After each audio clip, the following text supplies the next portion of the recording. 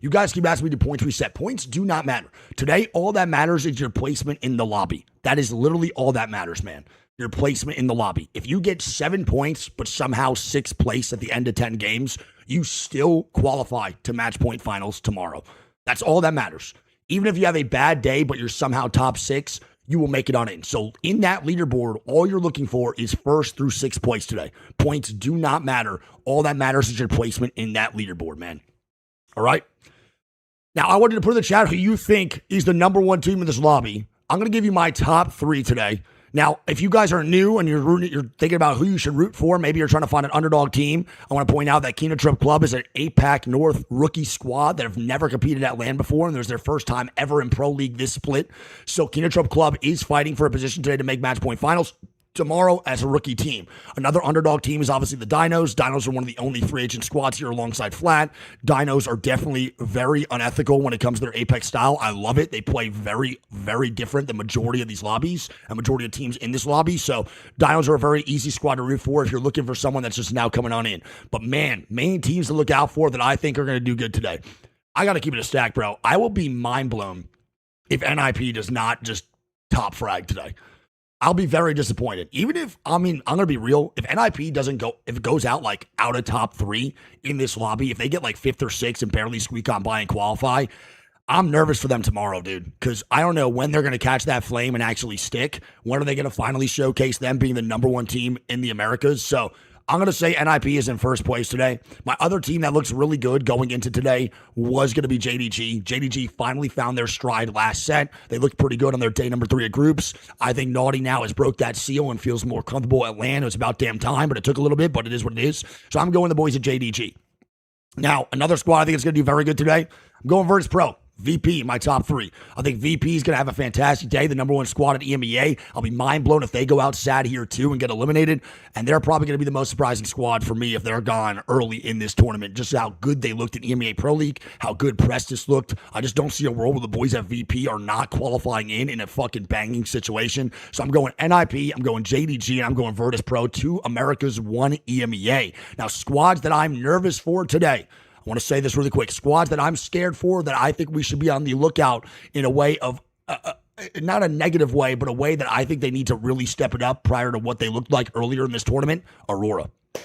Aurora looking scary. And I think GK. GK usually does pretty good in at least one group. They didn't really do that great in any group so far in this tournament. Aurora has looked extremely lackluster throughout this tournament as well. Aurora was a squad I thought that was going to cruise on by and definitely easily make finals. But Aurora ended that set terribly yesterday. They barely squeaked on in and almost got eliminated from the tournament during groups. So Aurora is my number 1 squad to look out for in a not-so-good light from EMEA. My number 1 team to look out for the Americas that in a not-so-good light is going to be GK Esports because they have not really found their rhythm either. And I'm going to be real, the boys are struggling in their 3v3s and a lot of miscommunication, a lot of first deaths for GK and Aurora having very, very similar situations and very similar styles of gameplay where they're both struggling. Now, let's go over that beautiful.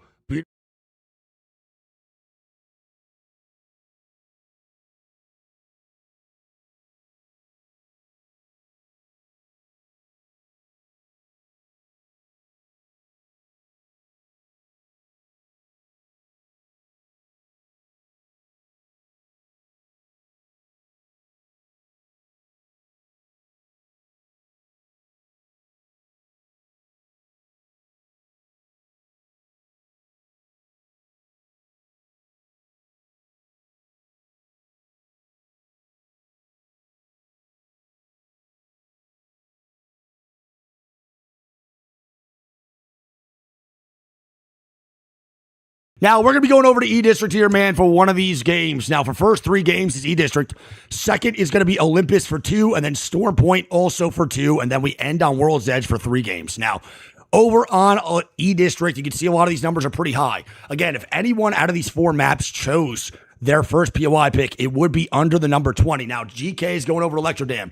E36 is going to go over to Heights. JDG is going to Uptown Funk You Up. We're going to RRQ over to Stadium. Zipline Mafia over to Settlement. We're going Dinos over to Energy Bank. Kinatrub over to Galleria. We got VKG over at Canal Plaza. Then we got Gen G over at Lotus. We go to Shopify Rebellion over at Resort. We got DCG over at Boardwalk. We got the boys at For Fun at City Hall. Then we got Aurora at Neon Square. PXX at Blossom Drive. Neo, one of the only squads in this situation that actually prio picked their E-District map, which I actually don't mind. I mean, I think choosing E-District is good. You get 3 games out of the 10 that you're playing today on a very stable map with a great POI of Street Market. They've been picking it pretty much routinely the whole way through. So I think this is a great start for Neo to start the set off with a banger. And I do think sometimes for a lot of these squads, it is important to start the set off hot instead of ending hot, obviously, because I do think the tempo and a lot of these guys are going to struggle in majority of ways when it comes down to other maps. It's really hard to be good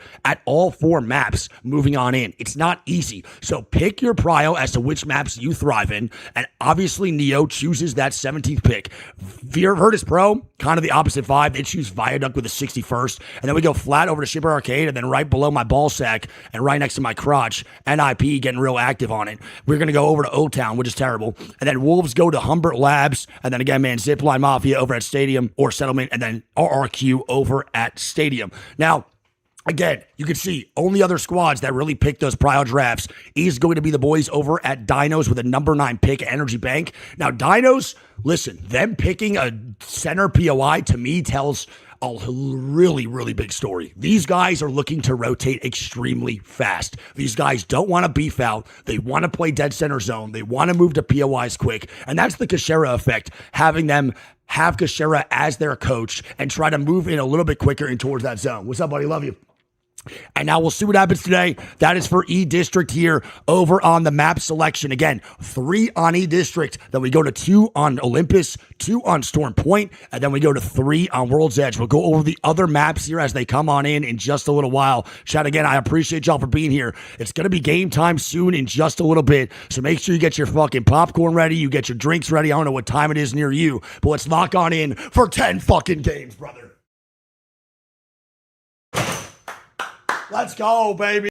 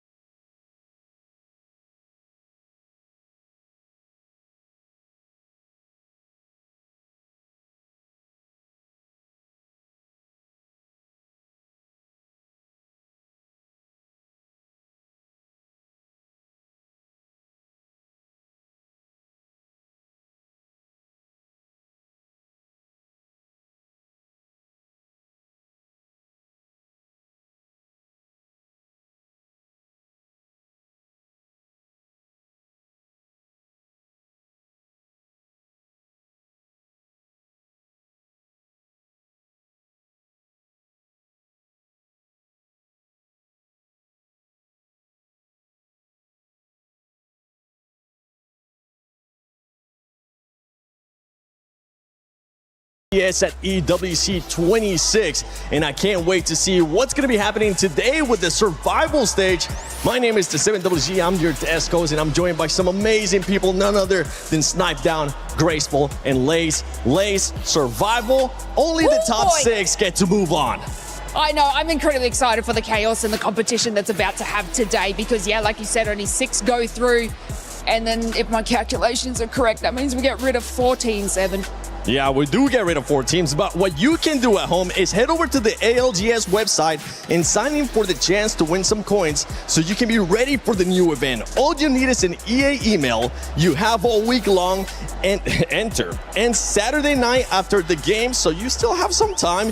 And we're going to be giving 5 different viewers this weekend a chance for 11,500 coins each, which, boy, I mean, with those... the amount of coins, so you could get some pretty cool skins, Snipe. Yeah, I mean, give me an heirloom. I only got two or three in my inventory. I'm lacking in that sense. So maybe some lucky winner can have some more luck than I do. Well, hey, if you do end up getting them, make sure you use the hashtag EWC and hashtag EWC26 to let us know that you actually ended up winning, so we can maybe in the future end up giving a shout out. But if you missed out the first 3 days of action, let's do a recap with some of the best Graver shots that we have seen so far, because we have gotten some good ones, Grace. I mean, really. And the most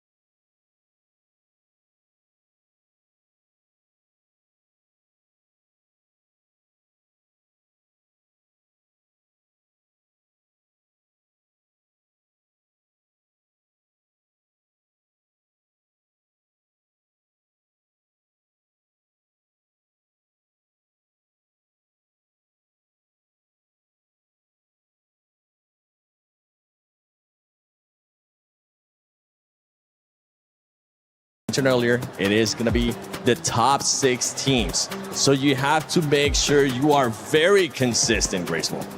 I mean, honestly, we like to talk about slow and fast starter teams.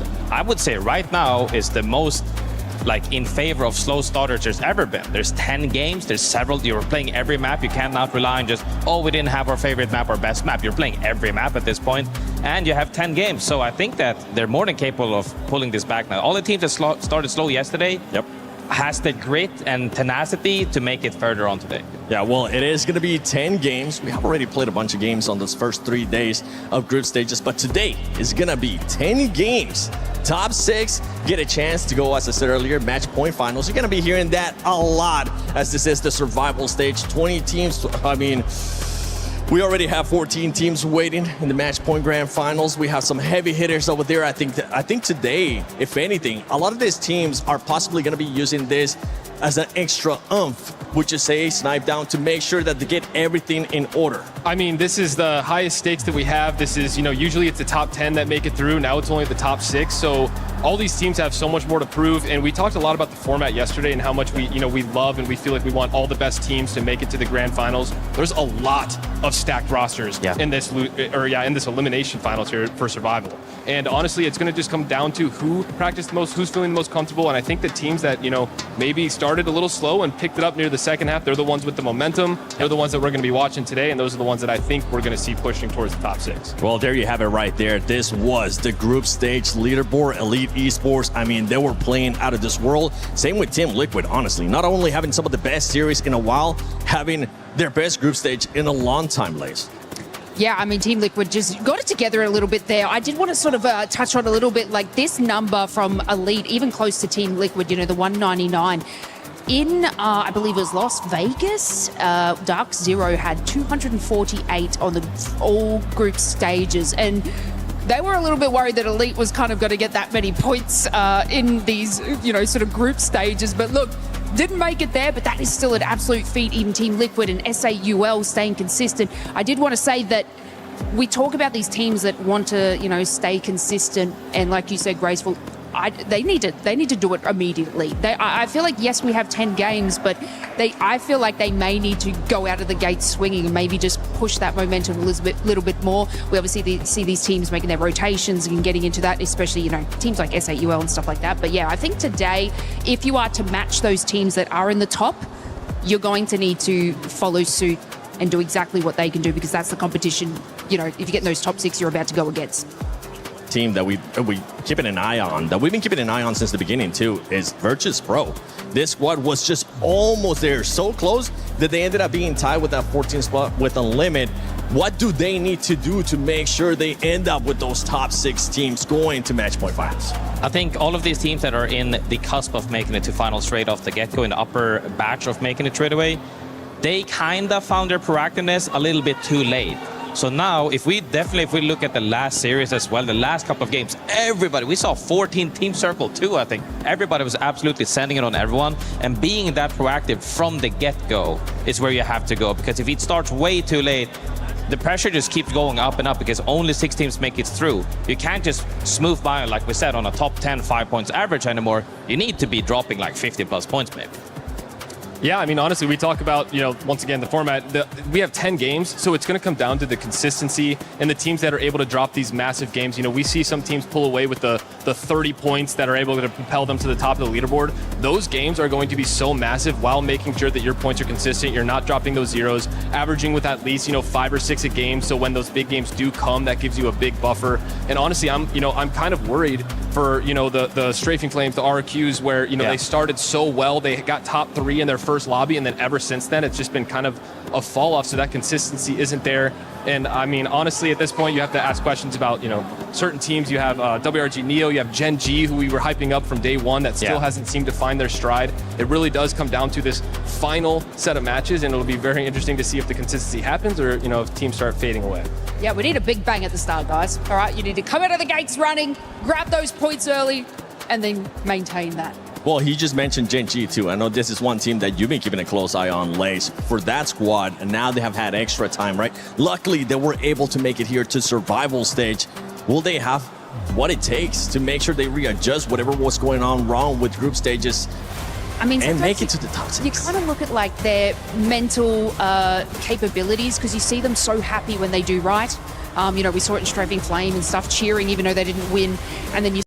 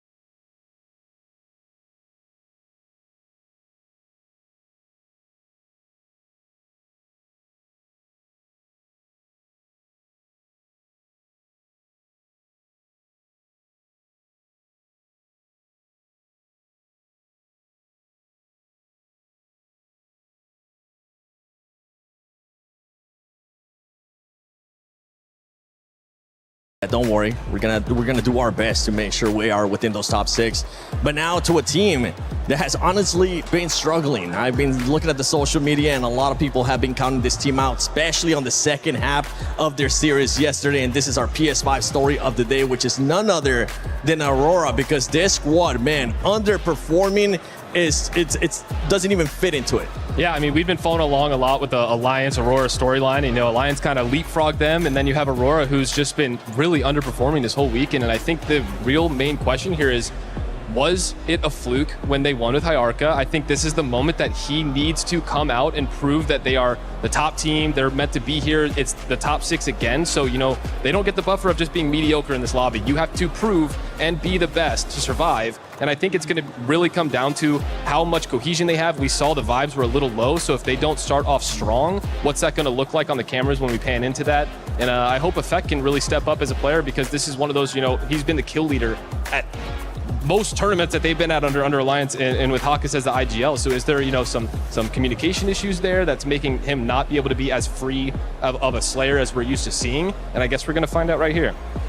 I mean, I think in general, they just didn't get put into those scenarios where they could frag out the event. Like, if you're never getting into endgame, you're realistically never going to be fragging out, right? So, yeah, I mean, yesterday looked like they were straight on survival mode. Today, they're still in survival mode, but they do have 10 games to warm up properly, and you're playing through every map. So if one map isn't clicking, maybe the others are. Really hope to see them wake up, because if not, they're going home. I'd have to hard agree with that. And we were sort of touching on it. You just don't have that time. You don't have that time to not get it together and get it immediately, honed in. But am I just the faith person? Am I just the one I have faith? Yeah, you can do it. You can do it. I mean, every team here is a professional. It's like, yeah, you got this. But look, yeah, this is down to the stakes. And like we've said, it's only the top 6. You can't just cement into the top 10. You have a lot. Since you're the faith person here, I'm not even going to send it to you tonight, because once you hear this team, I'm just going to see the reaction on your face. But do you think RRQ is going to make it in the top 6? You've been on them the whole time. Are you going to flip-flop on them, Blaze? I know I have faith, but... Oh, yeah, little faith. But what? That's a little bit too much faith. Y'all really put me on the spot here. You know what? Let's switch it then. No, I don't. You don't? Okay. It just watching these games, no, not with this format. I don't know. I don't think so. Fair. What's one team? And I hope that I've just jinxed it so they actually do well. Oh, like a reverse jinx. Hey, we've been doing that a little bit. Yeah. They start off hot, though. They did start off hot. We did that with JDG yesterday. We all said they weren't, and they came out hot. So we'll see. Okay, let's do it again then. I already know your answer, actually. What for Is RRQ? RRQ going to make it in the top 6? Yes or no, Grace, as we're looking at today's schedule? Okay, so I will say no, but I hope at the end of the day, I will say, I apologize. I wasn't familiar with your game. That's what I hope I have to say. Well, looking at all these games that we're going to be playing here today, 10 games. We're going to be starting off with E-District, Snipe Down. Is there any team that automatically comes to your mind saying, E-District, you know what, I expect this team to do great? Honestly, we were looking at some of the average placements, and PXX is in a really good position to, I believe they're at Blossom, and there's been a couple wins on that. The average placements are around, I think the average points are around 8 per game there. So I think that they have a good draft. But at the end of the day, we're playing every map. We're not getting the luxury of, oh, we're good on this map and we're good on this map in the bracket play. You have to be good at everything. And with so many maps, the drafts, every team gets at least a couple POIs, and they need to turn up on the ones that they drafted specifically for their picks. I mean, not only that, but legend bans. We haven't been affected by legend ban to this degree in this tournament so far at EWC, where now you're going past 6 games. If you don't have any more comps at that end, we're probably going to see, I think we're going to see more Fuse. Who knows? Maybe even a cheeky Lifan I like Lifan a lot, but no, we'll have to see. But all these comps will come out where you're not used to seeing the orthodox comps where you're like, okay, they're just playing. First we see Crypto ban, then we see Sierra ban. Now it's like, what are we actually banning at 7, 8, and 9? Yeah, see, because we were touching on those scan characters, because no one's using Bloodhound. Let's face it, no one's using Bloodhound. Octane? We were talking about Octane yesterday. No, I think we could see more the Vantage plays, because the sniper has the shields that you can sort of check what type of shields they've got and stuff like that. So I'm feeling there's going to be a lot more Vantages coming out, because we're taking away those scan characters. Okay, and then another team, we got to just brief on quickly, is Wolves, right? We had No Name, their first place team out of their regions. They're going to make top 6. Oh, that's okay. Oh, that's the confidence I agree with that. Okay, so that's why I was like, look, don't put me on the spot for that other team. I don't think of it. There's the one. Now, Snipe, you say you actually agree with it too. I do agree with that. Yeah. I'd say NIP is going to also be a team that makes it into the top 6. I mean, I know that they've been kind of falling under the radar, but their final series set was exactly what we've been expecting out of them this entire tournament. And we got the luxury of talking to Vayne on the studio the other day, and he's just constantly saying, we're improving, losing is learning, and they knew they started slow. Apparently, this was Vayne's second time IGLing from zone, which is something that's been different in the past, because when he was the IGL of Oxygen, they played a lot of hybrid edge, and I think for them, this is why they did deal the most damage in all of America's Pro League. They had the highest damage differential, and I'm really looking for them to continue that, because I'd love to see them in the final lobby. I mean, for me personally, I think you're seeing that interview as well when you're like VP said as well, we're feeling confident we're going to win this whole thing. That's the mindset you really have to bring today, because you don't really have the choice anymore. It's do or die, survive or go home. All right, well, you just said it. It is a do or die. You're either going to be surviving in those top 6, going to the grand finals, or you're going to be going home. It's time to find out what's going to happen today.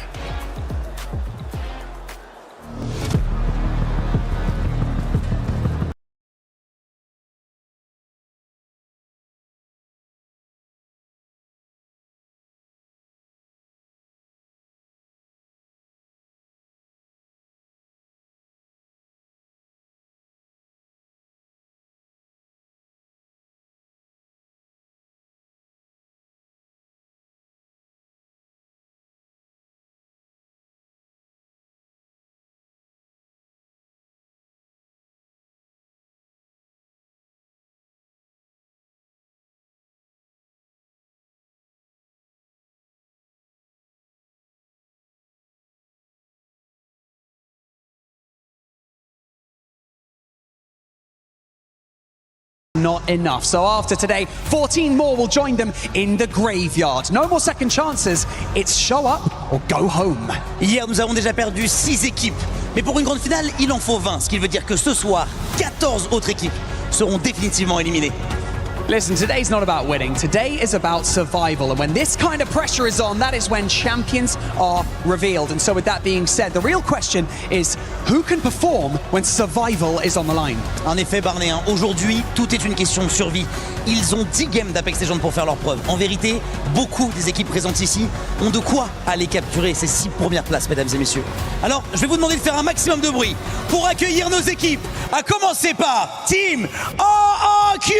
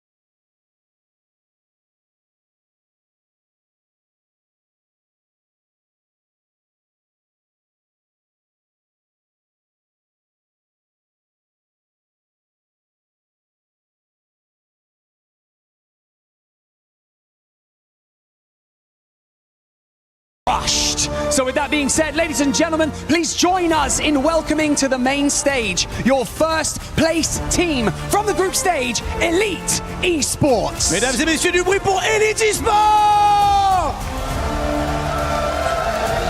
Okay.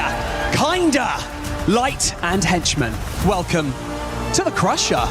So, Kinda, I want to ask you first and foremost, stepping into the final day tomorrow in first place. I spoke to Light yesterday. He said that not a huge amount of expectations coming into this tournament, but you're currently leading the charge. What does that do for your confidence?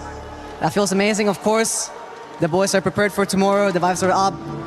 Everyone's ready for it. All confident. We're ready to crush it. Just like we're going to crush the skis. Ooh, baby.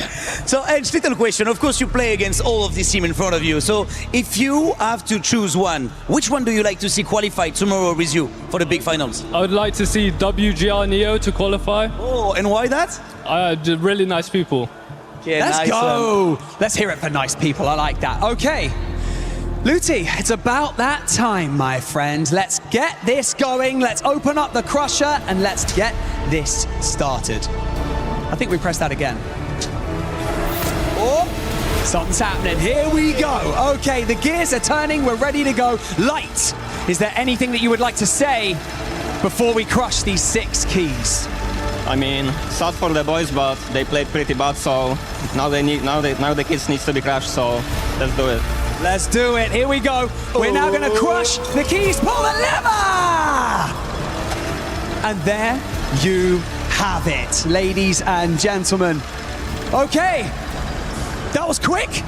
It was painful. And I enjoyed it. So now our survival teams have seen what it is like for their keys to be crushed in our stunning Crusher right here. So if that doesn't motivate you, I don't know what will. And so with that being said, welcome to the survival stage of the ALGS Split 1 playoffs. Seulement 10 games d'Apex Legends pour tenter de se qualifier pour les grandes finales. Mesdames et messieurs, le survival stage de l'EWC commence maintenant. Group stages is here.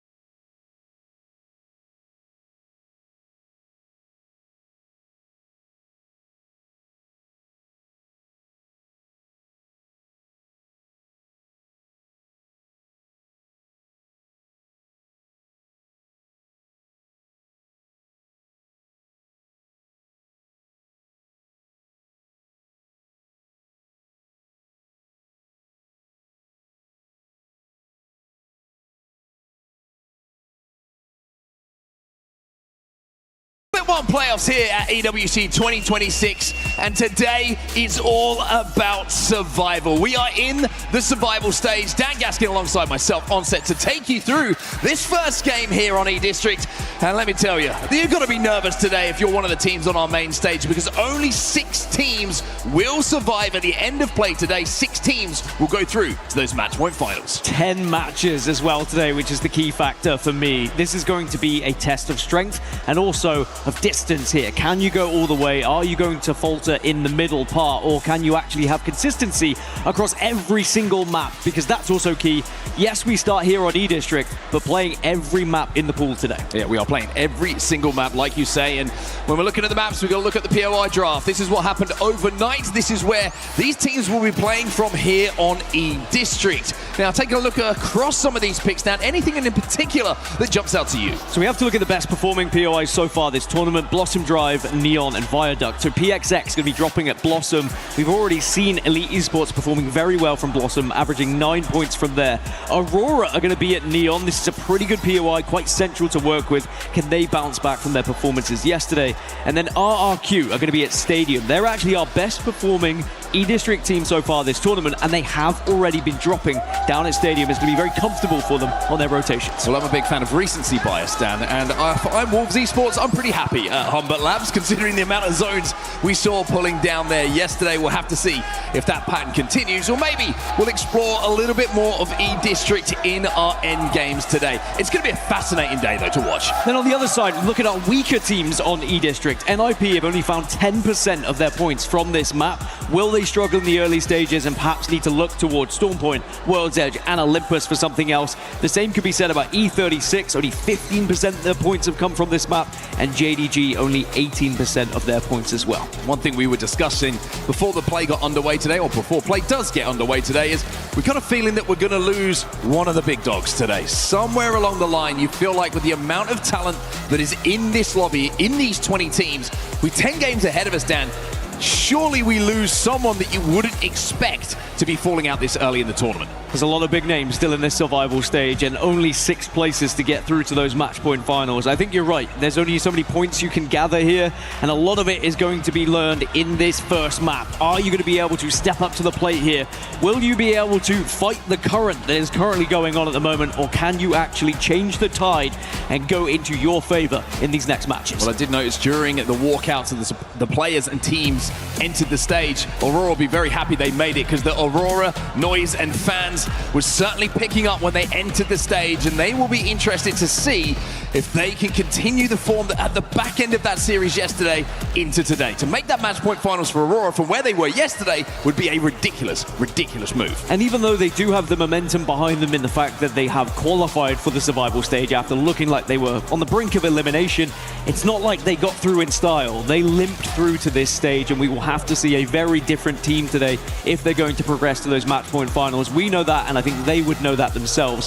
So it's going to be a test, that's for sure. But again, this first match, I think, is always a good indication of how teams are feeling coming into a day like this. Are you playing a more aggressive playstyle? Are you going to go for something a little bit more slow and methodical? Another team to keep an eye on in this lobby, Shopify Rebellion, maybe a team that expected to get through to the match point finals. Of course, they've had some tribulations, and Phony will be sitting in today, substituting alongside Zap and Zainu. And then you've got the likes of Ninjas in Pajamas. What a day it was for them yesterday. They left it late, Dan, but they just survived, and they almost managed to jump into match point finals. I think the good thing for Ninjas in Pajamas is they were finding wins. They've been able to get a couple of wins on the board, even though they weren't as consistent as we had seen them throughout Split 1. Just finding those wins and putting those points up every now and then always is going to put you in contention for getting to match point finals. And then once you get to match point finals, suddenly it's the, if they can get there and cross the threshold, they become favorites with the amount of wins they are still finding. And then back to your point about Shopify Rebellion. Yes, okay, they are playing with Phony. I do think that is an incredible addition to have on your team as well as a replacement for Koi. That being said, Shopify Rebellion, 42% of their points have been on E-District, so these opening 3 maps, very important for them. Yeah, very important indeed to get those E-District points on the board. If you're looking strong on a particular map today, you have to make the most of it, because we are going to be chopping and changing. We are going to be seeing every single map in the Apex Legends Global Series today in this survival stage. I don't know what to expect. I think we're going to have upsets. I think we're going to have huge moments, and we're certainly going to have some heartbreak in that final game of the day. But before we get there, we've got a lot of action to get through. Starting off with match number 1, we are live on E-District. The survival stage is underway. Well, Aurora have been fighting that current for a long time throughout the stages so far, but finally they were able to turn the tide and find themselves here in the survival stage. But are they going to do enough to actually get through through to match point finals. A lot of eyes are going to be on them, a lot of pressure on their shoulders, but they have survived task 1. Can you now survive the survival stage? Well, let's see where this end game is going to be taking place. When we take a look at the map, it looks like we're heading down towards draft point. So Humbert Labs still looking like a pretty good POI draft here for Wolves Esports. They're going to have good prio. Over at draft point, it's actually going to be TIE who are going to have the pick of the litter as to where they want to play. VP already on their way towards zone, as are Flat, as are Wolves. Everybody quickly rotating as you would expect in a lobby like this. I don't think you need to be a mathematician to notice there's a 100% cryptos in the lobby. I was going to say 100 cryptos, that would be even worse.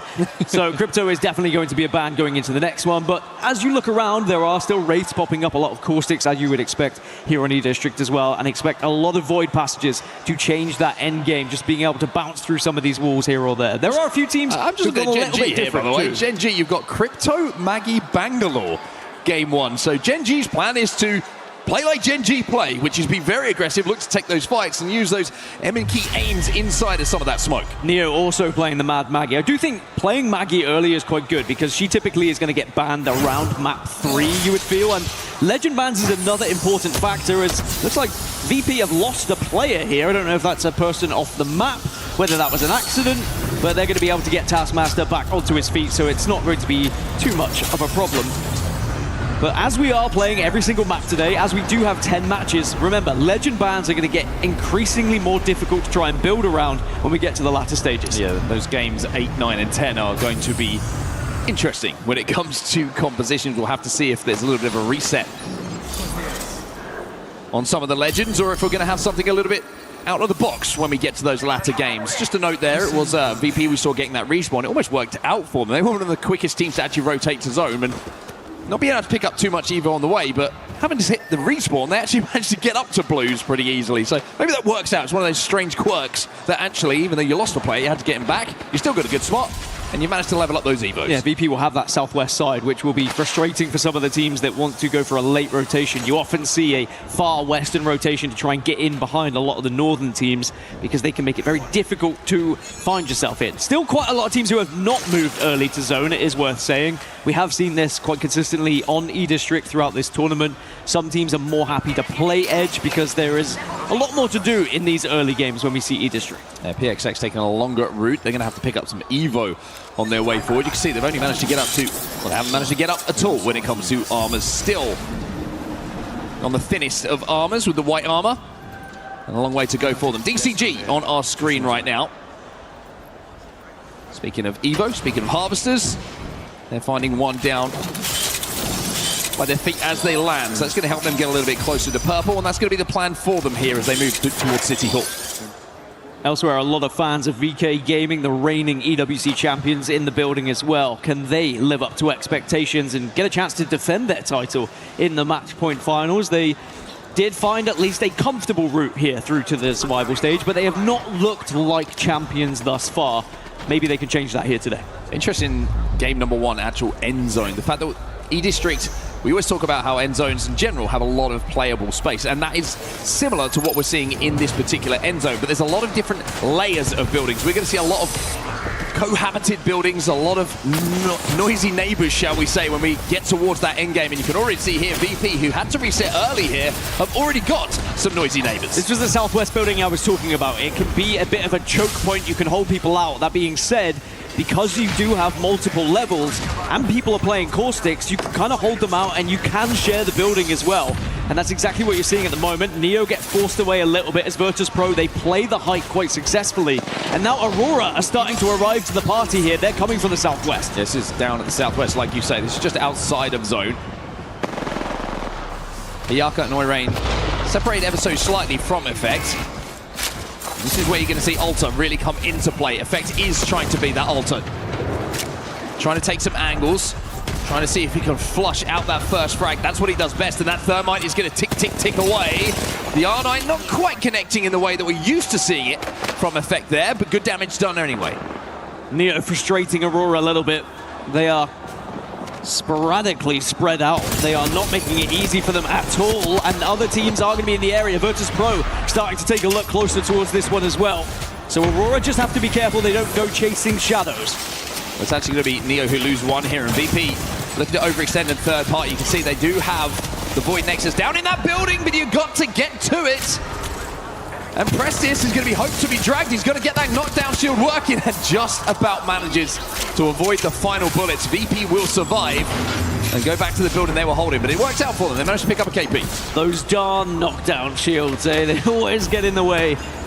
Got to have that sensitivity high so you can spin around and make sure you deny those bullets as quickly as possible. As VP now has lost one. Effect just took the ball. He wants to get aggressive. I love seeing this early on here from Aurora. They don't want to let Prestis get comfortable. They don't want to let VP get an easy reset here. They want to push the advantage that they have, and even though it's a slight risk, I like the intention that's coming in. However, Oirain has gone down and been finished, so that's the one thing that's a worry. You try and be aggressive, but with so many teams in zone here, Dan, it's cost them. Oh, Effect's going to go for an instant respawn here, though. I like this. Make sure you get the job done beacon right here, right now, as Effect now can utilize that Altar's Void Passage and get away and get on the other side of these buildings. Yeah, it's a very, very busy respawn beacon already so far in the game. It's been hit twice. Dinos were also looking. We'll have a little bit of a pause here. We'll get back into the game as soon as we are ready. But Dan, a lot of action right down on that southern side to start off. It is so funny, isn't it? These teams that just notice these battles are happening and they think they can maybe get involved. And then you see that it's actually already 3 teams fighting. You're like, okay, we'll have a look, but we're probably going to back off away from this one. We're in a better position. We'll just see what happens and watch this one comfortably from our sofas. It's interesting as well. You know, you look at that play. I can guarantee in a scrim lobby, Aurora probably get that. It's a little bit isolated. But the fact there's so many teams already in zone, it becomes a little bit more complicated. Effect did a good job, actually, to hit that respawn nice and quickly while VP was still trying to reset themselves, and a couple of teams were getting involved, like Dinos, for example, which means that essentially everyone survived. No one is out of the lobby as yet. Zipline Mafia, I think, lost 1, but outside of that, there's been a few scuffles, but no team has fallen. Yeah, Shopify Rebellion and Zipline were going toe-to-toe. I think Gen.G and DCG also were looking at each other on the map as well. So there is potential for a few engagements when we do unpause here. But as you were mentioning, a lot of teams already have played zone, already found themselves in a comfortable position. And it is frustrating when you're trying to take these fights. I think it was Dinos in the end who put a couple of bullets towards Aurora and Virtus Pro. They got involved in that fight because they had some long-range weapons to do so. 30-30 repeater peaking and doing the damage required. There's VK Gaming, looking pretty chill about today. I think coming into today, you've got to come into it with that kind of an attitude. I think if you put pressure on your shoulders from the moment that you get into these games, you're really going to struggle. A reminder to everyone who's watching as well, not just here in Paris, but everybody at home as well. 10 games is the series today. We are in for a marathon of Apex Legends, and those latter games, I think it's going to be a few tired faces when we get to those final moments. Yeah, I wouldn't want to be the mathematicians who are trying to work out what the cutoff's going to be during match 1. But when we start to get towards the latter stages, we can start to think about those numbers and just how tight it's going to be. I was thinking about yesterday. It was tight when we were in one of the group stage games. You know, we had the 3-way tie, 3 teams on 61 points. Sadly, Elite didn't get that turkey they were looking for 3 group match 1. But then you look at the other side when qualification for match point finals, we had 3 teams I think tied, and we had another tiebreaker. It's just been such a closely contested tournament so far, and it's been brilliant to watch. Yeah, I mean, we saw Kinder on the way in today from Elite Esports, and I mentioned to him, I was like, I can't believe you left me having to look at 199 all night. Can you just got 200? He was like, dude, I know, like I saw it as well when we died in that final game, and I was just as annoyed, but hey, you'll take first place. It doesn't matter what the points tally is. We're back in the game. The game is unpaused. And we're focused on Dinos, who are involved in that little scuffle we saw on that southwest building. Dinos will be happy to go back to where they came from. Pre-extinction is now... The zone is going to continue to move a little bit further south, but away really from the buildings that Virtus Pro and Aurora are currently hovering around. Now, this is an engagement I was talking about. Shopify Rebellion had taken down 1 from Zipline Mafia. But now Zipline will not use the zipline to get away, but they will have a portal. Yeah, the Void Nexus down. They're going to escape for now. Should be able to reset. Okay, here we go again. Effect is straight back in the building. Effect seems to have a chip on his shoulder today. I think he woke up baying for blood. He wants kills. He's a dangerous man to play against when he is at his very best, that's for sure. And on the altar, he can manipulate the map, try and give the team an advantage here, and maybe catch Virtus Pro off guard. I think he's just waiting for his teammates to engage, or maybe he's just looking for a peek. If someone jumps up onto that roof, the Yaka on the drone is going to be able to scan and let him know exactly where Virtus Pro are. Here comes the climb. He's just going to wait for another scan, I think, before he decides whose first victim may become. Yeah, they've just got to be careful. They're well aware of Dinos. They know there are other teams that could get involved in this fight, but they are certainly planning an attack at the moment. That Wraith cosplay is amazing. That keyboard's amazing as well. I'm just going to put it out there. As there's the EMP as effect now. Might just decide to take charge. EMP's exchange between the two teams. Taskmaster playing that corner, watching that void passage, making sure that Effect cannot get that free pick. VP are holding extremely well here. Yeah, the frustrating thing about trying to take any building off a caustic is it's stinky. It is not enjoyable, and it's very difficult to do so. And Virtus Pro are utilizing those barrels to their best ability to make this uncomfortable for Aurora and Effect in particular. Usually just paying so much attention to your shields in those fights that when the caustic barrels are activating and it's chipping away at your health, you kind of almost don't realize it. When the shields get broken, all of a sudden you've only got 50 HP or so when it comes to health, and you find yourself on your back. So you've got to be aware in the kill feed. By the way, QQ just took down one, so VKG has secured their first point of the game. Still plenty of time for both of these teams. There's not a panic immediately. This zone is going to be very comfortable. See a fuse ult here, maybe? Boy, do they want it here, Aurora. And this has been isolated for quite some time. No one from the center of zone feels like they need to join this. Even Dinos have decided, you know, this isn't worth it. We'll think about the team that wins. Here's the MP again. And Effect is looking to move in and get that first knock once more. Huge damage coming out of Effect, and it is going to be the fuse ult, the motherload from onto Prestis from Oirain that gives Aurora that first knock. They waited for those abilities to be available, but Oirain is down. It's a 2v2 inside this building. 2v2, but look how weak they are, and now Dino's starting to get involved. DJ Killer up to the top and says, maybe I'll have a little look here. We could pick up the pieces, and Aurora have to be careful. DJ Killer causing some problems. Aurora down to 1, down to 0.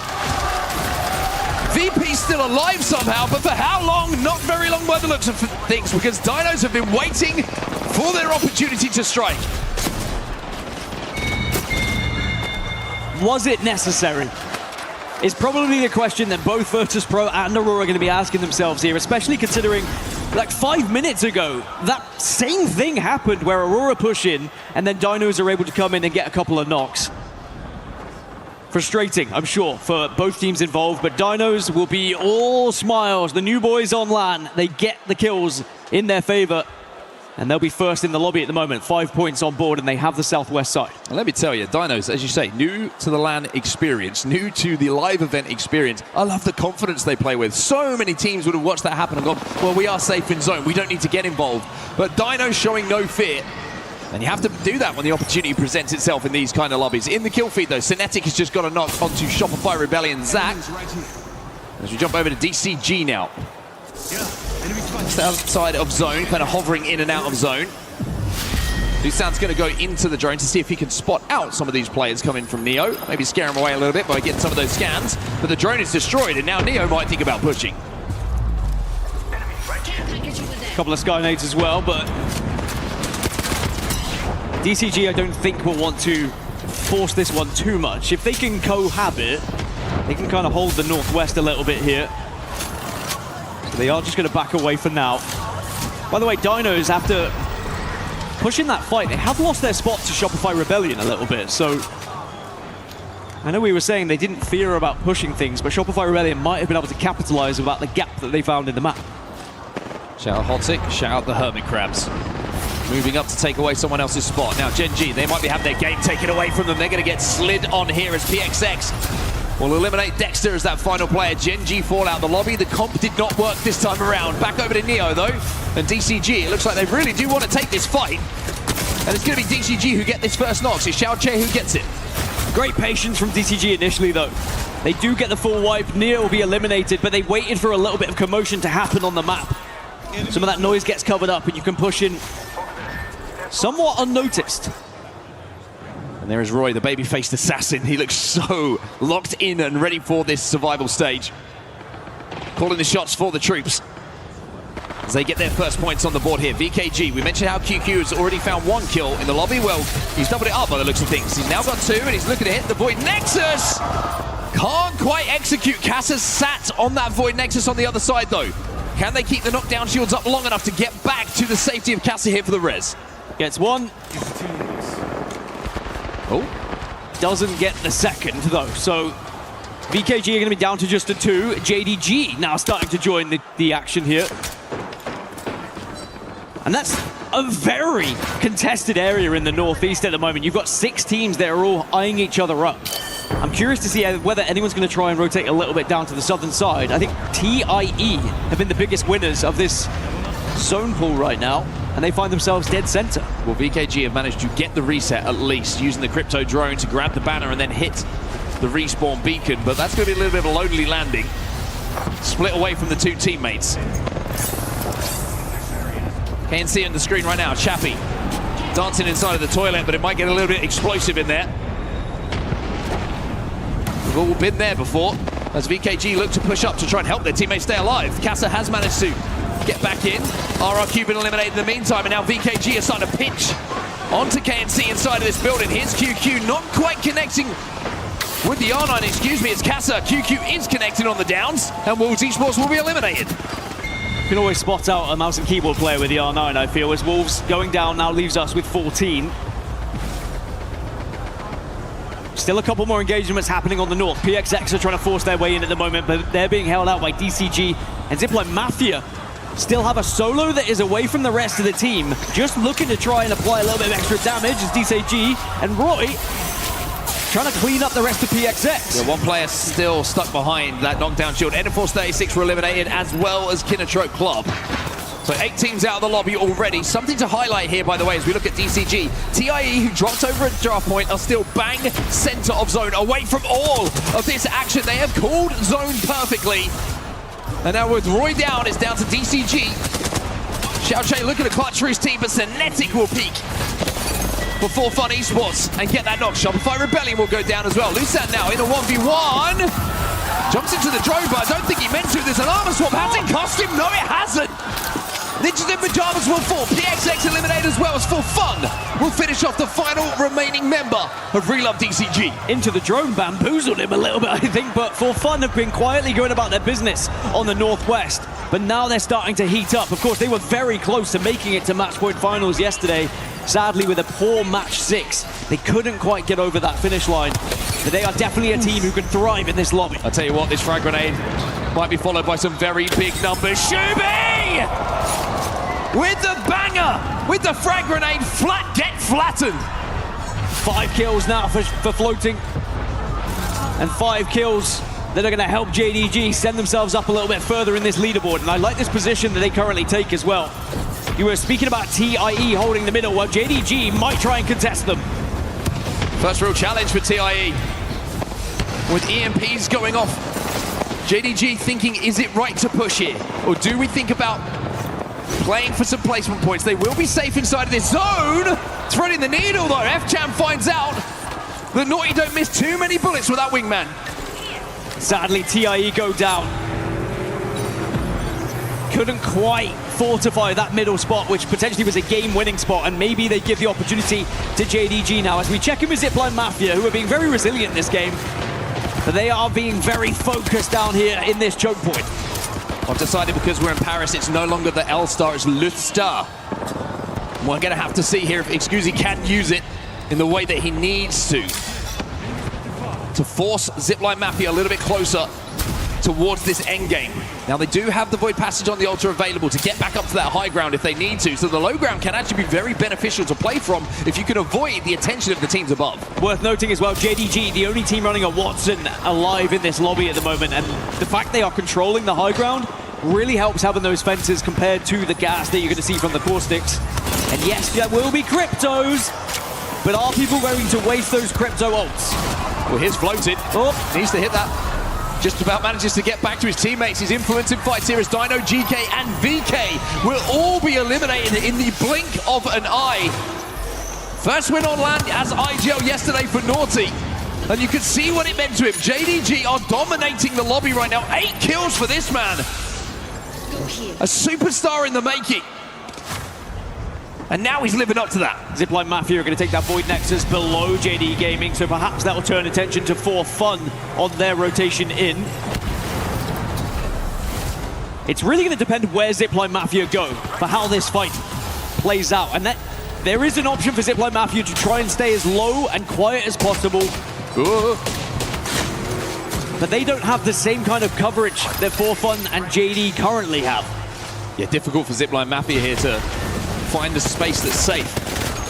The Void passage through that staircase will help them, but now you can see how easy these shots should be to hit here for Floating. Zipline Mafia in the open. We've seen one banger nade. Will this be the next? Yes, it will. WeQ down. And Floating is taking this game over. He's already got 8. Now they have to start thinking about For Fun, though. I know they haven't quite eliminated Zipline, but Floating still has eyes on the prize. Now it's a straight 3v3. Floating hitting shots already. However, it's Cinetic who takes down Naughty. Shuby falls as well. It's all up to Floating. He can't clutch. As For Fun Esports will win game number 1 here on E-District. Nax says, keep it calm, keep it calm. It is just match 1, but it is a very important match 1 to get under your belt. At one point yesterday, For Fun, the question was, are they even going to make it into the survival stage? And then it turned to, could they even make match point finals straight from there? And even though they just missed out, they are now one of the favorites here in this survival stage. Now, it's a long way to go. If this was a 6-game series, I'd be saying For Fun, that win, fantastic. You were almost taking all the pressure off your shoulders, saying, hey, we might have done enough if we just have a good game here or there in the rest of the series. But the fact that this is a 10-game series, that's not going to be enough one big game here. You're going to have to continue to perform at a high level. Now, JDG, let's talk about them. And let's talk about Floating, because the guy was fragging. I love the bounce nade as well, utilizing the frag as he saw the Arcstar was coming his way. Just being able to use any utility he can to try and favor himself in that fight. Sadly, for Zipline Mafia, they were never really going to survive from that spot. But the fact they got to top 3, if you take yourself back to when we were in like the last 8, they were already being focused, they were already backed into a corner, but they just survived long enough. And sometimes that survival can pick up big points for you, and they do, in the end, pick up 11 points total, which placement-wise was brilliant for them and allows them to stay in the top 4. Yeah, we saw TIE getting into the top 7, I think it was, dropping over at draft point, playing center zone for the majority of the game. But the Floating show, I'll tell you what, buy your tickets now while the prices are a little bit lower, because in a year's time, this guy's going to be a headliner. Floating just picking off player after player. He looked a little bit shaky yesterday in some moments, but it looks like today he is feeling like his old self. And honestly, the survival stage isn't the worst place to be. You get 10 extra matches before you go into the match finals if you qualify for them, right? That extra time on land, that extra practice is going to do wonders for those 6 teams that do go into match point finals. And you can see the reaction of both teams, both happy. Even though JDG came out the wrong side of the final fight, the fact that they picked up a huge amount of points kind of just makes that feel a little bit better, knowing that you let the final moment slip through your fingers. I think everyone was expecting JDG to play well coming into this tournament. They're starting to find that momentum, and like you say, maybe it's games under the belt here. A new IGL on land for the first time. Things are starting to click. Another team that also was able to pick up big points was Dinos in the end. They got 10 kills. After that initial fight that they joined in where they denied Aurora on their push, they went on to actually finish 3rd place in that game in theory, just off points alone, just because the amount of KP. Yeah, very, very impressive stuff from them when it comes to those fights. And I love seeing that as well. I mentioned it at the start of that game. So many teams we see a little bit nervy when it's their first experience on land, but they were pushing fights and advantages when they presented themselves. Great stuff coming in from Dinos to pick up those KP. This is what it looks like at the end, though. 10 KP alongside the 12 for Fun Esports means 22 points on the board, but JD just behind with 11 kills. They put 20 on the board. And then, of course, some big teams that did not pick up points on the second page as well. The likes of Aurora that we've already mentioned. NIP weren't able to put up those points either. And even though it's just match 1, you are already starting to be on the chase now. You already have that seed of doubt planted in your mind of, All right, are we going to fall too behind here? Shopify Rebellion were able to put 5 points on the board at least through KP, and I can't stress enough how important it is. If you do not have a game where you are going to place highly through placements, you need some KP on the board to just keep those averages high so that you can stay with the rest of the pack. Yeah, a lot of the time it's what do you make out of the games where the zone is across the map, right? We talk about that a lot. When zones coming your way, you expect to be putting double digits on the board. However, if you have to travel a long way, if you can pick up a team fight or two and you win those, all of a sudden that 5-6 points when we get to the end of a 10-game series can make all of the difference. So Shopify Rebellion picking up those kills, so important for them. Very impressed though with JDG, not only with how they played, not only with the grenades, but considering this was their worst map coming into today, they had to make use of this map. They had to turn that around. Otherwise, they might have gone into games 4 and 5s. You could be 40, 50 points behind some of the lobby leaders. They have clearly put work in from the previous days, and it's paying off. Yeah, very impressive stuff from those top two teams. 21 and 20 points. You'll take that every single day for first and second. And you can see, like I said, why JDG weren't too disappointed with that second place. We'll have to see what's going to happen in game at number 2 in just a few short moments. We'll be back with game 2 here at the ALGS Split 1 playoffs.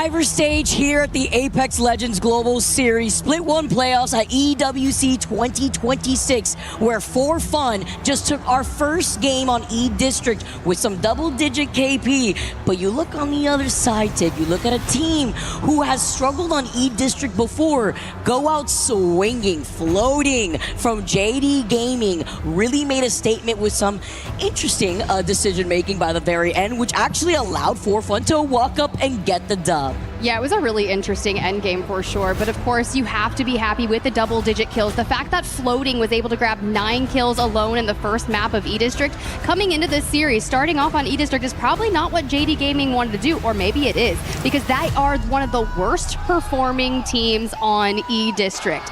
They had 18 total points on the group stage from E-District alone. They picked it, Uptown, 50th pick, but you're coming out immediately grabbing 20 points, which means you've bested your entire E-District series from the past week in one game. That's a start I'm talking about. I mean, is that the momentum that they need? Sure, they didn't get the dub, they didn't convert into it, but when you start off strong like that, as I hear the crowd behind me, the super fans giving them energy, here in Paris, this, guys. Game number 2.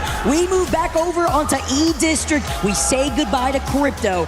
And if we follow suit with the way that these pick and bans have really worked out for these different maps here, especially on the E-District, it's probably going to be Seer going away for game number 2. You're 100% accurate in that assumption. Seer with 18 total picks in our lobby, Alter with a close 17 just behind it. You imagine that these teams are going to be hyper aggro as you look at where we're kind of starting, right? Tyler FPS locking in the Watson. They'll have access to those ring consoles, but you think about kind of, do they have that at their POI, and will they be able to grab that information in a neighboring area? For City Hall, for them, they do have a survey beacon, and a ring console, if I'm not mistaken, so they'll know that we are heading right back down south. Street Market with WGR Neo is going to feel really nicely as soon as they see that information that they have offered. Virtus Pro, yet again from Viaduct, hitting a quick evac tower and trying to set up shop. Yes, they went out earlier in map number 1, so they need a bit of retribution here, but they set up shop so nicely, and I'm curious to see which building they're going to look to lock down. They do come off the caustic and grab Watson since there are no cryptos in the lobby, which I think is going to be much better to hold those buildings. Yeah, and it's kind of to deal with the altars too, right? We were talking about how much space caustic controls, and when it comes to having that side by side with those barrels set down and then having to deal with the EMP, sure, it could delete all your hard work, but now that crypto's not in the lobby, you bring forth the Watson to deal with all these pesky teleporting altars all up in your face when it comes to dealing with the void passage, and how you're going to be able to find the positioning and timing to take some of these fights when it comes to the high to low ground that Street Market provides. Obviously, since Neo will have that POI advantage, they'll have that ring console, the survey beacon, and with another southern zone. And imagine here with teams like Shopify that have to go all the way out from the north side of where Resort is, they're already rotating themselves. Other teams like Flat 2 are now making their move out of Viaduct. I do believe Wolves Esports are taken to the skies. Yeah, right on top of them. You can see the pressure already. But they're just going to be wrapping around them and going in from the southern side of Viaduct because there is that southern choke rotation that would lead you into market. They immediately, you're right, anchor down on the south side. Now Wolves, of course, coming in as the #1 seed from APAC South. This team are one of the best performers when it comes to E-District. So the fact that they were not able to lock down a good score in map #1, starting from Humbert Labs, which has one of the highest average points per game, right? They were able to achieve it with a 22nd pick. That's what we need, though. I was looking at it, Vicky, I'm thinking like 8 points per game across 10 games should get you there. So PXX, we're already about 5 to 10 points shy of that. I mean, when you got to be in the top 6, this is why it's called the Survivor stage, and it gets brutal at the start for a lot of our teams who want to soak up those points early. That's why you saw the likes of even JD Gaming coming in swinging. Dinos, who also had a pretty strong start themselves, aside from our Game 1 winners like For Fun, who once again had that 10 KP, Aurora. And everybody was gasping right there, and where Aurora was taking a lot of these risky fights in the middle of where these zones were pooling. Begs to question how that's going to work out for them. You can see the pins, you can see how they're going to be able to rotate now deeper in, and it's going to be against PXX, DCG, also to their north side, but it's the fight for the info, as there is that ring console right on top of their building. So curious to see what Aurora do here across Deep Cross Gaming, considering it has definitely been a major underperformance for that team over there, right? It was a really slow start in the groups. They went 33, 18, 19 points across the board. So I'm saying if you're getting 19 points in a 6-game series and we got map 1 with a 0, you're gonna have to have an explosive game to turn it around. And Deep Cross Gaming, we got a couple of points on that map. They are definitely gonna hold this ultimate height on Aurora well. It's just so crazy to me to see how our heavy hitters in Pro League are struggling out here. Aurora still trying to find their footing. VKG, our former EWC champions too, finding themselves with 9 total points, looking up at the team right above them in Viaduct, which is still flat. They have not moved from this position. It's going to be hard for them to do so, considering that NIP are to their south as well as Wolves Esports. But with the amount of altars here, this is what you can expect, right? You have the TP to just reset here. Having to be careful with the way that these teams try to push onto you with that void passage, easily being able to be the elevator to put you up on the high ground. Ooh. This is going to be so interesting because I love the pace of our play, right? The survival stage, it's all about our smart engagements and making sure that you don't fall too early. You saw just yesterday in our final matches of the series and stuff, everything was so much more amplified. teams were going out faster. And I was thinking, would that start off the same? Would teams int and take these aggressive pushes that actually don't make sense because they just feel like they can take it? But NIP, a team that I feel is very momentum-based. At least they started warming up in that last game of the series to find themselves here. And all the Nessies hiding around. Please don't fall in there. Please don't fall in there. Not the Crusher, please. Not the Crusher. Has he got a mustache? Looks like he actually does. Bonjour. Bonjour, mon ami. I love it. The amount of Nessies here in the arena. Trying to alleviate the pressure here, but it's a lot with a lot of these teams too. Stuck on the north side, like E36, who get to see information onto Neon Square. Neo, who will be trailing right behind them. Aurora still against DCG, but it's a huge pileup over by Viaduct. Where Flat are holding their ground. King of the Hill, VK Gaming still playing off that low ground here as the exhibit is called in. The knock from the low ground here. Dictaos is holding the high ground for the rest of VP. Prestis now following up and with a quick cleanup at that. P-Order cannot run away. Good luck with that, as TIE is the first team out of this lobby for game number 2. And this is a great fight for VP in particular because we know where they start on that south side, and they immediately want to take some of those pressures off their location. They are in the center of zone in particular right now, but just in map number 1 alone, they had so many teams that were fighting for their building. As we pull up the map, you can see they are just below For Fun and Dinos, which honestly, I wouldn't really want to be set up that close to Dinos. They are actually... Honestly, I said they were playing like ranked in map. They were just pushing everything. They were incredibly confident with their fights, which you have to be in survival. But look up on the screen toward the top right side of things. Gen G Esports are coming out of Galleria, and they did get access to that survey beacon, likely saw Zipline Mafia and Shopify Rebellion as they're carving through Energy Bank. It's a rather open POI that you don't want to find yourself in, especially too long, because so many people are running longbows, 30-30s, those triple takes, they're hurting. But Neo looking for some points. You can expect it too when it comes to a map like E-District, whether it be the triple take, the Hemlock in hand, and unfortunately Neo losing out on their Valkyrie. One of the few teams rocking out on the Valkyrie. You see the Wrecking Ball now. DJ, who has been popping off 5 total KP off that first game alone, still sticking to the altar, dropping down as Chaos is going to be able to get the follow-up now. Only one left for Neo.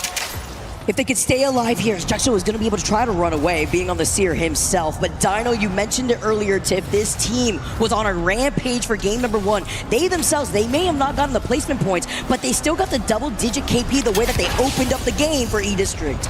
I mean, 16 points is a strong start, considering in one of their entire group series of 6 games, it was 24 points and 20 respectively. So we're already putting ourselves that much further ahead in a 10-game series. I told you they're being aggressive, and they came in feeling confident. A team that needs to do that is on your screen. Enter Force 36, hailing from APAC North. They've been fighting a little disjointed lately, and with Obley joining them back in March after their strong performance in Champs, we know Synap is the IGL there, but I fear with Obley kind of counter-calling, maybe we're hesitating just a bit too much on starting those fights. Having to clean that up, hopefully, especially when we're going to be saying goodbye to our 7th to 20th place teams at the end of the day over the course of these 10 games. 9 left to go. Shopify Rebellion. Got to hear a little bit from Zainu and Phony. Love getting their thoughts, thanks to Rain Day. And before they start rotating together, they are isolated for the meantime. Coming out of the north side, they will eventually rotate into Kinotrope if they commit going through the choke that leads into draft point. But if they do want to clear their backs, teams like Gen G, Zipline, as Aurora do have that Void Nexus out just in case. They're playing on the edge of zone. They're looking to their backs to ensure that PXX do not wrap on them. And I'm immediately looking to the altar players on our teams, because with everything ending towards Street Market, you're going to have a lot of these like covered small areas that teams are going to set up with their Watsons, right? And those portal plays are going to have to be so massive to open it up. You're going to have to destroy the pylon and then lay siege with nades, especially with Crypto being out of the lobby. So I love where Aurora is on that outside. You will need to defend, and with PXX starting to kind of lay some ground, get some information on what their setup looks like, we have to be hyper aware. And you see Hiarka immediately calling that out. It's kind of like the rock, paper, scissors too, because while Aurora's looking to their backs, essentially PXX are doing something similar, because a rotate from Viaduct could come out of Wolves, and then they could collapse on PXX, and that could be a 3P opportunity for Aurora to clear their backs. As long as the southern side of this zone is clear, Aurora will be able to have a way easier rotate, but it also depends on how that zone pool is, because we've seen these market zones pool kind of closer to VP by that hilltop, as Gen G in some trouble, still stuck outside of zone because it was a Shopify Rebellion who were looking to their backs. Gen G are going to have to take their time. At least they have the medkits ready, and of course with the altars too, it provides that easier rotation. We just saw it right there from Shopify. They're moving now up, avoiding Kino Choke from that choke, and the fact that there are no teams waiting for them on the outskirts of market on this rotate is great for them. Only thing I'm worried about with them is they do not have an exhibit. Why can't I even say exhibit? Seer man, the things that you do to me. They don't have an exhibit available for their next fight in that circle, right? You have been silenced. It gets me every time. But for real, though, at least they do have 2 charges on the Seer attack there. Gen G Esports likely just going to pop some information up in Neon Square before they decide which area feels rather safe to go do it. Why is my intrusive thoughts wanting the crazy Kraber shots? Because we've been seeing so much of that action, man. It's been crazy. I mean, imagine with the way that Floating's also playing. I don't know what he was cooking with the way he was trying to take these flanking angles. It works a lot. It works. The way he plays aggressively, it's beautiful. I mean, that's what you need from an entry fragger. Well, here's the deal, guys. I'm having trouble speaking, so let's get into a JDG Gaming listen-in.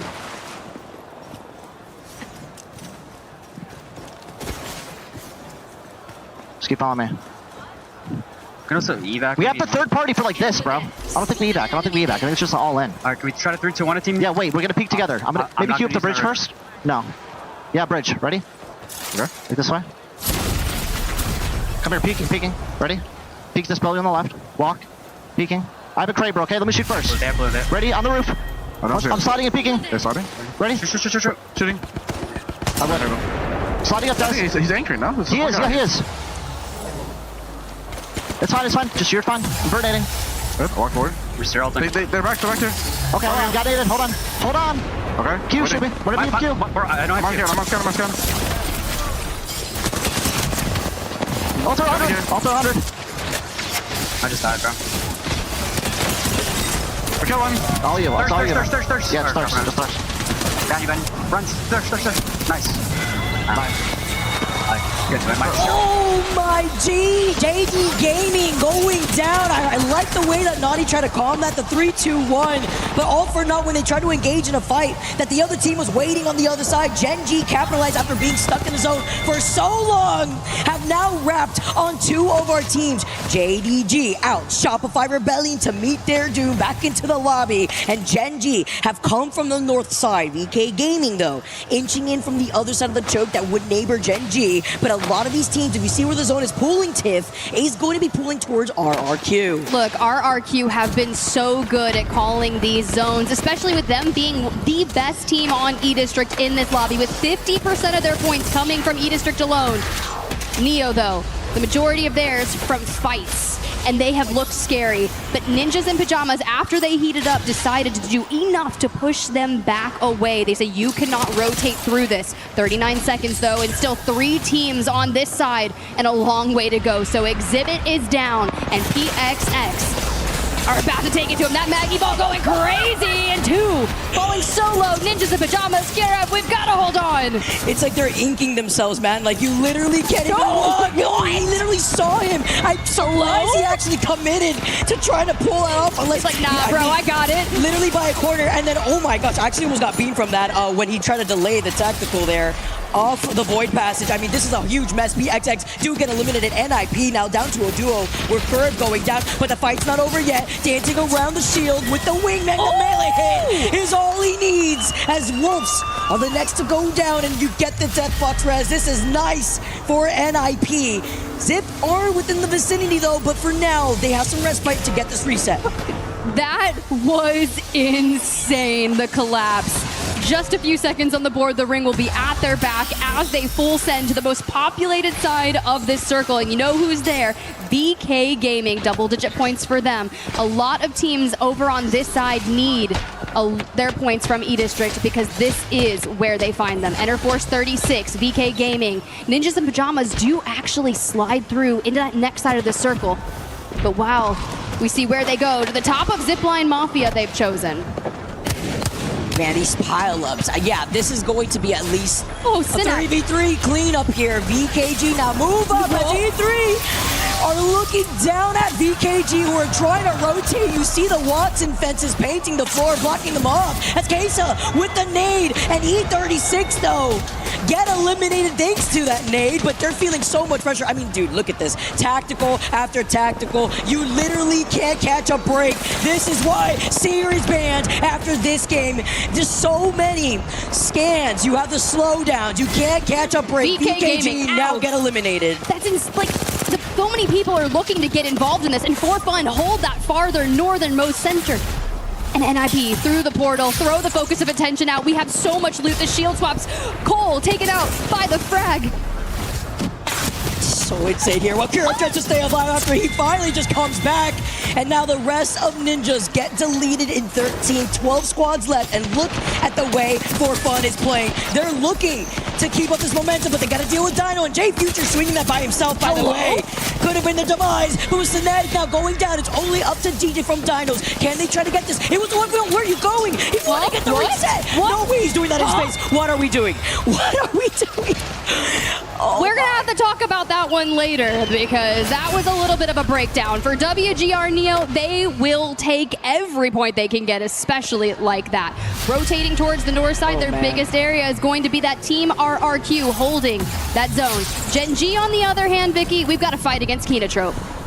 I can't believe that. I mean, listen, you know what? Sometimes we all go through it when we're feeling the pressure, get a little nervous sometimes, but committing to going through that Void Nexus is definitely a choice. Too many chefs in the kitchen, the food is absolutely burnt. As Aurora now have stayed underground for quite some time, have moved up from the underpart of Street Market. Nades for days, though. They're dancing like they're in the circus. Effect now backing away. And they're also scanned, by the way, off the Seer attack. But thankfully, being one of the Ultra teams, it's the alley-oop to go up on the high ground. Particularly with Neighbor, a lot of these other teams, because look at this pile-up right now, Tip. You got VP, you got Aurora, you got GK, as well as RRQ. It's going to be a bloodbath over to the south side. Zipline to add as Aurora Effect can't clutch it out. It's only one left as Yarka is trying to get this reset. I said it comes down to the altars, the importance of the entry fights, and when you're the last one standing, the IGL Yarka is going to have to figure it out. We get Oirain back up on his feet, and we throw it down. We check behind enemy lines. For VP, they're just looking to close out Aurora. Prestis does fall, but Ozus and Taskmaster are so healthy here. I was going to say, it was just a matter of time. Aurora do get eliminated eventually. Playing ring around the Rosie, around the Void Passage, even trying to cover their back with the nade originally before. With 8 squads left, though, this is when you can expect VP now looking to get a strike aggressive, as well as DCG, who are just trying to avoid this drill. Rory, unfortunately, goes down, is hiding behind the desk. Trying to see if he can get the 2-for-1. At least he tries to get the reset here from the rest of his teammates. While KNC, they hear all the action happening above their heads, and they're not looking to get involved. They're looking to take this slowly from underneath the market. And it's WGR Neo that has that Mad Maggie on their team. So if you're getting Riot drilled, it is totally them. The Valks gave them a nice little rotation for now, but for Flat, DCG, and Kenotrope, they are on a side where there are so many teams that you have to anchor it. So bringing out the Newcastle, bringing out the Gibby for that extra coverage is going to allow them to hold on if we time everything right once we pull out of these little crannies. And when my fan dies in the arena, the competition's getting even hotter. Imagine how our players feel while we get to see the side-by-side. Neo, who had then slowed down and being able to get this replay. I mean, he's literally staring at Dino that last that was tough. TP. I mean, what can you do? But that was an earlier situation we had seen. 8 squads left. KNC, remember we mentioned, they weren't going to try to show face just yet. They're taking this slow as now the final ring closes behind their backs. Look at the way that RQ make this move, though, with Strafing Flame being on the Rave. It's going to be able to try to get the climb up here. There is another team right above them, but it's really important with Pricey being able to get that knock. They get to fully extend on this, even with the steer tech behind them, though. They're getting stared down with the other team across the way. Flat and everyone just immediately like, nah, I don't think we're getting away with that. Knocked through the portal, behind VP. The RE45 does enough damage. We go for a clean reset, and we have to move. With RRQ to the other side, Vicky, it's about to be so exciting. But look how important Drop's exhibit is. He gets all the information. Look at the beamage of the RE45. The gold extended energy bag here. They know where everybody is. Last 4 squads left. Virtus Pro has been eliminated, and now Kenotrope, can they defend? Bubble is down, the wall is there, and Nock doesn't even care. Firing through The wall, Zipline Mafia are down. Will Kinatrope follow? Can they here with our last 2 squads though? To be DCG versus DK now with knocking so low. Keon going down. The ring was his demise. DCG move up. They take the portal. Last squad, 6 KP for dropping 3 Volv. Get the clutch and the win. The melee coming through to secure the dub. Deep Cross Gaming. What a stellar performance. The fact they hold on to that. At that point, you're diving into electrified Gibby Bubbles. You're trying to get behind these Newcastle walls. And honestly, GK trying to get to Kinatrope left them slightly exposed, where Deep Cross Gaming could just focus on targeting them. Honestly, though, the way that drop played that was insane. It was unfortunate with the way that the Ultra Portals were placed. The Void Passage causing so much disruption, especially with the ring being on that angle against the staircase too. Sure, you're fragging out. You have the information from the exhibit that you put down. You have the nades, but the way that DCG had played that to the very end, the melee hit, the nail in the coffin, and then also the ring. What we had seen at the very end, even better way to just kickstart the way that DCG have now taken this dub TIV. Honestly, I'm also very impressed with GK Esports. 9 kills, so many points there in the double digits. But not only that, they got 2nd place in map number 2, but 5th place in match number 1. We ask our teams for consistency, especially in this survival stage. As we pull up the match results, you can see it just there. With the fact that we got 9 kills, we actually outpoint our team that won at the top with Deep Cross Gaming at 17 points. Kinatrope find 9 points, which is above that average that I'm talking about. I want to see north of 8 points per game in this series if you want to fight out for top 6. Virtus Pro grab 11 points, and as we jump to the back half, Dinos, after that fight, they still walked away with 5 KP, so they got 6 points. Any little bit counts here in this overall series too, especially when we have 10 games played out. One more, by the way, on E-District before we swap over to Olympus, because we got all the maps in rotation, which is important when we take a look at some of these highlights. We talk about GK and what they were able to do. We talk about the exhibit here, but in this end, this was the most important part, Tip. You saw with the ring closing in, look at that. The Watson fences, you go through the TP. You can't survive. The melee at the very end is more than enough to secure that for DCG, because they were just in a way better position, honestly, when it comes to coming in from the high ground, sure, but they also were inching forward behind the knockdown shield too. Yeah, not only that, they definitely had a player that had dropped down to the low ground. You saw them kind of portal through, so they approached it from multiple angles, and that was pretty smart, right? Yes, you only had like 1 tick on your armor left and relatively 75% on the health, but at that point, the circle had gotten so small that you're right, with just even like a melee punch, you're finishing blowing them at that point. So I'm okay with the way that one went down, but we got one more map on E-District. We do, and DCG, like, recapping their performance. I love the little mustache on the Nessie. Just recapping their performance on map number 1. They at least got 4 KP. Can they do it again now after taking the dub in game number 2? And as Tiff said, we got one more game on E-District, and that's coming to you on the other side of this break.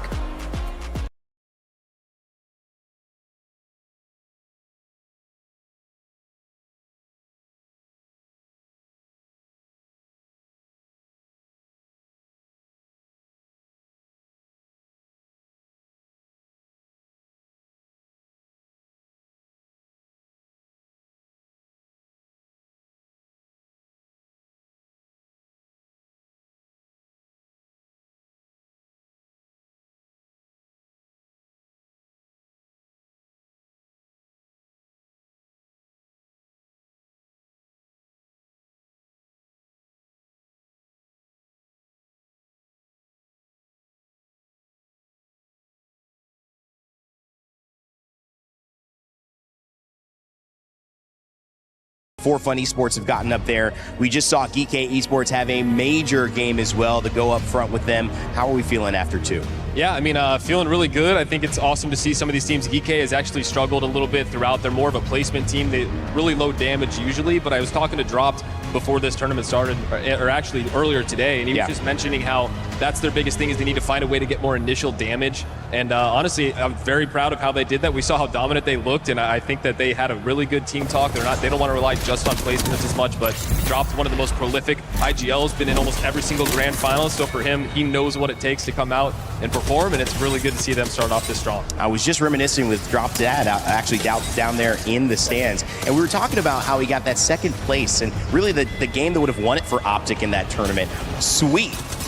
Believe it or not, NRG Sweet or LG Sweet at that time ended up pulling off some heroics to stall that tournament out. I think it was TSM that ended up ultimately winning. So it was a moment that could have been Dropped. Now maybe this is the moment that Dropped gets his trophy. But talking also about what has gone really well for these other regions, DCG, Red Love, the fact that they were regional finals and they just got that big win, that is huge for APAC South. Yeah, I mean, APAC South has been one of the best regions in general. We've seen just so much talent come from them. And just, you know, they did win their regional finals, so they have the ability to win these lobbies. And with 10 games to go, it's really good for them to start off strong because they have been a really slow team so far throughout this event, and getting that win under their belt this early in, you know, game 2, it's a lot of positivity. I'm sure they have a lot that they learned from that to carry forward. Aurora at the bottom, is it too early to start scrambling, struggling, feeling a little worried, or so much game left to play? Yeah, I mean, I think we saw them come out that you could tell they wanted to just drop, you know, a massive game with how aggressive they were, and it didn't work out. And I feel like they need to understand if they committed too hard. It's like that was their plan. There was no backup plan. Yeah. And I think that for them, they need to figure out a way to have multiple playstyles other than just we need to go out there and slay. We saw them get a little more points with some zone gameplay there, but it's still not enough right now. Thanks, Snipe. All the thoughts happening in the green room. We like to bring them to you fresh and live, but we've got more games to go. 10 today, 14 teams going home. Let's get back to the action with Onset and Gaskin.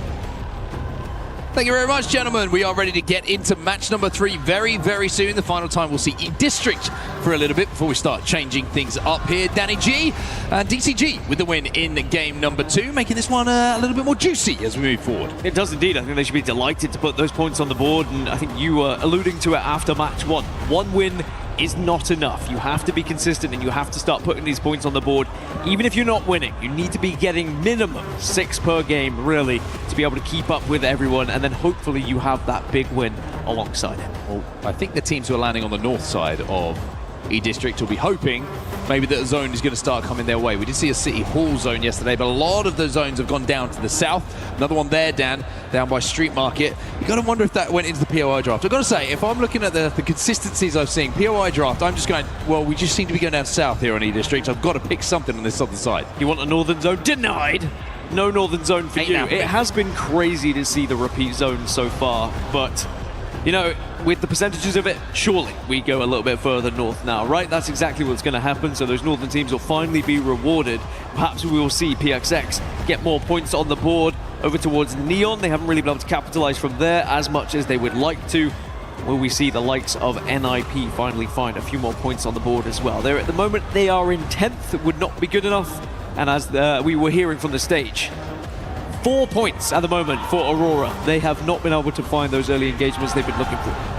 Just to remind everyone who's watching and also watching at home, nice and comfortable, top 6 will stay in the tournament and advance to those match point finals. Careful, Nessie. Will have to. I don't like Nessie being that close to that thing. I'm going to have to say. I don't want to really know what minced Nessie tastes like. No. It might taste pretty good. Might taste pretty good, but no. I don't want to know. I don't want to experience that. I want Nessie to be safe and see some more sights of Paris. Do not crush Nessie, please, Barney Banks. I know that you are usually the one to press the button, so hopefully Nessie shall be safe. But yes, as you were mentioning, Mark, sorry, before I rudely interrupted you, 6 teams will progress here from this survival stage. Everyone else, they'll be going home and their keys will get crushed. It looks like the players are loading into the lobby now. Ninjas in Pajamas on your screen. There's a little bit of Wolves Esports as well. They lost a difficult fight against NIP in that previous game. NIP, I think it was 2v3 they managed to turn around after Wolves got the initial advantage. And as we head in towards E-District for the final time for quite some time, before we start changing the map up, it's the last chance if you're an E-District team to get those points on the board. Here we go then. Match number 3 is live. We're about to jump back in. So can DCG get another win on the board, or will GK be able to push themselves one step further after, unfortunately, not quite getting that first place, but technically, with the points they gathered, they still did win it out. Now, as we look over across the map as well, remember we lost Seer after a 90% pick rate of Seer in the previous will now look towards the likes of Mad Maggie being heavily favored here, and I'm expecting a Maggie ban. But there is also a chance for a Watson one. We have seen that a couple of times. I did see a baby comp in the previous game as well, which to me was a big surprise, considering that we see a Seer ban. You wouldn't want to be Valcolting up into the skies and landing into 17 different Seer queues. You're not going to have a very good time. No bubble, no queue on the Newcastle. You're sitting duck, but doesn't matter because we're moving ahead now. By the way, something to highlight here, Dan. A lot of Alta and Maggie. A lot of Watson, a lot of consistencies in the compositions we're seeing. Yeah, it's 19 Maggies, 18 Watsons. So Maggie will be banned going into the next. Probably a good news for those who want to run Watson going into Olympus. Hey, now, when we look I'm sorry to cut you off rudely, but we're going to the north. I got overexcited. We're going to the north, everyone. We are going up north. Great news for Kinatrope. You were mentioning before they were playing that baby comp. Actually, maybe it's bad news for Kinatrope. I don't know. They were playing that baby comp in a meta they probably shouldn't have during match 2. And they are going to stick with it going into match 3 here. But we are going up north, so they won't have to go too far with said Valkyrie. But, of course, they will have that Newcastle to hunker down. So perhaps it does work out for them. They just don't have to have the Valkyrie ultimate. Yeah, they don't have to worry about Seer in this game as well, which is certainly leans into some of the strengths that the baby comp does offer. A lot of teams already moving up to the north towards Electro Dam. You've got JD Gaming, GK Esports, Gen G, and Force 36. You can read the names. Let's take a look at what's happening elsewhere, though. Teams trying to rotate their way in at the moment. One of them on your screen is going to be VKG. Just checking to see if there's any areas that they can teleport through as well. That void passage, very useful to transition from point A to point B. It really was interesting when Alta came out. Everyone was jumping onto different maps trying to find out just where the void passage could get you, and also where you probably shouldn't be able to get as well. There's an engagement here. JDG are going to be able to drag floating back. Gen G have lost 2. They should be able to just about reset on these stairs. It's E36 putting out a lot of the damage. They're going to be forced to get that Gen down. So Gen G's Gen is feeling safe. But this is a little bit of a risky spot to play. See, E36 want to try and push this. They know that Dexter is still down. And with Maggie in the lobby as well, you do not want to be in a staircase if someone throws a wrecking ball your way. E36 trying to capitalize on the damage that was already done by JDG here as Gen G cannot catch a break. But I love this aggression from Asia. You have to force them back. You can't just sit there and take the damage. Back over to VKG. This is happening just outside of Galleria. TIE are just behind them as well, as you can see on your screen. Split by that big divide, the big wall that kind of surrounds Galleria. 13 points on the board after 2 games for VKG. Not the worst of starts for them. A bow check in the hands of Casa here. Shows that they've tried to move pretty quickly from the POI. Need light ammo. Gen G get peppered again, by the way. Look at the kill feed knocked from distance this time with the Sentinel. That staircase is a little bit shaky for them. So a few teams who are making very wide rotations, Ninjas in Pajamas being one of them on the eastern side at the moment. Expect them to be very late. You also might see Shopify Rebellion and PXX fight shortly, but finally, Gen G will be taken from the stairs. And it is a combination of JDG and E36 in the end. They just didn't allow them to escape. It didn't matter if they went up or down. Someone had their exit. Yeah, Gen G are going to be looking back and saying, hey, if it's an ENAM zone again, I think we don't play the staircase early. It's a tough one. Maybe in scrims it worked, but when everyone is in the zone, it becomes a little bit more awkward. E36 up on this high ground, by the way. They're going to be safe for so long. Such an advantageous position to have with these northern Electro Dam zones. And you can see exactly why. So difficult to challenge any team that's up on height. And I've just realized that Jisna has a 3 times on a charge rifle. So anyone who's going to be arriving late is going to be singed, he's going to be burnt, and is more than likely going to be on their backs. A few teams have actually gone further into zone here just to get a little bit more information and Evo. Shopify Rebellion being one of them. As VP on their journey through, they're actually starting to approach Galleria at the moment. Now TIE are waiting in Galleria. And VP at the moment just prioritizing leveling up some of their weapons and getting extra attachments. But I think they have now spotted TIE. They have to be careful because if they went north, they'd run into RRQ. South of them is Aurora though, so this is a tricky rotation for VP. I feel like Galleria is a little bit of a honey trap at the moment for a lot of teams as well, considering that you've got a ring console and a survey beacon there. So as well as the fact that teams are going to be rotating to the north, you have those little sweet treats down to try and hit, to level up the UVOs to get the information. Over towards the zone, you can see KNC have found a corner to play. The baby comp's worked out for them here, slamming below a lot of the teams on the bridge, GK being one of them. No power booster on the Gibraltar, so that bubble's not going to be coming up as quick as it could. Also, only the blue armor, so one defensive bombardment to use. It is bizarre how these pro teams are so happy to take corners like this and just be under constant stress. It is very difficult to hold those kind of spots. You have to rely on those abilities from your legends to make sure that you can always be having them ready, basically. Yeah, I think it's a really good point you raise here. You know, some spots are very playable late game.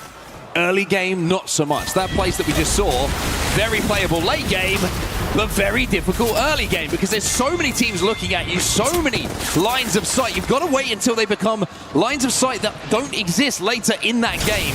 GK being aggressive, that was definitely just from height with the charge rifle. And Noct is going to be brought back to his feet here. You can see Keon is sticking that. JGG looking to clean up the final pieces here of KNT. It's a little bit of a portal dance, a portal pie. And Naughty wants to be invited. I think this was my point initially with Kinatrope playing on this baby comp and the zone coming towards them is they are forced to really use the Newcastle and the Gibby. As that is a very interesting playing position, I will say, with the knees up. That is a far more flexible man than I ever will be. Flat also struggling. They're going to be eliminated. Watch yourselves, Pops. Neo are able to get those kills in their favor, but are you going to be able to actually get the res? That's the real question. Yeah, Kinatrope just been eliminated in the meantime, so the solo wasn't able to survive there.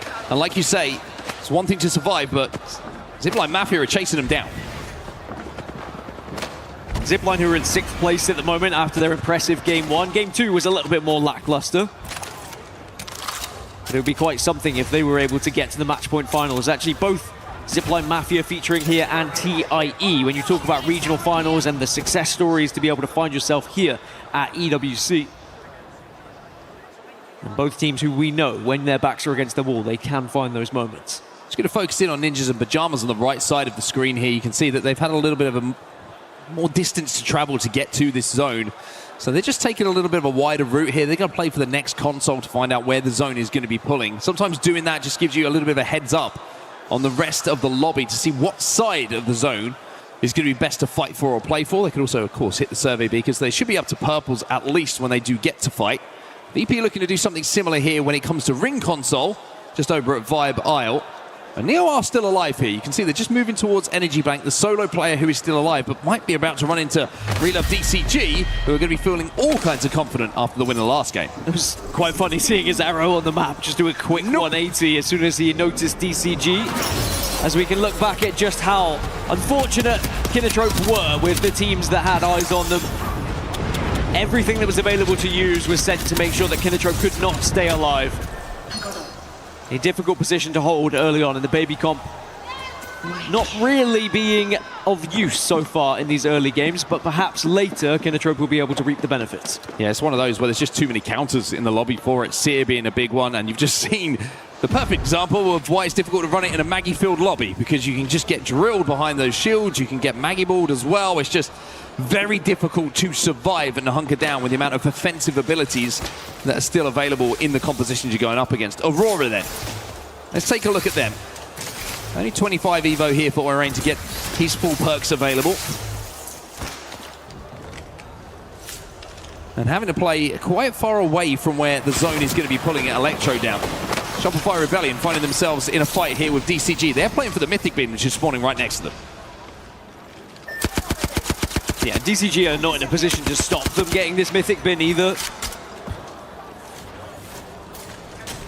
For Shopify Rebellion, I mean, they want to do it for Koi4, I'm sure. It adds that extra little bit of willpower to you. For Phony, you're kind of playing with house money, right? You're playing for free, but at the same time, you want to be able to get it done. I guess it's not too much pressure, but it's a different kind of pressure, isn't it, that is applied to you? Yeah, 100%. I think that Shopify Rebellion fans will be recreating The Simpsons. Lisa Simpson do it for her with the pictures of Koi on it. Seeing if they can help from home. Well, Shopify Rebellion got a lot of pressure on their shoulders. One thing that Zainu is going to have to do is lead the troops. Having Phony, of course, an IGL himself alongside, he's going to be able to give some input. Look at where the zone is going. It looks like it's going towards GK Esports, right on the northwestern tip of where the zone is falling. 55 seconds on zone close. And Ninjas in Pajamas on your screen right now. They did play for heights. They played for all that information. They weren't actually able to get up with their pathing to purple armors, so they're not going to have all the perks available. So this is going to have to be brute forcing it from them, and Kurev is going to have to portal back here and think about the next move. Oh, RRQ there and waiting, maybe. Strafing Flame certainly saw the Void Nexus, but they are not in a position and they actually disappear themselves. NIP do have an evac tower to work with if they'd like to go up into the sky, because they do not have a Valkyrie, of course. Virtus Pro just having a little swing behind here to see if they can be a frustrating force to deal with. Great shots coming in from the flat line. Prest is still showing that that thing can kick. As now they're trying to ping where the next play is. They're trying to put that little corner inside a Galleria. Now Neo, Ninjas in Pajamas. This fight is taking place and Vayne is not looking healthy. Gets the med kit off. But he's going to need the help from his teammates here. The worry here for both teams is that RRQ are looking at this, a third party. So Neo, if they want to take this fight and Ninjas in Pajamas get taken down, there might be a third party. But this might be clean enough for them to actually reset. But no, Vayne makes this difficult now to 1v2. But where are RRQ? Did they want to try and force this? They are safe in zone. It looks like Ninjas in Pajamas are going to get a reset here. I don't think NIP wanted to take this fight at all. And Neo, they kind of forced it, got aggressive, and NIP make them pay, as Neo are going to be down to just a 2 as well. So neither team either able to benefit from that. RRQ have actually focused a little bit more towards Neo. Look at this from Vayne. Patience waiting for Cole to join alongside him. And then all of a sudden they can come behind, but no. Ninjas in Pajamas are eliminated. Neo were eliminated a few seconds ago. VP gets sandwiched. And it's Shopify Rebellion who come out the victors here, but now they've got to deal with Relove DCG. They're below them now inside of Galleria. And it's not quite a straight 3v3 because RRQ are close enough. They could get involved if they would want to. They are certainly hovering at the moment, just waiting. But if it takes too long, if there isn't enough gunfire, I'm sure RRQ will just start to think about zone a little bit more. They might just meet at the choke point past Galleria, which is going to get quite ugly because on the other side of it, you've also got VK Gaming and For Fun that are currently taking a 3v3 battle against each other as well. Here it is. QQ has got Lestar in his hands. Skynade's going to hurt though. Has to back up to his teammates, thinking about hitting the Void Nexus to get out of there, and that's exactly what they're going to do. The problem is, on the other side of that Void Nexus, there's a team waiting. GK Esports has just been eliminated. They were in the prime spot in zone, and this is what I was worried about for VKG. Shopify were sitting on that portal waiting for that opportunity. That is free for SR. One member of VKG did escape into zone. But at the moment, the one team who is actually in center zone is TIE again this time. Can they hold on to it? Remember in game 1, they weren't able to hold on to it. They got pushed and lost that engagement. Shopify Rebellion starting to move with a little bit more confidence now. It's For Fun that could be their next targets. They got a pinch here down this low ground. Even though the drill's coming in, Phony is so healthy. The gen is a problem though, so those nades aren't going to be able to flush him out. And with the zone closing in 40 seconds, Shopify, if they win this, might have a walk-in. For Fun though, hidden for now, but they could hit a Void Nexus through if they want to get aggressive, but instead Zainu's made the play call to play this corner where they will be safe. Dinos get eliminated. The Zipline Mafia are able to win out on that one, but they're a little bit worried about TIE below them as now Shopify Rebellion will push in onto For Fun, and they've been able to get a couple of knocks. Oh, the difficulty here is there's a lot of teams surrounding them. Zap getting shot in the back, getting shot in the side. And Zainu now left on his own. For Fun down to just one. It's a 1v1 between the two. But I don't know if there's time, really, for either to survive. Excuse me, Synetic did get away, so it's a 1v2. Shopify Rebellion can't make that happen. And now Synetic, only a couple of health points to play with, manages to scarper away. And DCG will rip this away from them, and it's incredible patience, really, from DCG. They've been dominating since that early fight in Galleria, biding their time and waiting to just pick apart teams who have already taken damage, as JDG will also go down.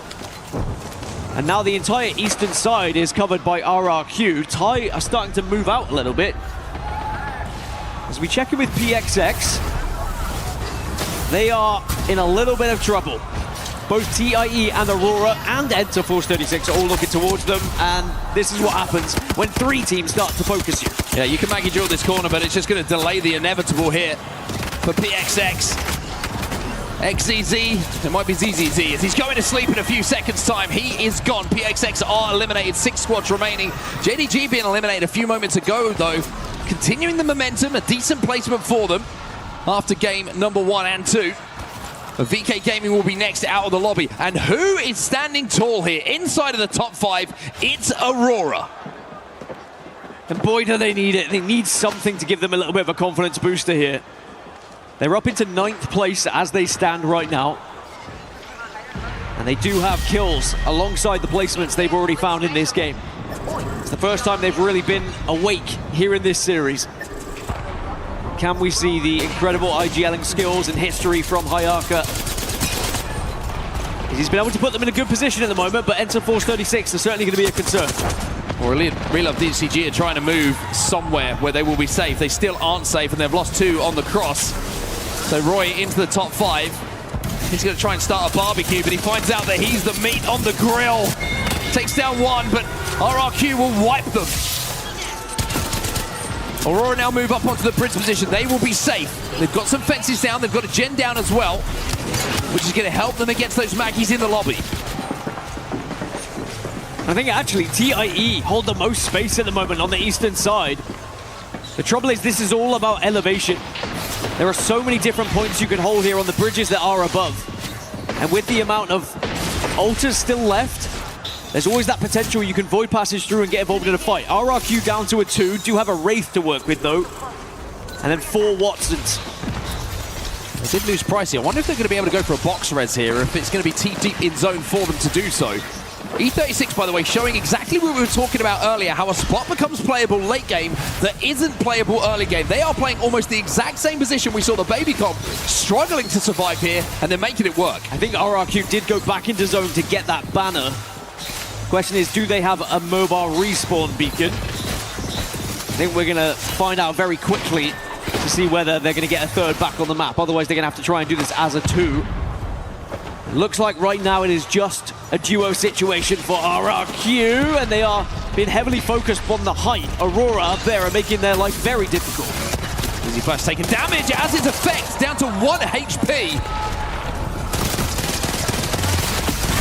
Strafing Flame trying to thread the needle with this RE45 as E36 are going to be very happy to see that TIE are helping them out with Aurora, their biggest threat that's above them. Effect is down and he is dead.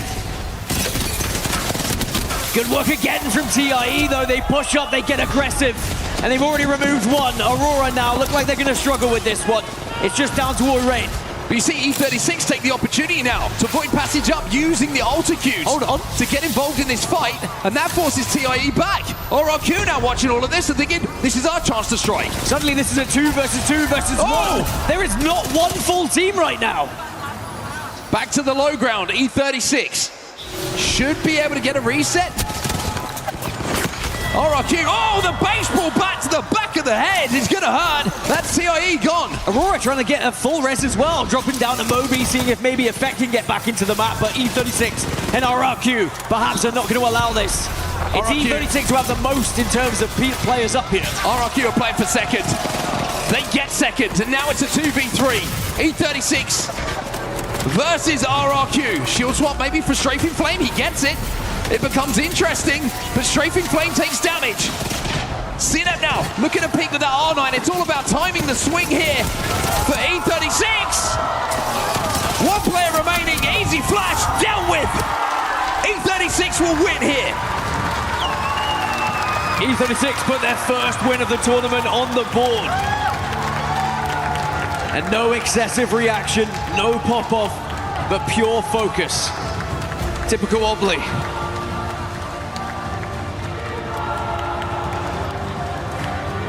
So a big moment for Enter Force 36. The fans loving that.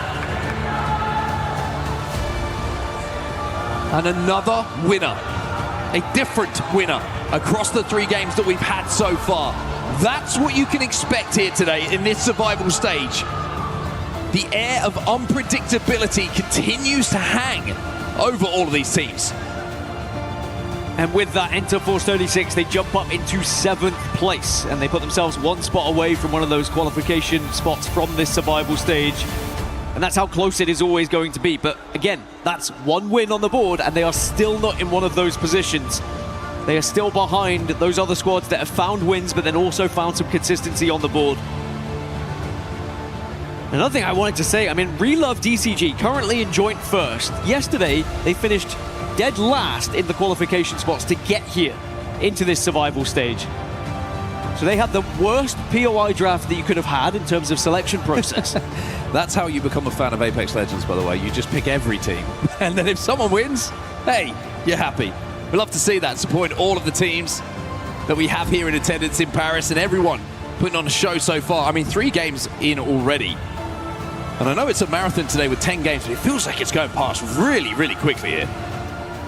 And no real clear front runners as well. The points are being quite evenly shared between teams. Just to give you an idea, GK Esports and Relove DCG are in joint first at 31. For Fun at 28, JDG at 28 as well. And then you drop off a little bit to RRQ and Zipline Mafia at 22, and then Enter Force 36, who just won, are at 21 points as well. Even those teams who are down in the bottom, Wolves Esports, for example, they are only 26 points away from first. Now, Barney is down on the stage with an interview. Let's check out who he's got. He's not here yet. Ladies and gentlemen, we are here on the main stage with the main man, Floating, from JDG. Floating, we've got to talk first and foremost about that Game 1 scenario. It was so close at the very end. You guys, it seemed like you went for more of a creative angle. It didn't pan out. Talk us through what happened at the end of Game 1 from your perspective. From my perspective, I cracked the crypto. I was close, and then I told Nari to swing it. He didn't get the knock, and then Shippy got double swung, and I almost won it, but yeah, I just didn't hit my shots at the end. I mean, at the end of the day, you got to go for those chances, and sometimes it pans out, sometimes it doesn't. But let's talk about you as a player, my man. You're having this breakout year. You're getting a lot of attention. You've got these huge pop-off moments that you're having. You know, you had one in Split 1 Pro League. You're having them here on stage at EWC. How does it feel to be, garnering this kind of attention and respect amongst the ALGS community? It feels great and warranted. I feel like I was a good player the whole time, but I'm finally getting my chance to shine, You're getting your flowers. That's what we like to hear, my man. Okay. Now, first, we've got to talk a little bit as well about the group stage, right? Because I've mentioned these pop-off moments that you guys were having. You're also having these pop-off games. You'd throw down loads of points, but then it would you'd kind of trip at the next hurdle. It would just be not quite getting enough consistency out of you guys. What were the issues that you guys were facing? Do you feel like you've ironed them out coming into survival stage? I think the main issues are all 3 are first land together. First land, Naughty IGLing. It was probably a little bit of jitters, changing our playstyle up. We're back to our main playstyle, so we're playing back the consistent way we are, So you feeling more confident now? Yes, way more confident. Man, Floating, thank you so much for joining me here. Really appreciate your time. It's the survival stage, so things are going to start to get heated. But for now, we're going to head over to Rain Day because he's got another interview on the main stage. Yes, I do, and no words are needed. Because we got the big man Roy himself here from DCG. Roy, I am so excited to talk with you. You have such great fandom across the world. Tell me, congratulations first on your win. Roy, 首先恭喜你们这次获胜，然后你包括全世界都有很多非常多粉丝，有什么，比方说有什么话想跟他们说的吗？特别感谢所有支持我们的粉丝，然后与看衰我们的粉丝，我们会继续努力的。So big thank you to all the fans who are supporting us, who are watching us right now. We'll keep on working hard to deliver results that will appease you guys. Roy, your signature move we just did, it was the heart. I have a picture of that. We love it. But this LAN, it's been anything but easy love. It's been very challenging for a lot of teams. What has made this LAN so challenging for you in particular, putting you in this survival stage? 那这次比赛呢，对很多顶尖这些世界顶尖的战队来说，都是一个非常有挑战性、非常艰难的一场这线下比赛。那你能不能跟我们大家也形容一下，到底是哪一处让它如此的艰难，如此的，就是这个挑战性如此高呢？我觉得就是因为选角的多样性，它采取了 ban pick 的样子，所以会让这个整个游戏生态大改变。然后还有一些像是游戏那些 EMP 增强的。一些配件，对。I'll say one of the biggest factors is the tournament format with the ban pick mode. introduces a lot of variety to the drafts, a lot of changes to the strategy involved, so it becomes very challenging for almost every single player, every single team out there. Also, certain changes to the game, like the EMP being buffed and everything else, it just makes this game a lot more interesting, the meta a lot more interesting right now. Yeah, absolutely. We heard that from Genji Asia as well. He said the same thing. Not playing crypto has hurt his team. But I want to talk about your strategy for today, because this is a long series. You're an experienced pro. What is your strategy for staying competitive throughout all 10 games? 那你也是一个非常资深的一个老将了，就想问你，在这种挑战性这么高的一场比赛当中，你们战队是如何保持发挥稳定，并且能一直领先呢？我只能说，今天我们的表现算是这一年来最好的几次，但我们会想办法继续保持住这个样子，然后让你们这次在决赛见到我。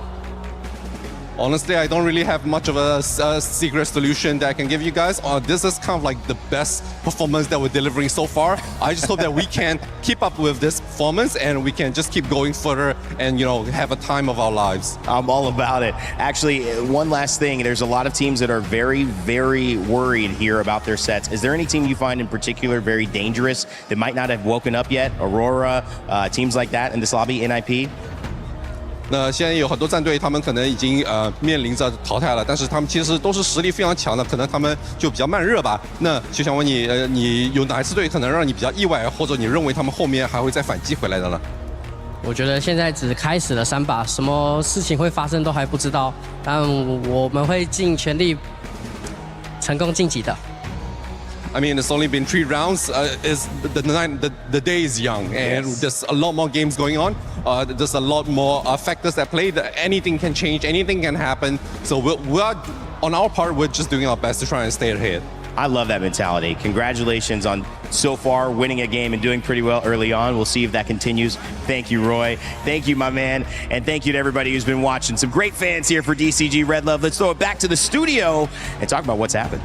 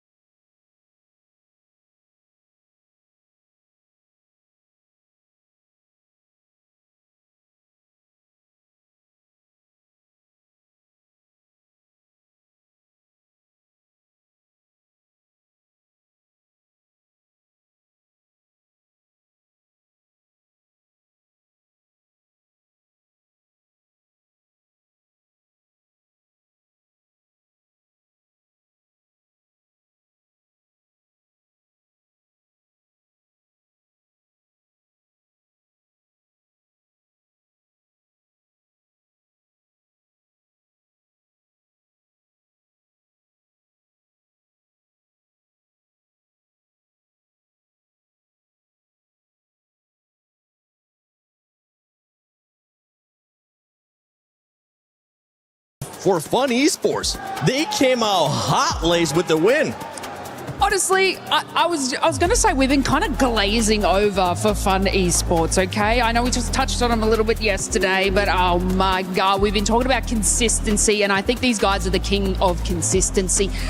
Tyler's kind of been leading the charge in the damage for them a little bit, and I'm not going to say that their stats are like anywhere super crazy, like elite level, but consistency. Even their kills is sitting around like 8th place, right? But this is what I want to preface, the but on this one. They actually reached top 5 in about 30% of their games. So we have 10 matches. They'll be able to achieve that. And if they can keep that steady level on them, it could be something we might need to watch out for fun. I mean, talking about steady level, one surprise as well, it's in first place, GK. What the heck is going on with all these teams that we were not expecting? Yeah, I'm actually super pumped for GK just because, you know, I go way back. I've actually teamed with Drop before. We have a lot of history, and for them, their biggest, you know, problem coming into this was their lack of damage output. They really don't have someone that you're used to just like starting every fight. You know, Knock, Keon, Drop have all been relatively passive players, but they know how to get to endgame and play zone, and that has been really good for them. And, you know, honestly, talking to Drop, that was their biggest thing coming in today is we know that we need to take more initiative. We're not going to get through as the top 6 by only going for zone and placement. You need those kill points, and we've seen them. They've been aggressive. They've had the Mad Maggie. They've been getting the drill kills. They've been pushing teams with the balls, and it's been impressive to see the switch up that they've had already to put them at the top of the leaderboard. I mean, staying proactive is the name of the game. But one thing I would like to point out as well as we look at this leaderboard is that all of the teams that are essentially considered a veteran are moving steadily up that leaderboard. And when you have this, you know, as the roar goes through in the arena, you know, everybody's cheering for their favorite teams and all of the teams are pulling through to an extent. I think that the mix-up in the lobbies, as some groups have gone home and some groups have moved to finals, has made it a lot easier for some of these teams in this current lobby. But, I mean, look at the bottom of this leaderboard, right? We have Virtus Pro, and all the way at the bottom, I jinxed it, Esports. What have you done, Lace? I jinxed both of them at the same time. How am I that powerful? Honestly, this is kind of what, you know, Apex South does. They can have those massive heavy hitting games, and then they don't have the best. But look, 3 games down, they aren't sitting where these other teams need to be. But look, they do have points on the board. Okay, so maybe my jinx hasn't been that strong. But well, keep it up, guys. Please, I look bad. One team that has been doing well too is JD Gaming, and honestly, let's talk about floating, because my goodness, so far today he has been a good performer for this squad. I mean, we also talked about the way he plays Alter a lot of the time, and he can go both ways as well. We even saw that at this game, at the end of the game, where he's just taking so much space, setting up flanking runs, getting these angles that people aren't expecting from, cleaning up teams left and right. But at the end, it actually cost them. They got a huge entry on the bridge, where they could have just triple swung, potentially just ended the game. He opted for the flank that has worked so many times in this game in a row. Arrived a little bit too late as his team has got 3v2'd at the top, and they couldn't close out the game. But boy, so far, they're looking really strong and consistent. And as they said as well, they said it yesterday as well, you know, we're playing the same way we did in Pro League. And hey, it's finally here. You're seeing it game after game. Yeah, I think with JDD specifically, we heard Naughty talk at the end of the day yesterday. He was giving floating his flowers and saying, you know, no one has started with as high of a barrier as he has when he came in with the, you know, massive kills all throughout Pro League, 2nd place overall, and then now they're here at their his big LAN debut on a top team. And it's impressive to see, and I think it's just going to come down to them finding their rhythm outside of just getting the slays. I think when they're into zone, they're still maybe trying to roam a little too much and trying to take the angles. We saw it in that last game. I thought they had a really good spot to maybe hold. They were getting some KP, and I think they overextended a little bit, but that big first game put them in a great spot to give them a little breathing room. But, you know, as we head into the later half, they're going to need to find a way to stay consistent and get to the end games without always having to rely on the KP. Sorry, boys. I mean, I'm getting distracted here. Team Liquid Stereo, brother, come over here with us. I want to ask you a couple of questions. Let me kick that cute car out of here. Dang, you're tall. Does he fit in the camera shot? Oh, yep, just. Yeah, he does, just barely. Yeah, now, Zero, thanks so much for joining us. Who do you think is going to choke today? I think Nip, SR, really not looking good right now. It's kind of my ideal top 6 with those boys in it, but I think Nip, Aurora possibly as well, and yeah, probably SR, especially with Akoi. Oh, man. By the way, going back to what happened with Falcons and all that stuff, did that affect you, just seeing them doing that taunting? No, I don't care. They're irrelevant. Hell yeah. Okay, Zero. You were a little heated with that. Zero, I got one question for you, brother. You said people seem to believe in naughty IGL can win LAN. We are heading there slowly. How are you feeling about that? If he makes you eat your word, you know you're heading straight into a montage. They think that naughty IGL can win LAN, fade to black, and then his pop-off moment. Are you preparing yourself for the finals? I actually love Naughty. It was kind of fucked up that I said that. Yeah. I hope he wins, but I just don't see it happening. Okay. I don't know if they make it. They're on like pretty strong start right now, but still like the call points usually around 74 from last year, so quite a bit to go. Okay, that's good. Yeah, I mean, my only question is, you've been strictly business when it comes to how you IGL and how you manage your teams. Does it feel a little better to have someone kind of like the little class clown and Panic? Does he lighten the mood a little bit with the roster? I saw you kind of staring him down when everyone is coming out with the 6-7s. I mean, every day of my life, my office is right in front of his in the house. So every night he's screaming at 4 a.m. just Screeching more like every single day of my life. It's a nightmare, really. All right, you said NIP, you said Aurora, you said all those squads.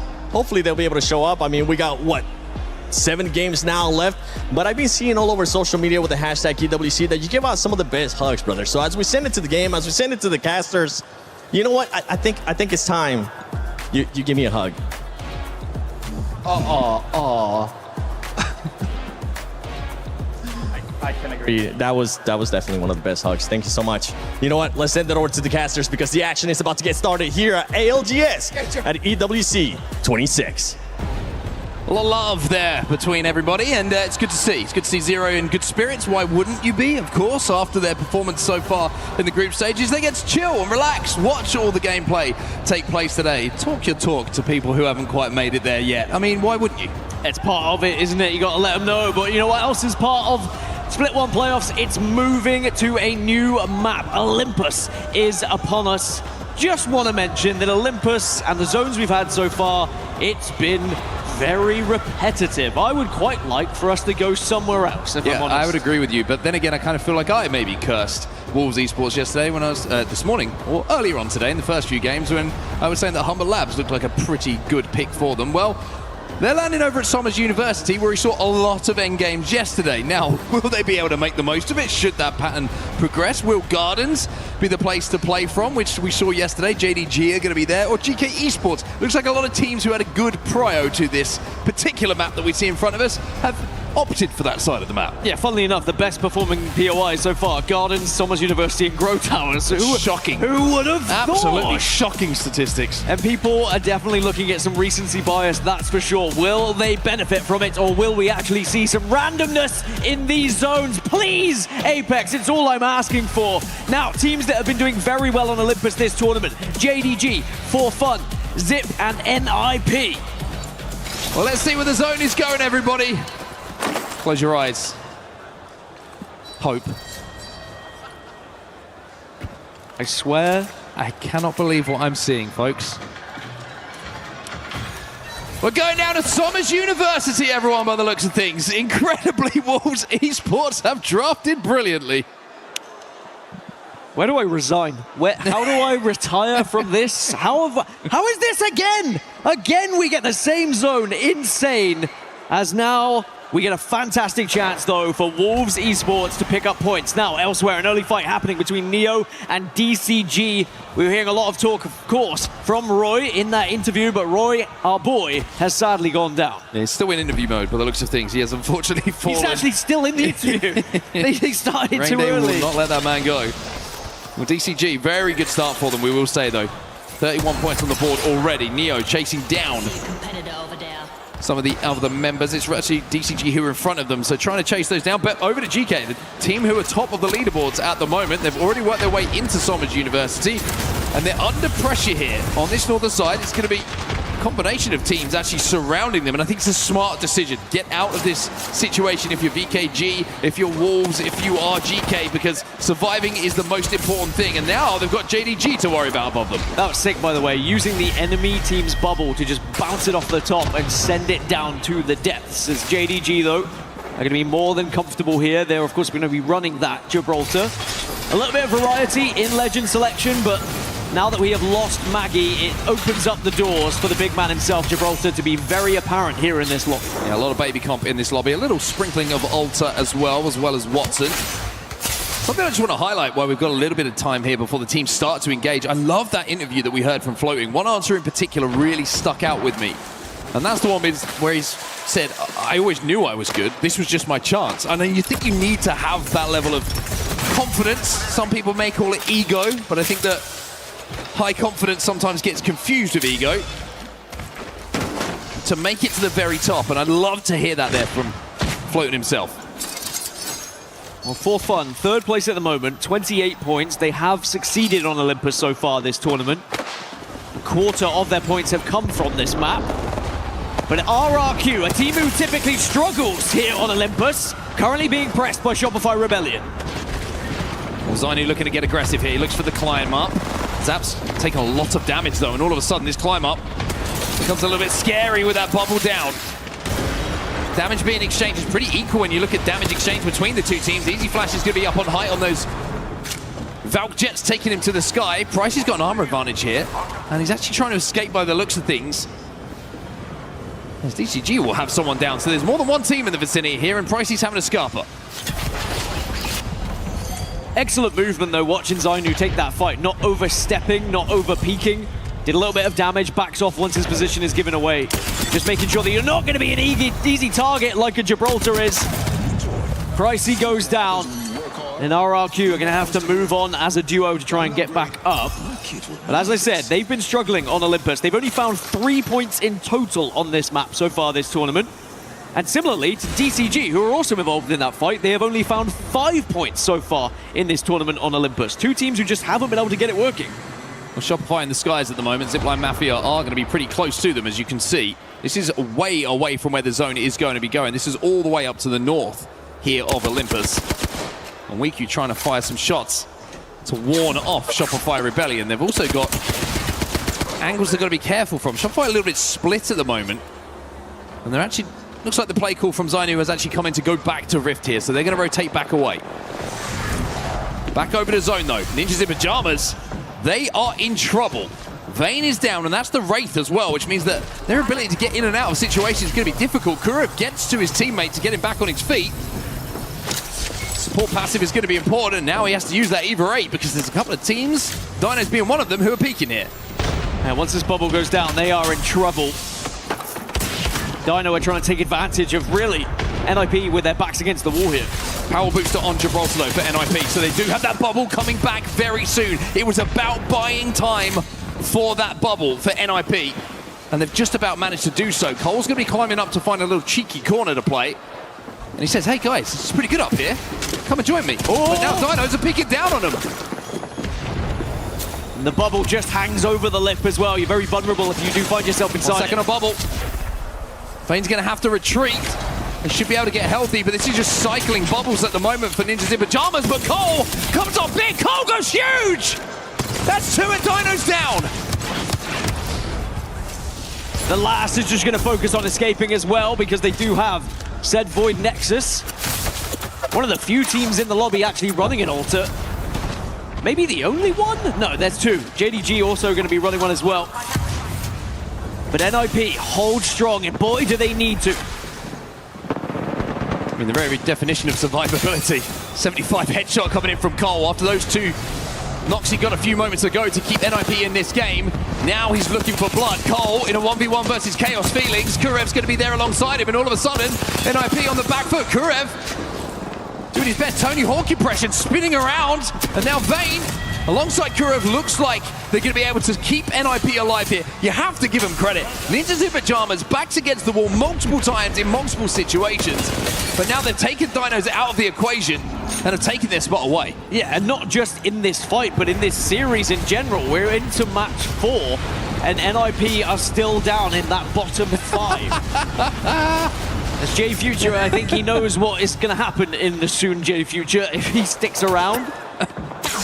He's running like a track star inside the bubble. You're saying in Vayne, like, I see you, sorry, Kurev, I can see you 360 on an MK. Let me show you what a roller boy can do when it comes to 360s. Not quite as balletic, but it works. Gen G on your screens right now. They've got a long way to go. They are looking down the eyes of RRQ as we take a little look at what Cole did behind that gen a few moments ago. That was so vital to NIP's survival.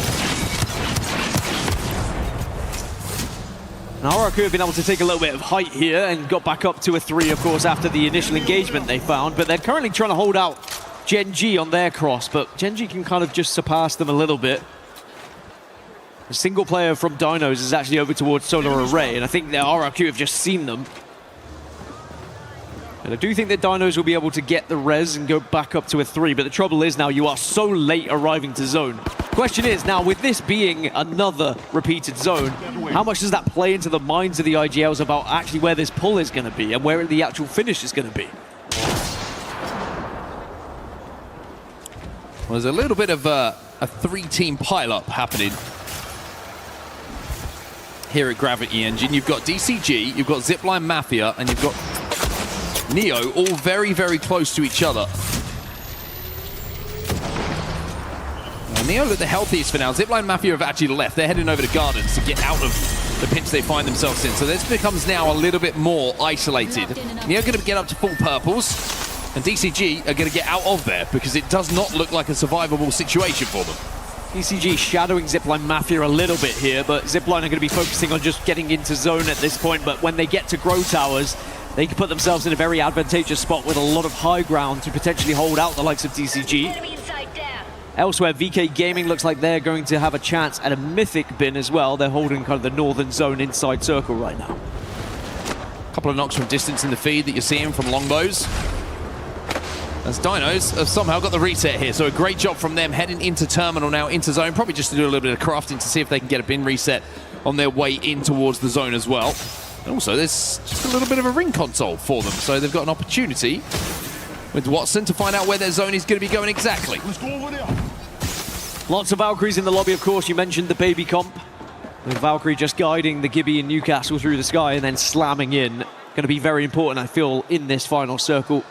As we're just going to continue transitioning a little bit further east into Somos University. So JD Gaming in a fantastic spot right now. Yeah, you can see a great zone read from them. Wolves Esports, I think, have been a bit frustrated because they had the pick of the litter when it came to where they wanted to play again. It's not the first time that we've seen them have good prio to zone, but the read hasn't been great when it comes to the position they choose. JD Gaming, they read it perfectly. GK, we saw them very early rotating as well. And with all the teams starting to pile up on that south side, if VK Gaming can hold this northern side, their walk-in's going to be pretty good. But they've got 3 teams still, by the way, the same 3 teams on that northern side, looking to scuffle. Here they are. VK did get a scout out of that Mythic as well, so they're going to cause a little bit of trouble for those who are rotating in a little bit later. I think Zipline Mafia avoided this gunfire, so it's going to be Neo and DCG. It's a pretty straight 3v3 right now.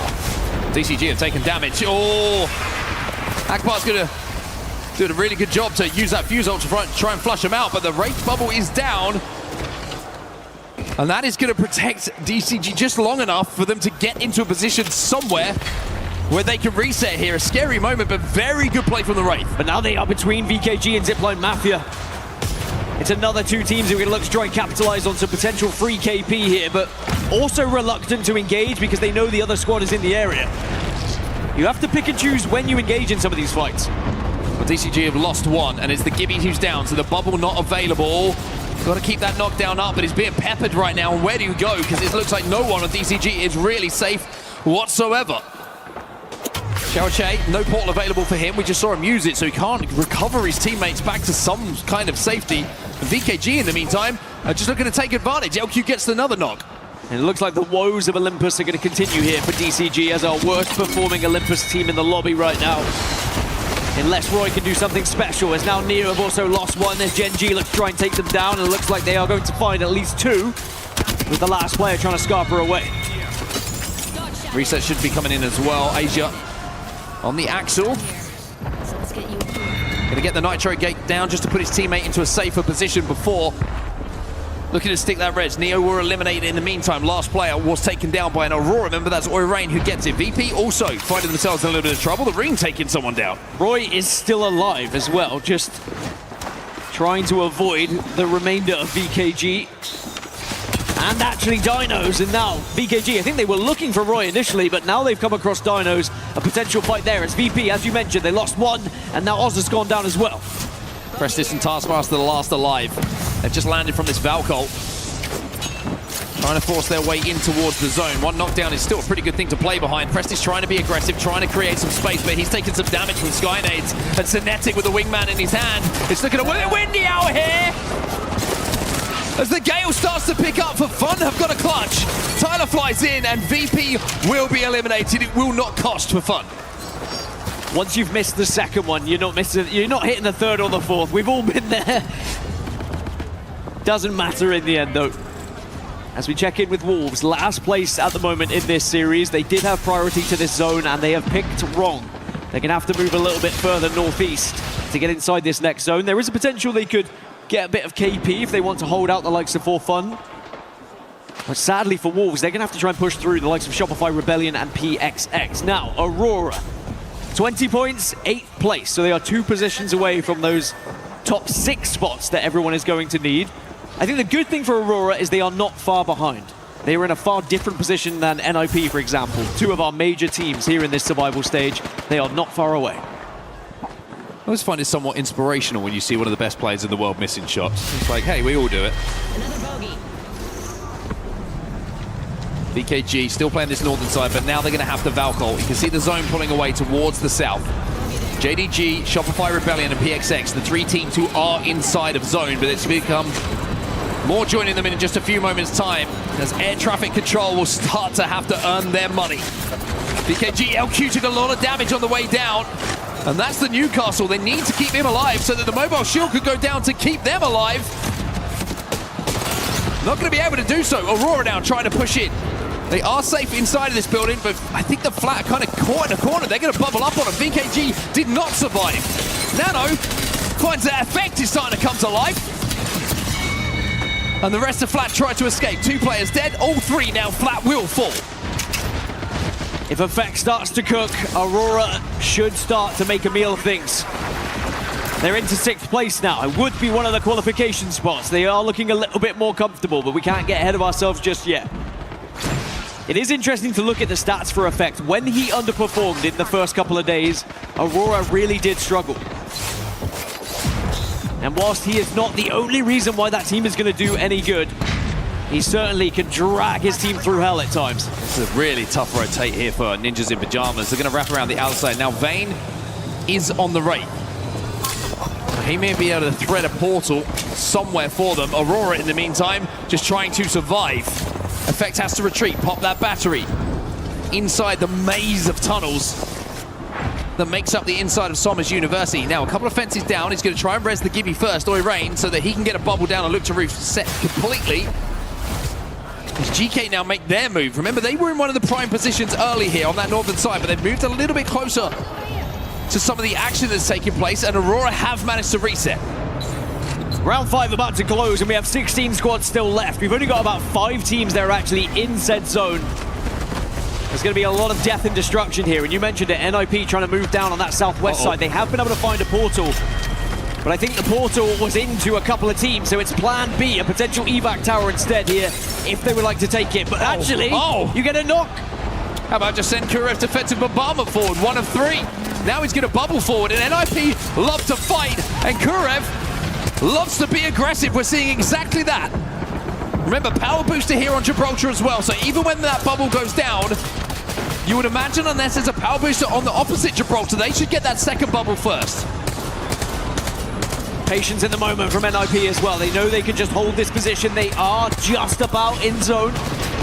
As Relove DCG do get eliminated. Gen G also struggling a little bit. Aurora have lost Rain again.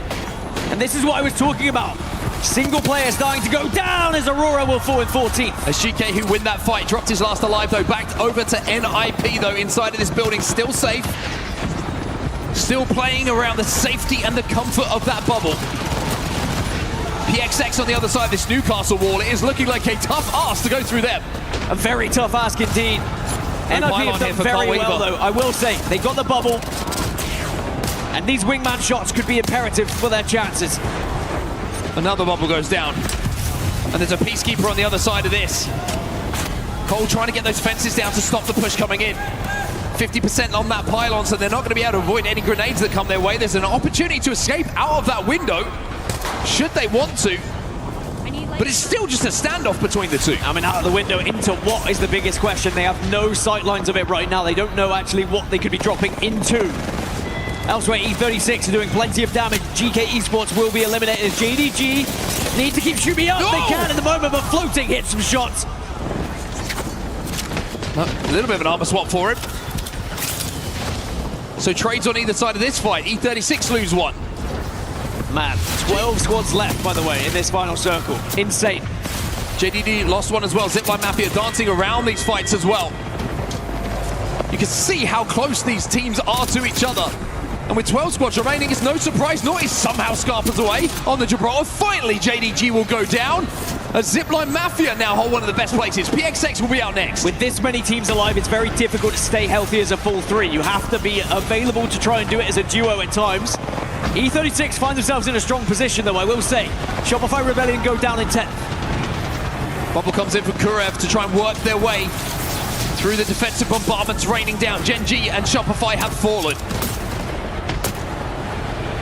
And now it's going to become the skies becoming dark, as they will be fueled by defensive bombardments from Gibraltar's on purple perks, and Valkyrie's trying to navigate it. Wolves have the only rampart in the lobby, by the way. I wonder if this Sheila could do some damage here in the late game to some of these Newcastle Castle Wolves. TIE eliminated. And Wolves, of course, who dropped at Sommers, rewarded for watching the games back and seeing where those zones were going.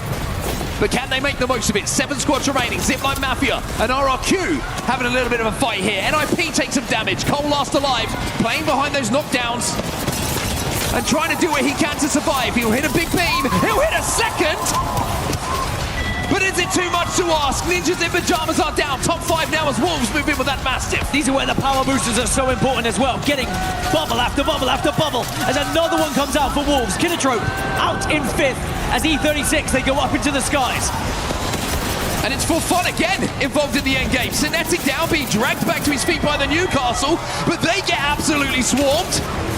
Zipline Mafia against Wolves in the end game here. WinQ finds one, Zipline Mafia clutch up in the final moments here. And the Cinderella story continues for Zipline Mafia.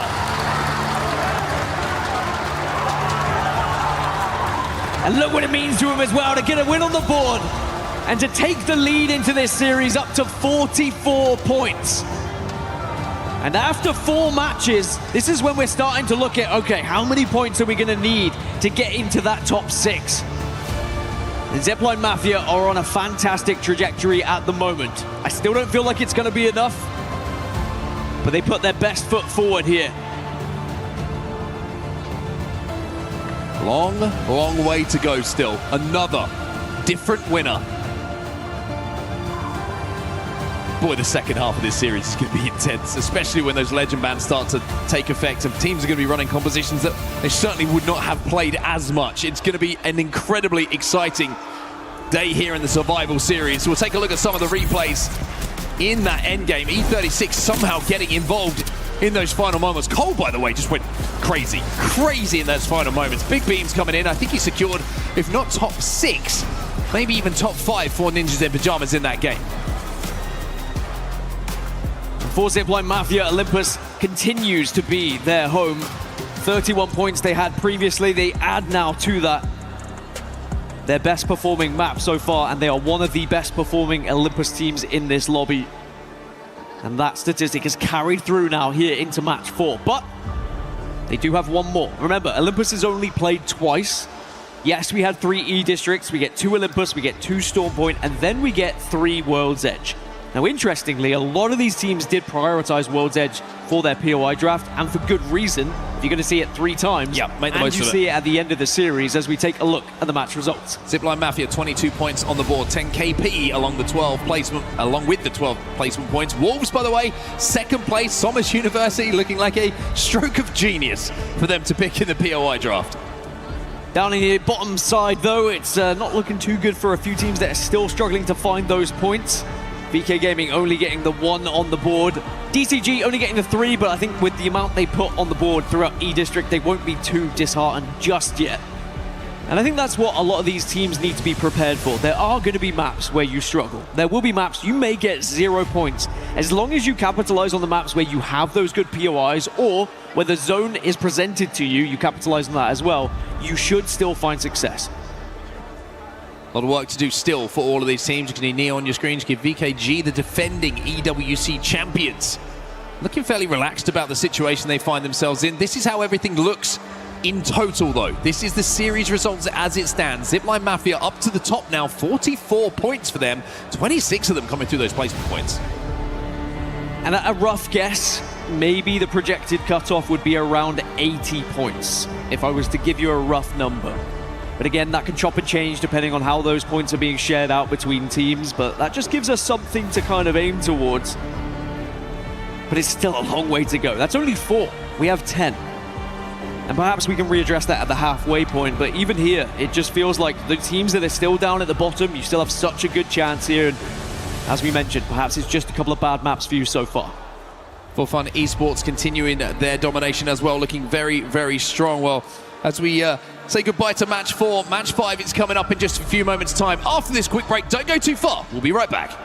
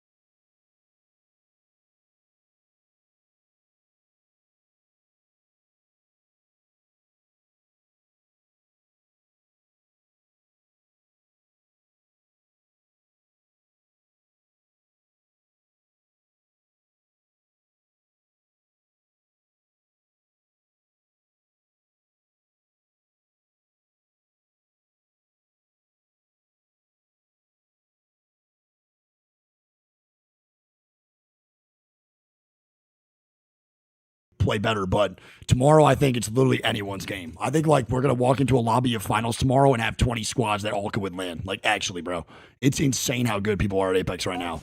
And with what it looks like right now for this top 6 that would cruise on through, right? Like we looked right here, Zipline Mafia would be the outlier. For Fun, GK, DCG would be outlier, but I don't think this leaderboard is gonna stick like this. I think we're gonna have a major shift up in some of these other squads, and that's how that bottom 10 right now make their way on into top 6, in my personal opinion. To be going home and not able to compete in our match point finals tomorrow is Mafia was so good last year. Henchman accountable. Yeah, of course, dude. I mean, dude, kind of Henchman and Lighter, fantastic squad. That's not a squad I'm nervous about tomorrow. To do bad or do, I think they're going to do good. But there's just so many good teams this year. So many. I mean, we have like a really good variety of people winning games this year too, bro. If you look at like these group stages, there's tons of different teams that are winning across the board, which is really nice to see. I mean, we got rookie wins, we got first-time team wins. We got multiple fucking Apex. Now Apex North wins. Like, a lot of teams are able to win games nowadays in Apex Legends. It's been great. All right. Game 5. We're loading on in. Chat, what do we think, bro? Where are we going for this zone? What are we thinking, dude? Huh? What are we thinking? Are we going over to guard?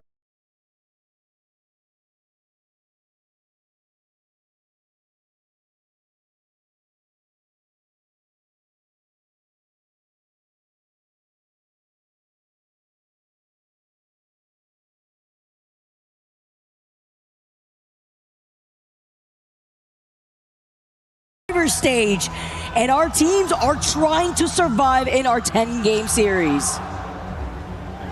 And Wolves Esports fans showing out. I believe we've even got some up here just behind us. Your #1 seed from APAC South need all of the momentum they can get. 10th place overall in that last match that we just had with 20 points. Knowing that 44 points is the mark at the top, we've already started our series in that midway so much better than the first 2 matches, Vicky.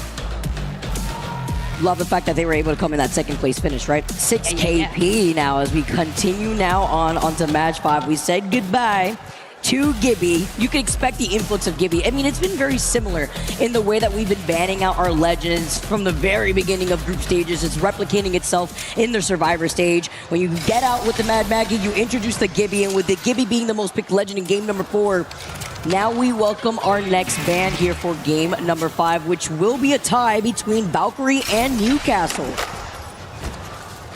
That's actually wild. For Zipline Mafia, hailing from Stabilizer, it's such a far away POI when we talk about those Summers University zones, where we talk about those garden zones, and then we talk about what we see yet again. Dan, I'm so sorry, wherever you are in this lobby or in vicinity, we've got another zone going to the same place. Oh man. Hey, listen, at least it's not pulling directly closer to Summers University, right? I mean, it's pulling a little north. I mean, a little north, right? Just a smidge. Let's talk about it. See why everyone is already rotating in with the utmost quickness. JD Gaming leave gardens fresh off the ring console and survey beacon information. Wolves Esports just have a quick rotation up towards the north. Now, JD Gaming in particular, sure, maybe match number 4 wasn't their best performance, but they are the 2nd best team overall on Olympus. So knowing that 42 of their points throughout the group stages, which accounted for 43%, are from here, maybe they can do it. For VP and Aurora, this is going to be a good fight.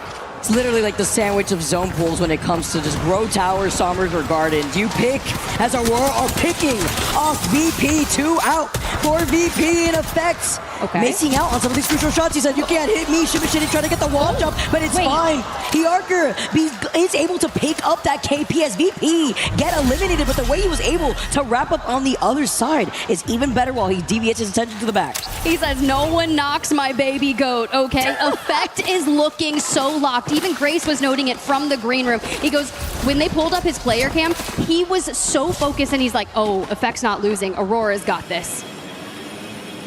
Especially when you got your entire team still alive. Effect says, help me, after knocking those 2, with VP now being the first team out.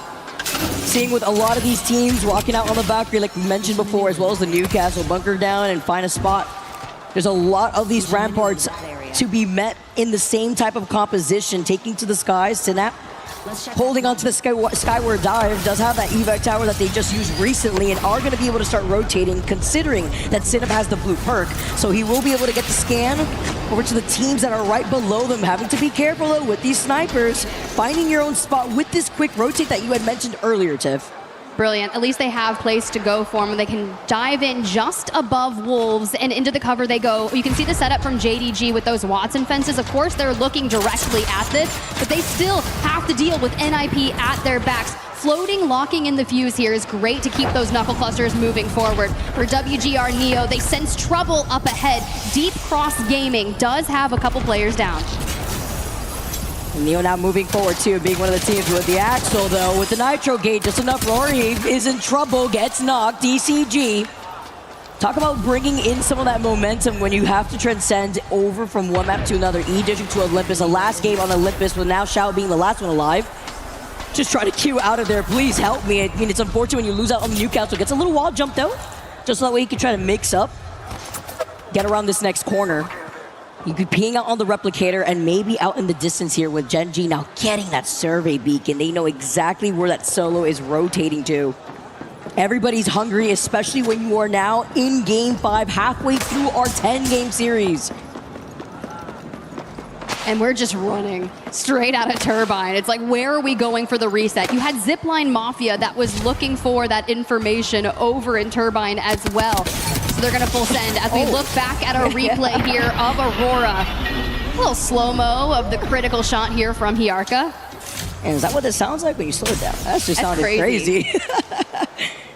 Sounded like it hurts even more than what it looked like. Oh no. You force to beat this as a solo. He had to have seen the survey beacon getting scanned, right? So you really have no other choice.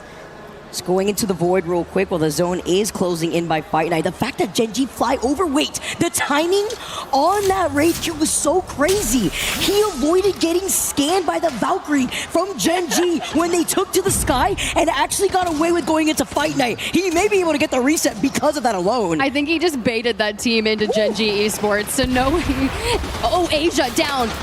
One member for Neo down as well. For Ziki, the last alive on the Valk, half meds. He's getting tagged from behind. WGR Neo are not letting this go, and Gen G have fallen. Talking about mating here. Now as they're going to be able to get Aqua back with the res and with him having the med kit, DCG will be able to go to the replicator over by Carrier. RRQ though, with the scan by Fight Night, it's about having that ring console info. They will have that server beacon eventually, so they're going to call out where that solo is. Very true. Meanwhile, Deep Cross Gaming, the solo still alive, retreated to the back of Carrier, looking for a full reset, and does obtain it. Roy and Lizan are coming back, which is crazy because they start in Oasis, they try to rotate in, get taken out, and now we're back just as far away. So it's going to be a tough rotation for them. They do not have a Valk. Team RQ now looking at Neo. VK Gaming still up on the high ground. And it's going to be that back-to-back you were mentioning with DCG getting that full reset at the very least. RRQ now are forced to fight off against Neo. A bit of an isolated fight at that.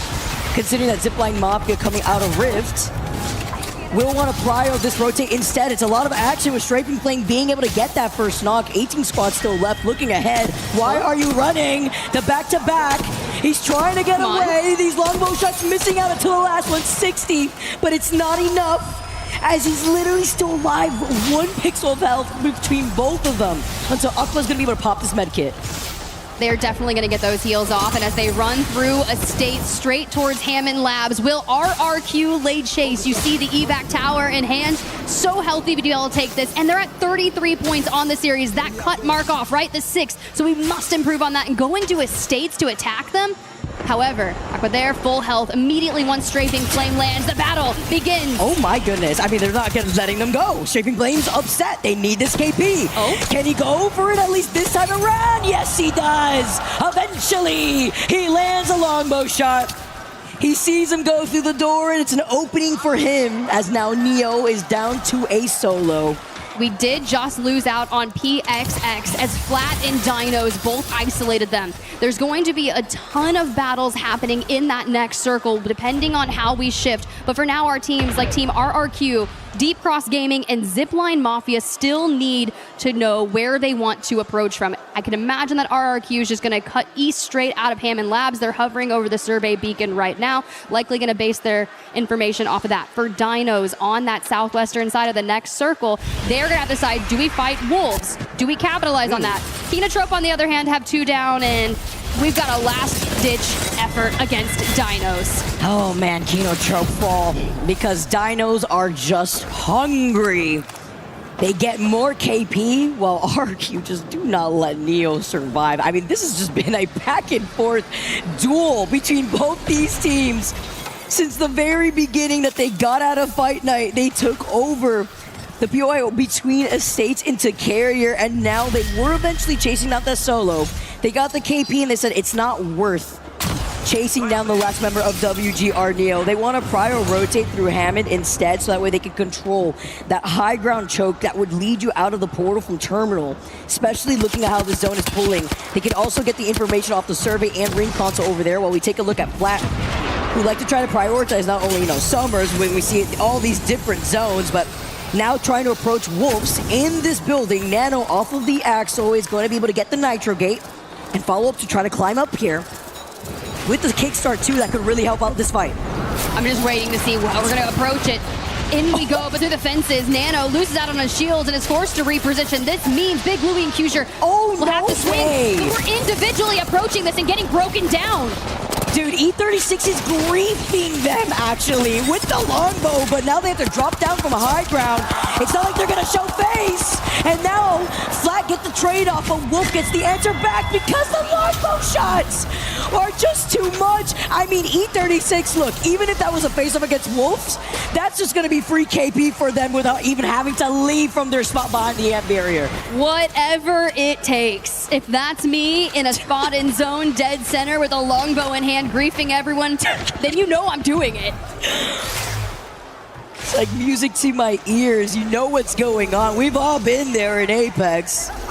Although a little bit of revenge from Wolves to be able to get the knock themselves. It's not like they're going to give up too much of that space, though, because even if they give up this building, see if Dinos want to try to counter-rotate through that southern choke, or if they do want to commit coming in from the low to high ground towards Grow Towers from the middle part of the POI from Olympus that exits out of Labs, as Team RRQ do actually end up backtracking because we do get the res onto WGR Neo, so that means that that's going to be a trade-off from both these teams that we have seen from the very beginning eventually, but we'll see how that plays off too while we see DCG now moving out of Gravity Engine. A lot of these teams are outside this next zone. That's because it's going to be a really tough zone to play. Forced to pop the Phoenix kit here. The team with the most kills on your screen, 5 currently for the lobby. But we also find ourselves positioned, like you said, between Deep Cross Gaming and RRQ. So our choice is incredibly limited here. We want to get ahead of that, and that evac tower in the distance is going to let them know we are definitely not alone here, and they're going to immediately sight us out if we peek out too soon. It disappeared. It disappeared. Immediately destroyed. Wondering if that was a shield from a distance or something, but that had to be. Maybe zipline. Yeah, I mean we've seen that happen before, and with the team now trying to gatekeep them all. Oh my goodness! These shots are already DCG are hungry. Neil just cannot catch a break. Without finally trying to get the trade back, but the kickstart now pulls him up. Finds a knock. It's up to Shao from DCG, but they're in a terrible spot with the zone closing in behind their backs. Let me just tell you, that kickstart from WGR Neo was everything. We're leaving the third behind, and as a duo, we take to the skies, straight over Aurora, and now we must find a playable space in that next circle. I mean, coming out so deep into zone and literally being one shot, having to queue now right through the Watson fences. No time wasted when you're trying to put down the portal to get some of that extra speed. Hiding behind the crates. Nothing to see, though. We're fine, right? You hear the shots from afar. It's a little scary. It's where you start calming. I'm dead here. Literally. I mean, they hear him. They hear him healing. Oh, Kazakh from Zipline Mafia. Fresh off that match 4 win. This is their rotation. They saw every bit of it, and now they've sighted out one of the Grow Towers. Ty on that further west one. 15 squads left. Heads are dropping, and Aurora bunkering down with these Watson fences while Xiaochen is still alive. DCG is now neighboring right underneath Aurora. If you're gonna have a rat, let it be the Wraith. Like, always let it be the Wraith. And we're just chilling for now. We'll keep tabs on him. Zipline Mafia, high ground, Ty on that tower, VKG in the center. And the fact that we can kind of just waltz around here without getting stared at is crazy to me. It's even crazier to see how Zipline Mafia has just basically had the Cinderella story, right? A team that would not have qualified for LAN without winning their regional finals are now sitting in first overall, where the top 6 teams make their way into the final lobby. Are now holding onto high ground, holding this north side, but they still have to start moving into the next zone because it's essentially pulling right on top of RRQ, where E36 were trying to grief Wolves Esports earlier. The fact that RRQ get over there is just only something that a Valk can do. We have to make that maneuver. Wolves are still holding that south side, but Deep Cross Gaming, after hearing from Roy in that interview, he was talking about it's still early in the series, but our Zipline Mafia boys making sure that their backs are cleared out. Is that the position they want? Trying to give them their energy. I mean, can they get there? TIE also trying to find their spot while Zipline Mafia take to the skies. They pinged out right where RRQ is. You can see they're getting the information. Do we slam down on RRQ and hit the chow? Hold on, they're trying to find their spot. They don't really like it. They hear the fighting though. They could try to go for a 3-3 while TIE also in trouble. We talked about the Sheila earlier. That's going to be E36. Who have controlled so many of these buildings over on the outskirts of Grow Towers are now looking at the action collapse right before their eyes. This is where they've been hiding behind these amp barriers with a huge damage output. They find DCG, the unfortunate solo that could not get the reset, and TIE follow thanks for fun to get that KP to their name. 13 squads left, and only 2 teams are in this next zone right now, with the rest of this lobby on the outskirts on the north side of Grow Towers. GK wipe out ninjas in pajamas off screen here as we work with Wolves, as Dinos have just moved in underneath them. You immediately start to see the setup, because as you know it, this is the south side fight. Who will move first? Zipline Mafia elsewhere taken out by JDG. The team in 5th place. So you need to see here when Zipline Mafia have such a lead by 45 points, with 4Fun being right behind him with 39. They could get overtaken. JDG sitting in 5th now, looking down at Shopify, who are right at their feet behind a Newcastle, while Phony's in trouble. Zainu tries to give him suppress fire, with JDG being one of the few teams out here with the Fuse, Watson, and Alter getting the ammo that they need with this passive here from Stay Naughty, but he's just going to continuously harass them because they're just hiding behind this Newcastle while they're stuck in the line of sight of so many other teams. And we have to go south from this. With all the teams out towards their left, it's going to be incredibly difficult. WGR Neo have found themselves in a precarious situation underneath GK, but even they can't peek because so many people are ahead of them. WGR Neo have fallen into the top 10. We go. I mean, we got to see this pile up with JD Gaming and Shopify. Now that the zone is closing in, GK are trying to survive the chase down against QQ, who's out, and the rest of BK Gaming. No flying around as they clip the Valkyrie wings. Say hello to my little friend as the Sheila is out. Looking down at Wolves, gets the following crack though, and the ring's closing in, which makes them move up, but it's enough pressure to force them to look away. Now it's down to only Keon, but the action has not stopped. Shopify get the following knocks. Dino's going crazy, and 4Fun fall as well as GK. Wolves trying to crawl their way in. Dino's already there. Aurora, we lose JD Gaming. The collapse is here, and Wolves have all 3 players up. Will they be able to take down Enterforce 36 and the fight that keeps continuing? Aurora trying to make this comeback, the Cinderella story, but you challenge Sheila. Even with the L-Star, it's up to Oirain being on the Newcastle to get these reses. They can hear him from the other side though. And it's 5 squads left. It's so hard to get this off, and Aurora get eliminated. In 5th place, Wolves, who have been holding this down, are neighboring Shopify, who are playing right underneath them. Enterforce 36 on the other side of the fence line behind these amp walls. I don't know what it is about Wolves in the north. I'm feeling very Game of Thrones-like. Maybe there's some dire wolves. They are surviving, but the next chow, Shopify Rebellion. Sheila, not available, but the RE45 is working just as good here for Zap. Talk about dire wolves, maybe they're Starks themselves. They're hiding behind these walls. Zainu takes it off angle. They didn't see him. They were fixated right in front of the house. Only up to No Name. He just gets sandwiched though. But the fact that No Name gets this knock is great. He's dancing around the pony. Seeing that they just got the rest, this is very bad news for Shopify. He even gets a shield swap. And Phony, where are you going?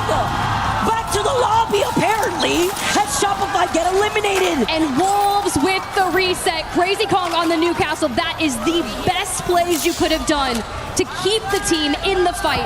No Name, infinite ammo upgrade going hard. And now with the Valk, maybe we're taken to the sky to look for that info as Wen and Crazy Kong can play oversight, but RRQ are still alive on the south, controlling this space. Missile swarms incoming. With No Name taking to the sky on the Valkyrie. He's got 5 KP, by the way, to his name in this game alone. He gave the information to the rest of Wolves, and they have the high ground. They know where E36 is coexisting right underneath to their bottom right. And RRQ are praying that Wolves and E36 fight each other first so that way they can 3P and win this game. And RRQ, a Valkyrie to the sky. Wolves staring directly at them. For now, they want to force Enterforce 36 into it. Strafing takes entirely too much damage. If your Newcastle goes down here, the fight may be over. Now trying to hail from above with the way that just is able to get this knock out the striping though. E36 still staying alive while Wolves and RQ are trying to coexist right underneath each other. With Wolves being on the top, you see another one now skyrocket themselves with E36 taking it off angle, but with Wolves fighting this knockout to Ubli, they have the advantage slowly as Wolves are looking to roar from the high ground. They come slamming down with the Newcastle. They need help. They try to find this isolated fight. The Valkyrie versus Crazy Con, but he's got the ouster and he gets the dub as Wolves take game number 5.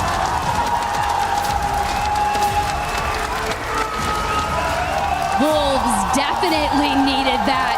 14 kills here on Olympus. 26 points. Wow. Phenomenal plays, holding the high ground. And you can see just how tough that is to deal with at the very end. But a second place there for RRQ to hold out, to grab 14 points. Enter Force 36 with 13. But it's Wolves that stand alone at the top. With that dub alone, not only taking that dub and being at the top, Tiff, taking the top of the overall standings with that. Together with RRQ, remember it's only our top 6 teams. We get the Wolves fans behind us.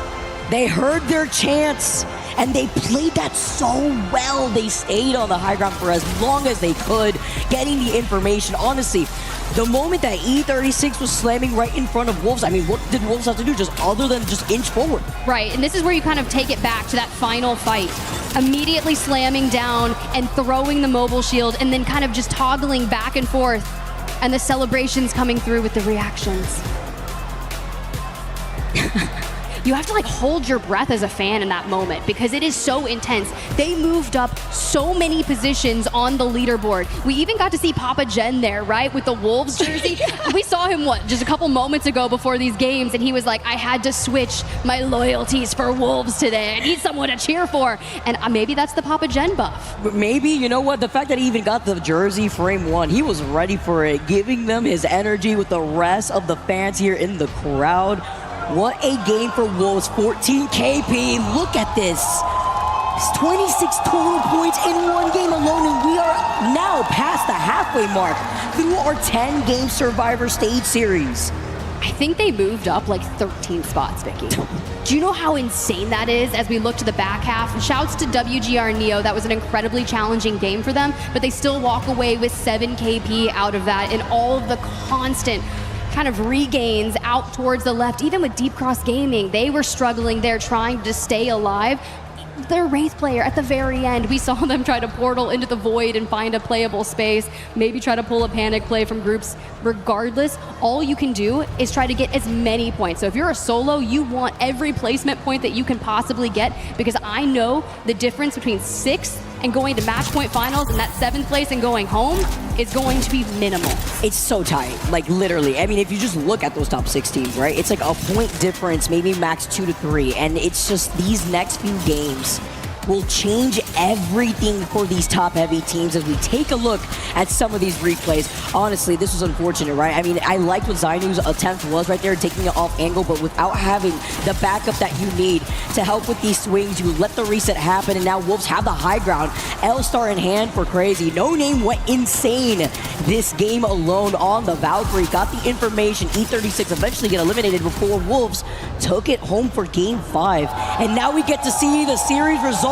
This is what we're talking about. Look at this. RRQ Wolves tied with 46. The 1 point difference between Zipline and E36. And Zipline Mafia and Enter Force 36 are at a tie as well with 45. For Fun and GK right below them. JD Gaming, who was inside that top 6, slipped just a bit. Deep Cross Gaming there as well for teams that need to kind of get it together slightly is going to be that Virtus Pro, Genji Esports, Flat, PXX. These are teams that are at the bottom and need a massive game to get that comeback. I'd rather see it in map 6, map 7, just so we don't go to the last 2 games in our 10-game survival stage here to make that comeback.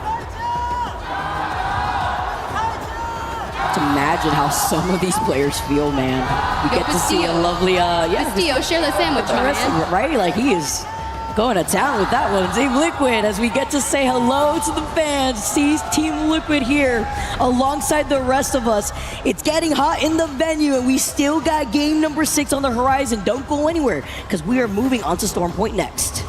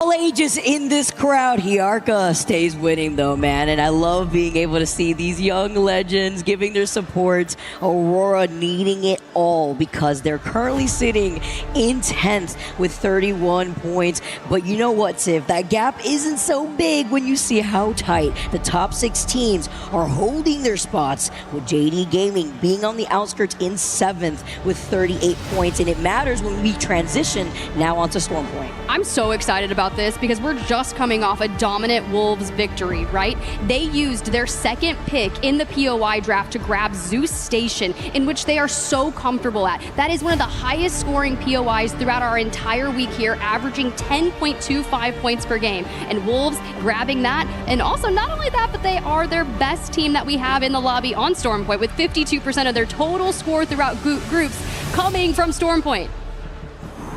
Like, I'm just telling you, it's a perfect storm. Like, if we've minimized and gotten so many points already in games that we were not the best at, coming into Storm Point, you're like, this should feel at home. Knowing how many circles have gone to the north, Zeus is so important. Now, I want to ask you, Tim, because now highlighting the teams that like to soak up these points, since we have 2 games on Storm Point before we go on to World's Edge, 3 back-to-back to close out our 10-game series, it makes you wonder, because the legend that ended up getting banned off of that tie between Valkyrie and Newcastle ended up being the Valkyrie. Oh. So you won't have the Skyward Dive to find these rotates, which could be very different in the way that these legend bans have played out and the way that these teams perform on Storm Point. Well, VK Gaming, as we pass through them, they are also the 7th best team out of our entire week here on Storm Point. So what do you say we just get into it, Vicky? Let's do it, everybody. Game number 6. Back over to True Home Storm Point. We get to take a look at the Flyers, just the blue box over there, but we also saw the POIs earlier and how these teams perform in the way that they've been able to secure where they feel most comfortable. For fun, going through Command Center where there will be that ring console, but a highlight over to our Game 5 winners, Wolves, and the way that they were able to not only take that dub, but how are they going to convert it to hold that first place spot? It's going to be really interesting as we get into our first match on Storm Point, knowing that 6th place overall on the leaderboard is 42 points. And if you're finding yourself on the outside looking in, we'll kick things off over at Zeus with Wolves. Got No Name on the Wraith with Valk being banned, and we saw what movement he had with Valk, so it makes so much sense to slide him right onto Wraith and make that play. Do we have a ring console? I see a survey beacon up at Zeus and one of the tallest evac towers, and if we're hitting this, you know what that means. We're leaving Zeus Station. We've got to go elsewhere. Good look at the circle here. Dinos in North Pad, going to be super lucky with what they've got over there. WGR Neo just towards their right, already full sending. So for teams like Zipline Mafia at Lightning Rod, you've got information available there. You definitely want to make sure you're sending one person out to go grab the Evo cash. To the south side, Shopify Rebellion, Flat, GK, Aurora with our fans. You know what? I'm so sorry. After that interview, Vicky, I was like, I am number 2 Aurora. We found number 1. And my heart melted. I mean, you want to be able to put on a masterclass. It's difficult. And it's important to highlight with a lot of these teams already making this rotate into that next zone. You would assume, with these rotate legends, you either got the Pathfinder or Wraith, really. We have 7 Pathfinders in this lobby, but it's Watson was the most picked legend alongside Newcastle. But Newcastle, at 55% and Watson at 65%. It's to find these bunker down opportunities while staying naughty. Takes that longbow shot from a distance. He's on the Bangalore, by the way. He's got the wingman R9 in hand. Well, Curve, by the way, I'm sorry, but Neo just cannot catch a break. Curve is going to be able to pick up that KP, and Vayne is able to finish off Akba. It looks like there is a crazy fight happening over here. You have JDG now moving up from the back end here before trying to find the players who drop down into the hole. This is actually really interesting, right? We're foregoing playing Newcastle. We're going with the Sparrow, Bangalore, Watson. And we are just going to go hyper aggro and fight for everything. Where we're seeing these teams now just rotate. There is a fight and a pileup that we once again saw in the feed. It's going to be NIP, Neo, who are in trouble. Wolves, who are now going, by the way, from Zeus. You talk about that big evac tower. You could have lunch and still be able to control your own legend before finding your landing. They do find their own landing on the outskirts of Wall, but it's a lot of these sniper fights that you have to be careful playing off the back end of these crates. Pulling over to North Pad. This is going to be interesting, Tiff. Talk about a little bit of a mix-up here and trying to find your space with a lot of these teams that have the ability to coexist. Well, at least RRQ are holding this area. They have Newcastle, right? So should we pull out into the open water, what we saw with them a lot in groups is the Pathfinder plays. So you're going to have movement. You're going to be able to throw down an open so long as you don't get absolutely targeted by a Sheila, a team with like a Rampart, or just all of that. But you can lock it down. And they move into the far back and decide, let's stay here for now. And I think that's a brilliant spot for them. Especially with this comp, right? It's not like you got to worry about the cryptos, etc. That's why you're seeing so many of these Watsons here. See the pings, and they're just going to sit pretty together with the Newcastle. Some teams were getting torn apart. We saw it earlier with Neo. Hopefully they are able to bring their fuse back into fruition as we do have a quick pause here, but it's just highlighting the setting of the big pileup that we currently have on the very northern side of North Pad. We know that in the trenches, these teams to coexist, it's going to be a lot of a poke festive to try to boost up these Evo shields for the teams that may have been denied the information or even Evo harvesters on their quick rotate to situate themselves with these Watson comps. I feel like this break is the perfect time to like hydrate yourself. You immediately see that they're like, we put our mic up, we take a drink of water, wipe your hands off, it's getting a little sweaty in here. Because we are literally in the halfway mark for our survival stage. And at least RRQ got straight down under before that pause hit. We could talk about teams that are outside those circles, right? That are still on their way up towards North Pad. Zipline Mafia, Gen G, gonna have some of the gnarliest rotations. But you can see it on their faces, right? Dinos, 9th place overall. Less than 10 points outside the coveted top 6. I ran past DJ in the halls around here. I was like, bro, we are rooting for you guys. Like, get in there. You guys look like you're just having some fun on these fights. for fun, if we're talking about fun, are inside the top 6. They're feeling, it's actually kind of scary, right? When you're in the 5th, 6th position on the top 6.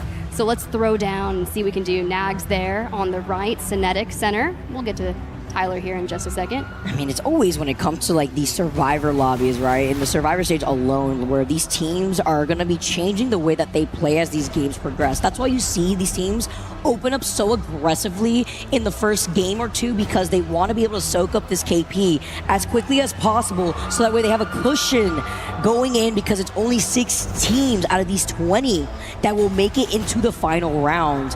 As we're making sure everybody's ready to go. You talk about taking a sip of water. It's getting a little hot in here, but it's also the feeling of pressure, because you also have to look at Aurora and what they have to do, sitting in 10th place still, but it's very little in terms of the gap between Aurora Dinos, literally a 2-point difference, and then you look at the top 6, we talked about it before, Tiff, literally a 2-point difference between JD Gaming and GK Esports. Yeah, and it's interesting, right, as we focus on Wolves, I'll highlight yet again, right, we were talking about them being the 3rd best performing team on Stormpoint.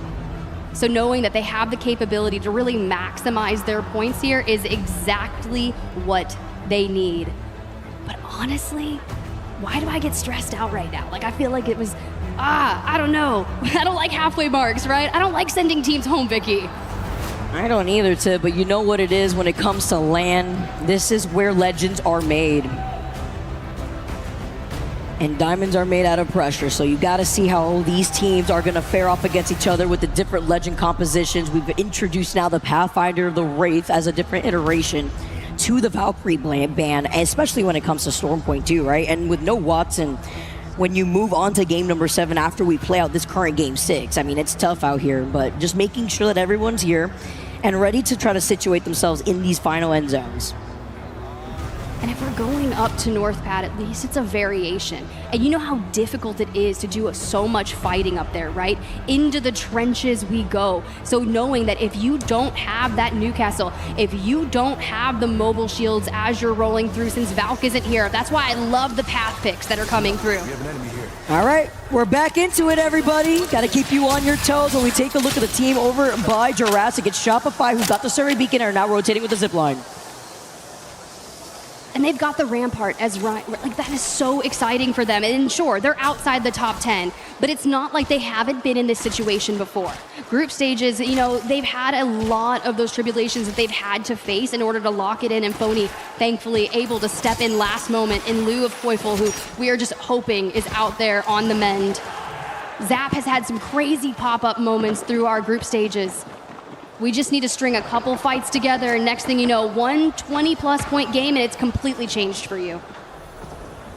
All right, just being able to slot in could always be difficult. By the way, NIP, they're on a tear, man. If it's not Neo on the other side of that longbow, it's Curve harassing Dinos. Chaos getting knocked from that, and they've been trying to share the other side of the leg of North Pad, while GK actually are starting to find this rotate too on the edge of zone.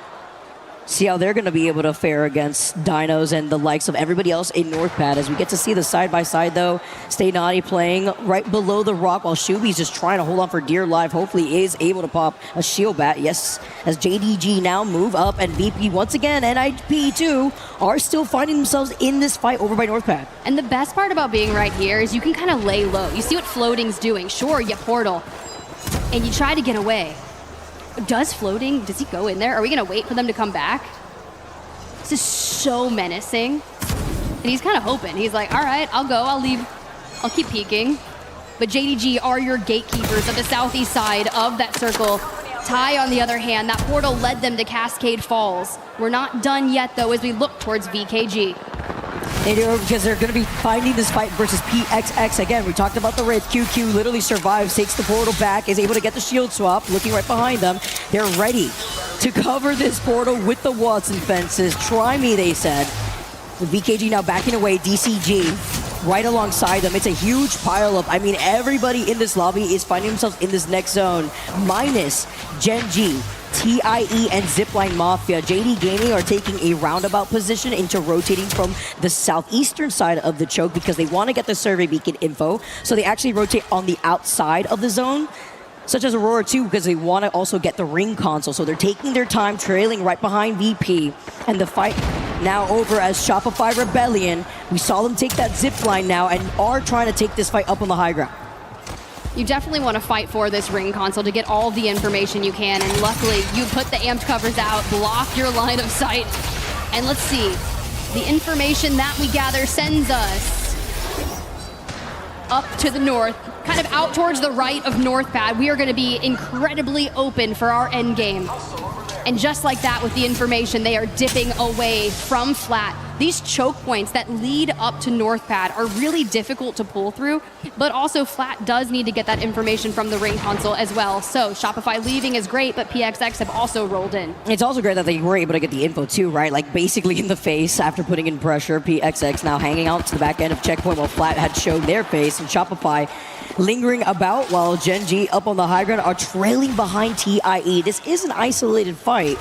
I do know with JD Gaming getting that survey beacon after rotating outside of zone, they probably do see these two teams taking their time. So this could be an opportunity for JD Gaming to get the KP that they need. Remember how tight that bottom end between 6th and 7th was looking like in terms of overall points. So they could try to play this with Gen G also having the Evil Harvester. They back away from TIE and now are moving up to the north towards JD Gaming.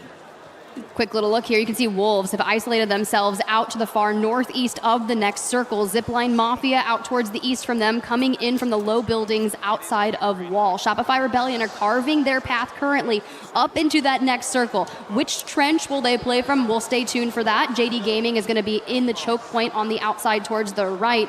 Guys, I'm really worried about the teams like Flat and PXX that have to come out of checkpoint. TIE themselves have actually dived down south and are going to rotate from that down B side of thing.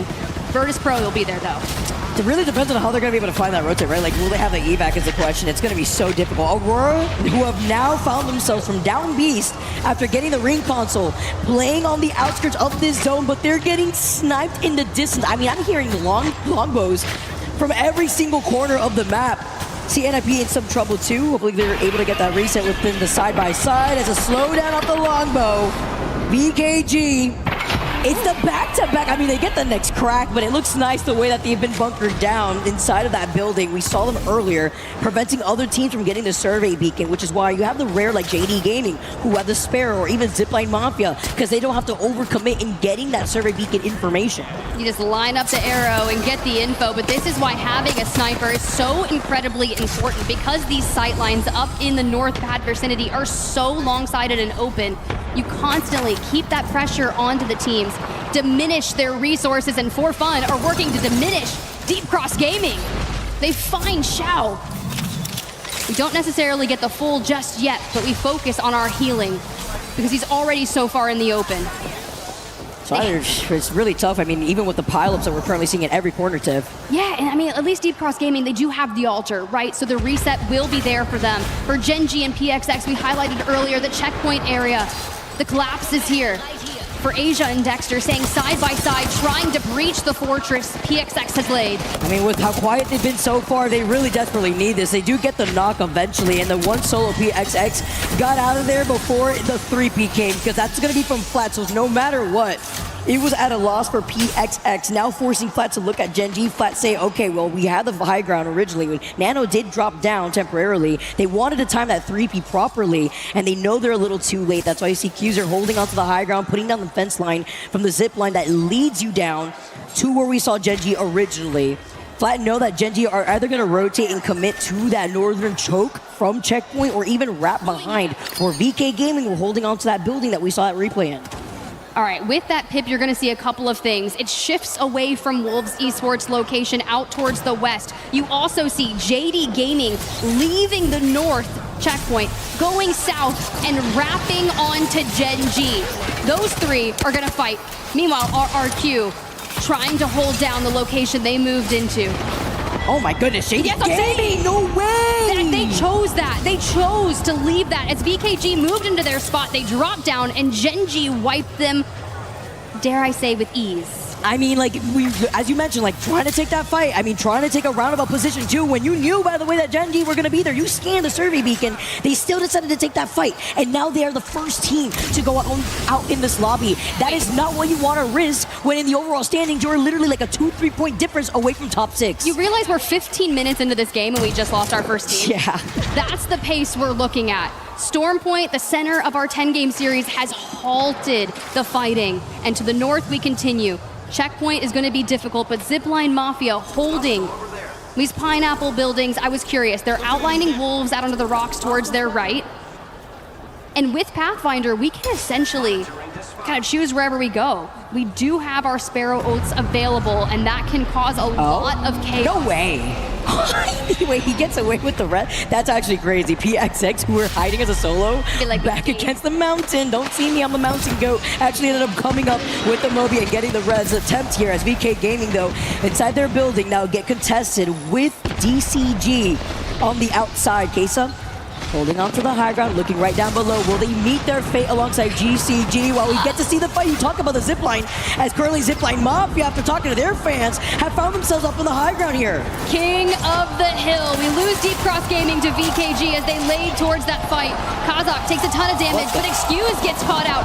Wolves are breaking them apart, hanging on the regen. They never knocked the Newcastle. Crazy Kong is gonna immediately pull No Name up and say, get back in it. You've got the pylon to regen your shields. And Kazakh on his feet, back to the high ground.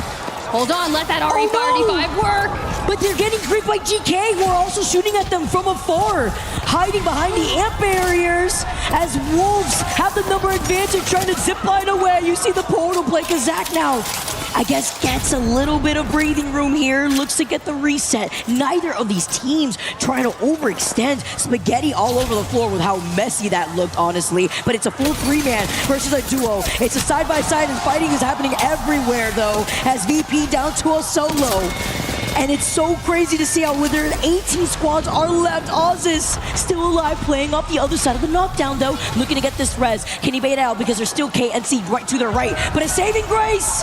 That's a slam down from the Newcastle wall. It's a 4-team pile-up. Well, we have the res from the other side. Cole, too, going crazy. Finding 2 knocks onto Aurora. Jen gets to get the finishing blow onto VK Gaming. And just like that, Gen.G stays healthy. Back to the Zipline Mafia. They get a reset. They get a full team of 3, but No Name keeps the pressure on as they try to track him down. Virtus Pro eliminated. The Sparrow. What? Trying to make a Hail Mary play. And Excuse has retreated to the top rock. For free? Oh my god. I mean, maybe not for free, actually. No, he's down. That was pretty expensive. I mean, they needed the Black Friday deal here because now Excuse gets taken down thanks to the Kraber. WGR Neo has a Kraber. Synap from E36 has a Kraber, and that is wreaking havoc in the north. But we're still alive. Kazakh is still here. He keeps doing it. He keeps doing it. I mean, you could just hurl these Kravers in their direction, and from afar, GK actually saved them. The best insurance Zipline Mafia could have found themselves in. Double zipline, though. Which one am I going to take? You got to figure it out. Because now it's only up to Kazakh again as the solo. We saw the res coming in. We saw the Kraber shot up in the feed. And we're seeing zip lines for days. The importance of him staying alive inside the top 6 is vital. Back to Gen.G. PXX going for a Wraith play. And this is so insane. There's 5 teams just ahead of them. I mean, while Gen.G are just healing up, there's a huge pileup happening by E36 and IP. Kinotrope would love to see that fight going down there, over by that choke where the survey beacon is, as well as Flat trying to survive. E36 eventually get eliminated. Gen.G now move up after healing up. Flat get eliminated. Gen.G now holding on with their backs against the wall to survive. Close to the ring, 10 squads left. KNC still in this right alongside Gen.G that we saw before, and IP2. We saw Curve lighting up the feed. This is another team who has also been able to reset. PXX eventually get eliminated, and all these teams are outside this next zone. Mine is RRQ, Dinos, TIE, going up into the zone pool. And the worst part about this is your 1st, 2nd, and 5th place teams are out of the lobby. So all these teams getting points are vying to leapfrog over them. Kinotrope has a member down thanks to Kira Stinger Bolt. and we're healthy. Looking to the slide, but can we get to the fences? Do we even need to? Oh, that was so clean from NIP, the piercing spikes. Going hand in hand because they're one of the few teams rocking the Catalyst, maybe honestly the only team with the Catalyst. This is where it worked so well. Seeing how NIP have been able to capitalize off of bunkering down with this cat composition. The Sparrow to add, you mentioned the Stinger Bolt, as we saw the knock singing. NIP playing off the cusp with 33 total points right now. That's so McLovin of Cole to lock in the Catalyst and do plays like that. Vayne now setting his sights straight onto Genji, Knuckle Cluster, and L-Star to hold them at bay, force them back. We don't want them to rotate through here because Ninjas in Pajamas will have a difficult rotate. RRQ, Dinos, and Tai are the 3 teams in the next circle holding the line. And you know what? Genji's in the north. They're farming. They're farming. They do get knocked though. At least one onto Ziki. But Dexter, he is fried before the nade at his feet. Take them out, but they were fragging out tip. They had 15 KP. We are down to our last few squads. 5 squads left here in this lobby. Well, NIP, oh no, don't give Vayne a haircut. Hold on real quick. But they're forced to play against as well because the zone is closing in. They don't have time. In comes the mother load from Dinos, and Ninjas in Pajamas will fall. Dinos with the high ground. Dinos, who start in North Pad, took the ultimate height so early on. We're on purple. We have a pylon in the back pocket. And now we get to look down and see GK, Tai, RRQ. By GK have been sitting here for so long from the very beginning. And as you mentioned too, Dinos with their POI advantage. Down to our last 4 teams, TIE, Dinos up on the high ground, RRQ playing up the low ground on the outskirts of where GK is situated. Can I just say that Dinos have acquired 8 kills from their home POI? Usually if you're not leaving your POI, you lose the chance out on getting kills, but they've made so much of it. J Future with the Knuckle Cluster, you can constantly onslaught people with that. They're already looking at TIE. If they had that pylon gone from them, do you know how many Knuckle Clusters would be sent on them? Oh man, especially if you are able to take care of that gen in general too, and you're trying to also take care of these amp barriers, but it's going to be impossible when you have to worry about the Newcastle wall trying to zap that up. Really comes down to how this mother load is going to play off too, because with our last 4 teams here, it's important to highlight that Dinos are tied with Zipline Mafia for top 6. If they get one more KP, even the placement points alone, they will overthrow them. But with Wolves and For Fun also not being here, this could just easily be a shakeup within the top 3 in the overall standings after these 6 games. Seeing how now the last zone's closing in right behind their backs, it's time for TIE to make a move. And RRQ and Dinos are 5 points away on the leadership. 1st through 7th, and Keon, the Sheila in hand. We're just gonna keep on going. Don't mind me, I'll leave this here. I mean, they're the only duo in the lobby, and TIE about to be out if they don't hold on. They have to work with what they got. With the fact that they don't have their rate, that's very detrimental too. It's not like they're gonna have a portal. It's not like they're gonna have stall potential when the final ring does close in. But after getting that knock origin from the other side here, TIE is in a lot of trouble. GK are giving them the other half of the sandwich, but Dinos is looking at them. RRQ now move up. TIE get eliminated. Last 3 squads, and Dinos lose out on their fuse. But they need to get a reset, and they do. They're back up, and now setting their sights onto RRQ. But can they hold both teams at bay? They have found themselves in the center. Dropped has no wall in the back pocket, so he wants to let this fight go down. Kiana's having way too much fun, but this is the presence you have to show off when you're down to a duo. Chaos now taking a flanking angle off the Watson. He's setting up the perimeter. This is so smart. They're wrapping him behind drop. He doesn't know. He puts on the wall to his left. They're looking at RRQ. RRQ's also having a great game, but not getting the KP that they need. They have the placement. They may move up as Dinos now fully send it onto the duo. They want to be able to get double top 2 here. GK now down to a solo. It's just the Rampart. RRQ was able to find drops. J Future though taking the slow alongside DJ and feeling a rather chaos here. And with Dino having their POI advantage, they are your game 6 winners with 14 KP. 26-point game. We take that all day. You see the celebrations from the boys with Kashera in the back. Incredibly proud of what you're able to achieve. Those are the kind of games that can change your lives. They can cement yourself into the match point finals. But it's so close at the top, Vicky. It's so close.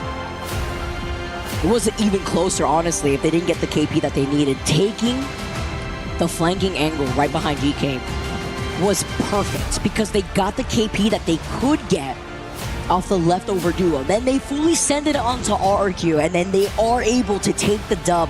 This skyrockets them from what, 7th, 8th place, all the way up to 1st place in the overall standings with 59 points. And it's so wild to me when you look at the legend compositions that we had in our top 3 teams and the difference of how much it made. The fuse there at the end from J Future, throwing his ult. It's not getting intercepted by a pylon, it actually landed. Pricey was the Watson at that point for RRQ, who were playing Newcastle and Pathfinder. Dropped is still up with a Newcastle for GK. So like with Dinos not having a Newcastle, they have to get aggro. It's so crazy to see like Fuse having the perk where you could use a Muller load through the wall, how it interacts there with so many Newcastles too in the lobby, them not running it themselves because they wanted to prio having the altar so that way they could use that Void Nexus and just reset if they have to, holding onto the high ground. Look at this, 14 KP. First place spot over on their POY in North Pad with the chaos that we saw happening all the way on the north side. Even the teams that were trying to get aggressive, trying to find these fights in these tight chokes that would have left over 2 checkpoints. This is what you like to see from Dinos, especially when we have one more game left on Storm Point. As you look at these points, especially on this back half side, I want to give flowers to Gen G. Despite going out in 6th place, they walk away with 15 kills. That is so many. Now we start thinking about what that cutoff for 6th place may be on the top 20. You are looking for around 60 points. That is how close the score line is after our 6 games. So with Dinos grabbing 26 points, moving to the top with 59, that is at an average of just over 8 points per game. That 26-point game alone covers 3 games for them out of a 10-game series. I like the fact that they were able to get that, where I think it was like match 2 was like one of their better games where they got like 4 KP. They had like triple, double zeros going on throughout the course of these last few games. Dropping that banger allow them to go up in the overall standings, but can they maintain that momentum is the question. As I'm hearing that Rain Day's got an interview for us, over to the floor. Take it away. Thank you so much, Tiff and Vicky. That was a great cast. Great win by Dinos, and a great player here with NIP Curiv. Talking about what's going up. You're 10th right now in the standings. What's going on in this lobby? Because obviously the stakes are as high as they can get. I mean, the lobby feels like really normal right now, average, like the last one. We just like got unlucky in these last few games. We had really bad games at the start, but I think we'll pick it up now with the boys. Like, I just picked Sparrow, so it feels good coming back about the Sparrow. So yeah, like we just want to rack some points now and just feel secure for the next stage. How big is it having a guy like Raven in your back pocket, a coach who's been there and lifted several championships, supporting you in a moment where you have to pull out all the tricks of the trade in order to survive? I mean, Raven? Yeah, I mean, he's the best coach in the world. What can I say? Like, he's always good with the buys when he lands, you know. Has a pretty strong opinion on comps and stuff like that. So it doesn't feel like having a coach, but a 4th player, you know. Like, he has a lot of game sense about the game, understands like things very good. And he's just not like alone on the game, but just like as a person, it's like really good when it comes to like personal stuff or you gotta talk to him or somebody. It's like pretty good guy, yeah. Final question before we move on. Curiv, your journey representing Argentina, but more importantly, representing South America. You've said it coming here, you wanted to win a championship for that region. How do you feel now knowing that there's 4 games left to decide if you're playing for one tomorrow? I mean, nothing has changed, you know. Want to get that trophy for South America, like as always. Feeling confident right now. 4 games left. We're going to have to lock it in with the team, but I think we got this, yeah. All right, NIP at death's door. Can they survive? Currently in 10th, so that is a good spot to be for now. And of course, Barney standing by with another team who has a big fan base here, VKG with QQ. Very true. I'm joined by, let's face it, EWC royalty, your reigning champs. I've got QQ here from VK Gaming. I just want to quickly ask a little bit about yesterday, because you kind of came out of the group stage a few points short of making it directly to the finals on Saturday. So I want to get an insight into what the discussion was like last night when trying to mentally prepare for today's matches. QQ 和蒋文赢，因为昨天你们非常可惜，就差个几分就能直接晋级到这个后面的淘汰赛了。那今天相当于你们又得去过来这边打这个生存赛，你们就是当时队内的讨论沟通是怎么样的呢？就是如何这样调整你们心态，在这种惜败的这种场景下呢？其实吧，前2轮没打好被我，然后今天也就是算是统整前面3轮的打法，然后再去做优化，然后尽力的去打好每一把。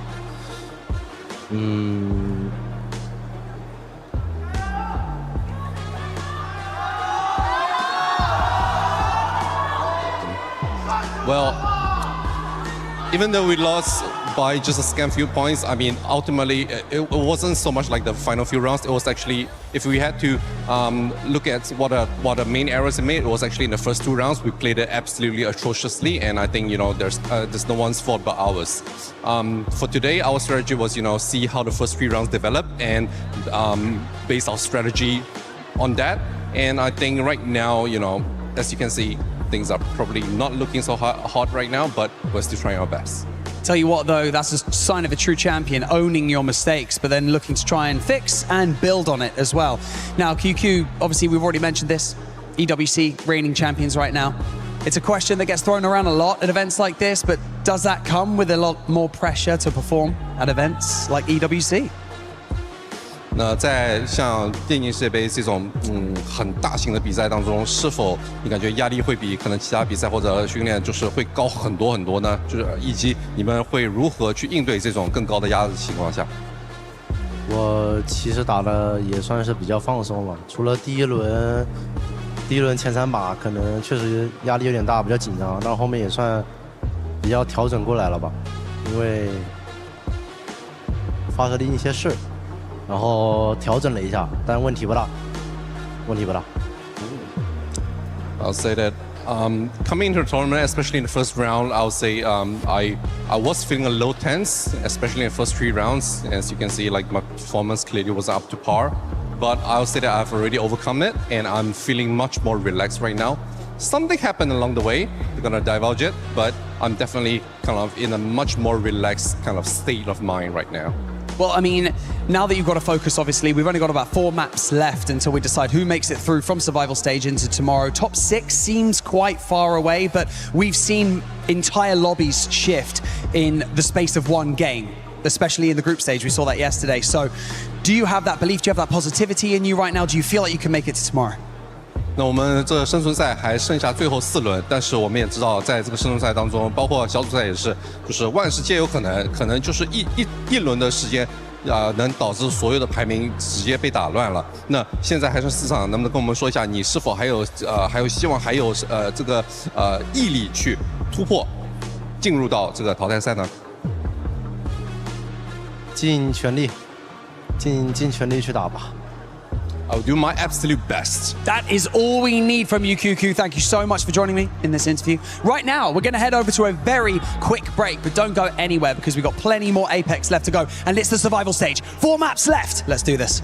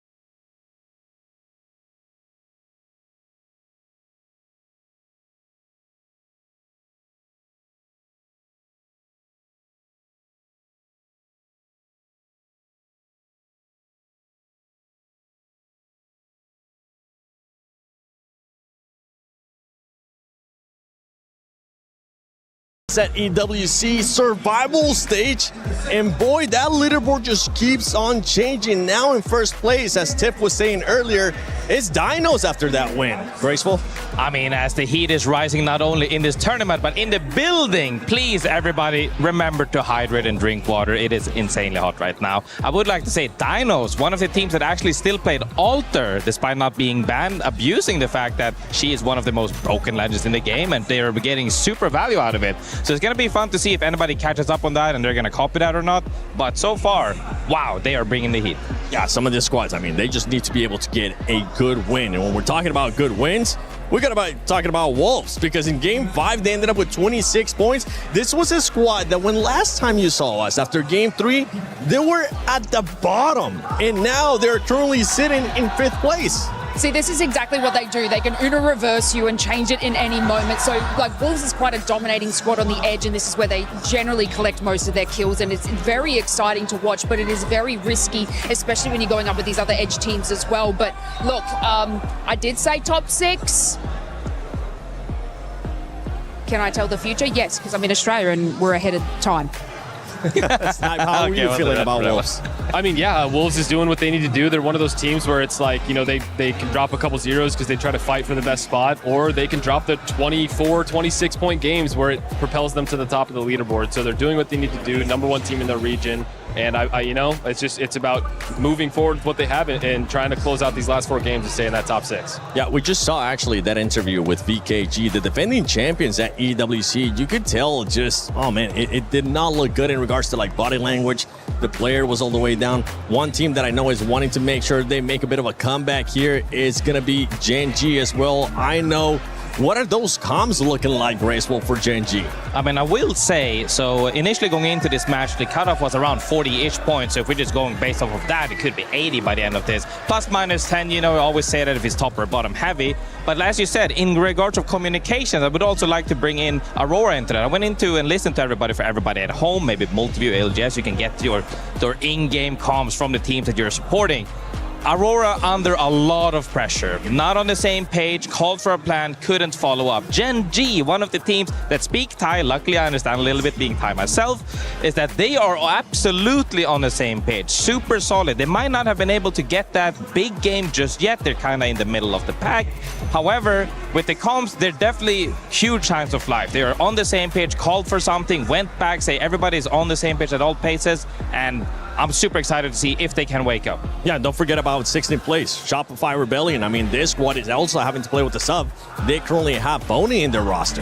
Yeah, I had actually a chance to talk to Jen Burton, obviously, you know, teammate of Phony for Crazy Thieves, and I was kind of trying to get the idea of what might be going through Phony's head, obviously being an IGL himself, but not IGLing the team. And there's a butt ton of pressure on Phony right now. Not only does he sort of sit in his head and try to calculate out the games to then produce that to the team, obviously he's now playing Anchor, so this is something that he hasn't played for a very, very long time.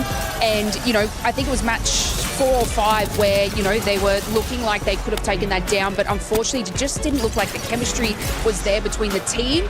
But, you know, Phony is an exceptional player and incredibly adaptable as well.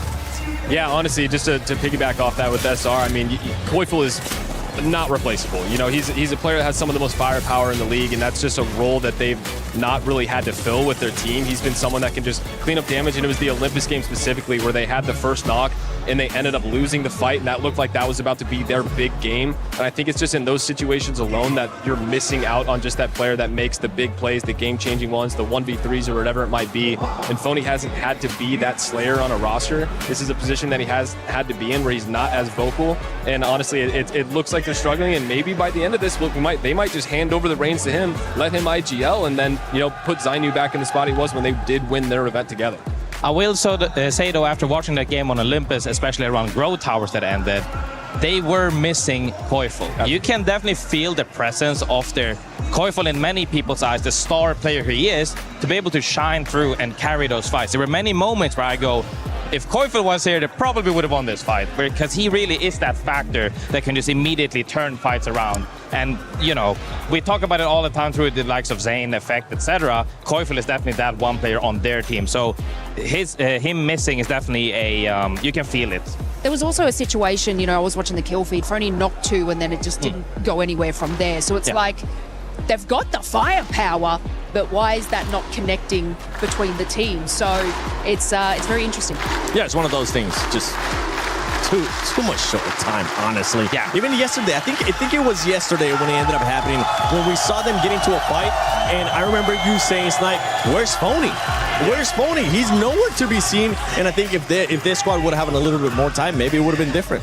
Yeah, I mean, we've seen it be different. The last time they really played together, they won the event. So, I mean, it's just a character change of kind of filling in a role where, Phony is used to, if he gets the knocks, he's like, yeah, let's push this. But if you're not the IGL, you can't be the one to be like, yeah, we're going to do this. You can't like take control, because then all of a sudden there's just this weird battle of who's making the calls, who am I listening to? And honestly, it's just, I hope they find their groove. It's been a bit of an unfortunate, showing at this event, but they are still one of the best teams in North America. And honestly, at this event in general. Well, let's see if maybe they'll be able to switch it around a little bit, because there's some other squads. I mean, we got Aurora down there in 11th place, VKG, the defending champions. I know they're going to start feeling that pressure, but there's also other competitions happening here at EWC 26. So let's go into an Aramco Club Championship update with Glitter Explosion.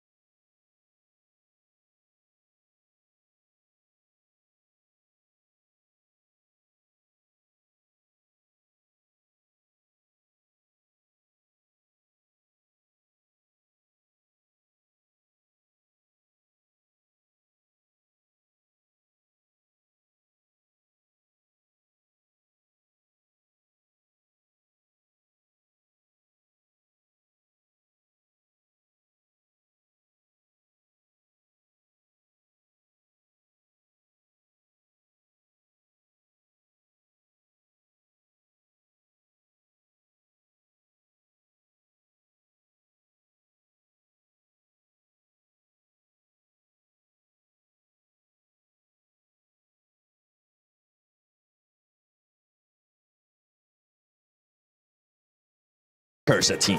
RRQ. All of y'all said that they weren't gonna make it, and right now RRQ is sitting in second place. Lace, what happened?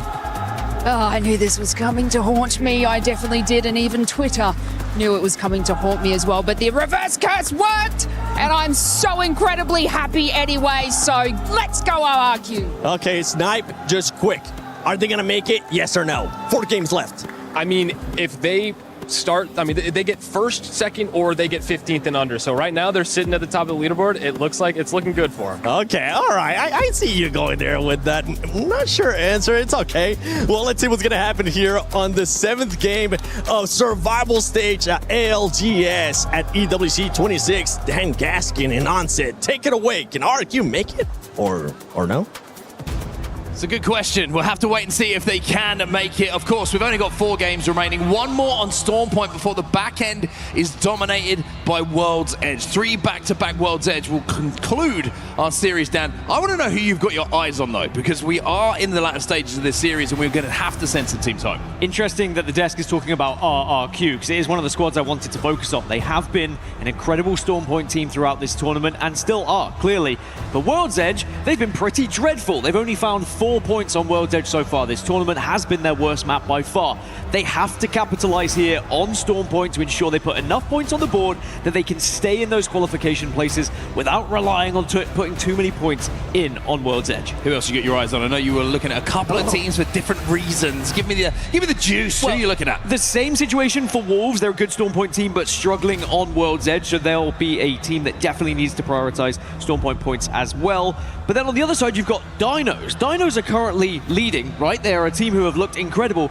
They actually get stronger when they move into World's Edge. They arguably in the best position out of anyone at the moment, because not only are they at the top of the leaderboards, but they've got a map where they have dominated time and time again. A reminder, top 6 will stay in the tournament, will qualify for match point finals tomorrow. One of the greatest spectacles in all of esports. Unfortunately for the other 16, it will be going home today. So 14, as my maths is terrible, you raised your eyebrows and quite rightly will be going home. But for now, the attention turns from my maths and how bad it is over to Stormpoint. And things start to get interesting now with the legend bans. This is something we have not seen so far this tournament, as we have match 7. Typically in the group stages, we only had the 6. We get Watson banned going into match 7, which now means the controller class is where we start to turn our eyes toward. How are you going to get that ring console? Are you going to use some of the other legends that can change their abilities so they can get ring console, for example? It completely changes the composition. Also being one of those options for sure, and Dinos have gone for that. Now, when you look at compositions here, usually there's a theme, isn't there? When we're looking at kind of a match 5, a match 6, even the first 3 or 4 in the series. Now we're starting to get a bit weird. Now we're starting to get a little bit funky. We're seeing Catalyst, Pathfinder, Wraith, Sparrow, Watson, Fuse in the lobby as well. There are so many different legends. Bangalore is popping up a fair bit as well. That makes it very, very interesting to judge how you're going to take a fight. You need to recognize and identify the composition of the team you're going up against. You have to, otherwise you're going to be in a position where, you know, if you miss time one of their abilities, one of their ultimates, you can find yourself getting absolutely destroyed by one of them if you don't have some sort of counter available to you. And that is even more amplified when we get to the final circle as well, because now these legend bans are so apparent. We will get to a final circle where we may have 3 teams who are completely different in terms of their compositions. You have to take advantage of what you have available to you. Now, PXX have lost 1. They have, and this is because the zone is going all the way north towards the wall. Great news for Ninjas in Pajamas, and desperate news for Ninjas in Pajamas as well. They have to perform in these last 4 games if they want any chance of making it through to the match point finals. For Fun are going to get that knock. They're not going to get any more off the back of it, but another team who's going to be very happy, once again with where the zone is going, is Wolves Esports. Olympus, you can say what you want about Hammond. It's not going to be involved anymore because Olympus is gone, but landing on the northern side of the map and having great pro from Zoo Station over to Wall, Wolves have a great spot once again. Oh, Flat have lost 1 as well. Shopify Rebellion, who also are looking for points. They've lost 1 in their own, but it's a 2 versus 1 now. Nano's going to be taken down, and Shopify Rebellion can take full advantage of this. 2 versus 1. I believe there's still 1 player from Flat alive. It's Accusio who's trying to scarp her away there. Either way, Flat aren't out yet. They are down, but they certainly aren't out. They are scarping up the hill, and Shopify Rebelling are chasing them down. Zainu leading the charge here on the Sparrow. Yeah, that was Flat to make sure that they weren't just completely wiped there. One player just throwing themselves in front of enemies' way so that the last could escape. But Shopify Rebellion saying, actually, we're not going to make this too easy for you, because this is so far away from anyone else on the map right now. Shopify Rebellion, they really need that KP, because they really need points. Down in 14th position at the moment, only the 26 points. They are 22 points behind that cutoff. That is already becoming quite a significant amount. Frustratingly here for Shopify Rebellion fans and for Zainu, just couldn't close the gap in time. Not running a legend that can cut down that space. No Pathfinder for them to zipline and take advantage of the opportunity to turn a 3v2 into KP and points.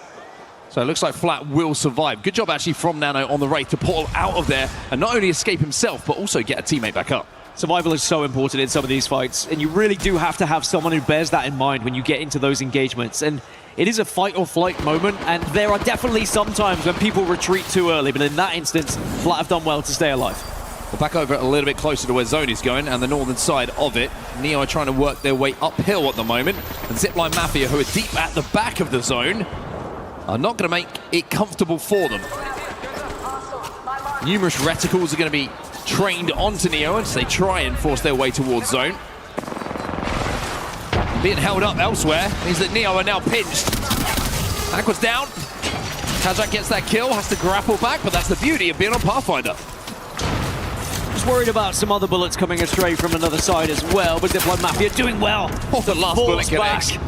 As Neo will be our first team wiped out of this lobby, and they're just going to have to watch from the lobby screen now. And Zipline Mafia just trying to fight for this northern side. And underneath them is going to be Wolves. Now, Wolves dropped over towards Zoo Station. Interestingly, Zoo Station, the best POI that has been performing so far this tournament, with the most wins as well. Whether Wolves can add one more to that tally, and that's going to be an interesting factor when we get into match point finals with some of these POIs. What do you prioritize? Do you prioritize something that picks up a lot of points or something that's been picking up a lot of wins? The teams who are quite far away from zone right now, one of them's on your screen, Aurora. 32 points, not the worst, but not the best at the moment for them. Shopify we saw a little bit earlier. They're moving past Launchpad. Gen G, who had a very, very impressive game. We saw a few moments ago on that North pad ending. They are all the way to the east of Stormcatcher right now, collecting some Evo. A little bit closer to the zone, though. We've got RRQ on our screens, and we've also got E36 very, very close by. Well, I said RRQ have to capitalize on their Storm Point priority here and how they perform on this map. And they want to try and hunt down E36, but E36 have also been right up there in 4th place at the moment, holding one of those qualification positions. It would be quite something to see them progress into those match point finals, silence any doubters, but of course, they've got a champion on their team as well. It's great to see Obley on the stage, and after their win earlier, it was very calm, their reaction. They knew they had to focus on the task at hand. DCG have lost someone. They get the res. It's VKG. I think we're doing the damage from a distance. How many Gs do we have? Thank goodness GG aren't in the lobby. Well, DCG with the reset here. Should be safe at the bottom of this building for quite some time. But they will have to work a little bit further north as the game progresses. Now, Synap. He's getting creative here. Alongside Jusna. Surprise! Spurbolt goes in. Roy, he gets his shield broken. Lusan's going to be down, and E36 walk up onto this. The trap was set, and they fell for the G's. Stubbing your toe, filing your taxes, and getting ambushed in Apex Legends. They are all up there as the worst things you can go through. DCG, sadly, they will feel that, but they only lost the one at the moment, but they have been cornered here. They're penned in, but VKG having a little bit of a hover. QQ just says, what's going on here, lads? That shield bat was popped just in time, but Synap doesn't miss a bullet with that car. And E36 staying healthy enough here that they should be good to fight off the potential push. Relove do get finished, and QQ actually stole one of those kills away, so the Wraith Portal was good from him. But it was just the one member of VKG at the time, and all the meanwhile, VKG are now being pressured by JDG. The spot's been taken. This is an incredible insight from JDG to be able to spot that one, and now VKG have to go back because they've been forced away. Yeah, this is going to be a straight fight. They have no other choice. JDG waiting on the end of that portal, seeing that VKG overextended to third party. And it looks like E36 are out of there. VKG get lucky. But do they? They've now lost their position. They still have to transition from south to north. They're now going to be held out by teams. They were in a position where you could potentially pick up a lot of points here. So now you really have to change your frame of mind. Do instead of looking for getting to the late game, you start to look for more kills and more KP on this southern side. How quickly the game can change. How quickly Zaini finds out the full team's inside that building. Zap gets absolutely obliterated as well as Obley finds the kill. You can see immediately Shopify Rebellion hit the Void Nexus to get out of there. They did not like the look of that. Zap took far too many bullets for his liking. And the same could be said for Zainu when he hit that Void Nexus, as you mentioned. And QQ again. Just being a nuisance. One clip to the back of Jizna. Jumps into the Void and says, VKG, come with me, boys. It's time to finish this fight. And E36 go back to retreating once more. Done very well to get out of dodge here. And they do have space to play on the south. And actually, they have a crafter on the southern side near Cascade Falls as well. So they will be able to get back up to a 3. So VKG, despite the fact that, yes, they gave up their position earlier, at least they are able to benefit from a point. Maybe more points if they can take out Shopify Rebellion. And our reigning EWC champions here have quite a lot to do to still catch up the leading pack. Over to the skies, TIE flying into wall. And let me tell you, it's very, very busy. Finding somewhere to land here is going to be extremely, extremely difficult. But looks like they've found a little place to call home for now. Important they get that castle wall down as quickly as possible. Stingerbolt is going to be deleted. And even though the pressure's coming in, the one thing that you don't want to feel pressure from is Excuses Hemlock in his hands, trying to delete that castle wall, but now that they've allowed them to land, now they've allowed them to set up, TIE now a problem for the likes of Zipline Mafia. Well, what a fight this is. Regional final winners from EMEA, regional final winners from APAC North as well.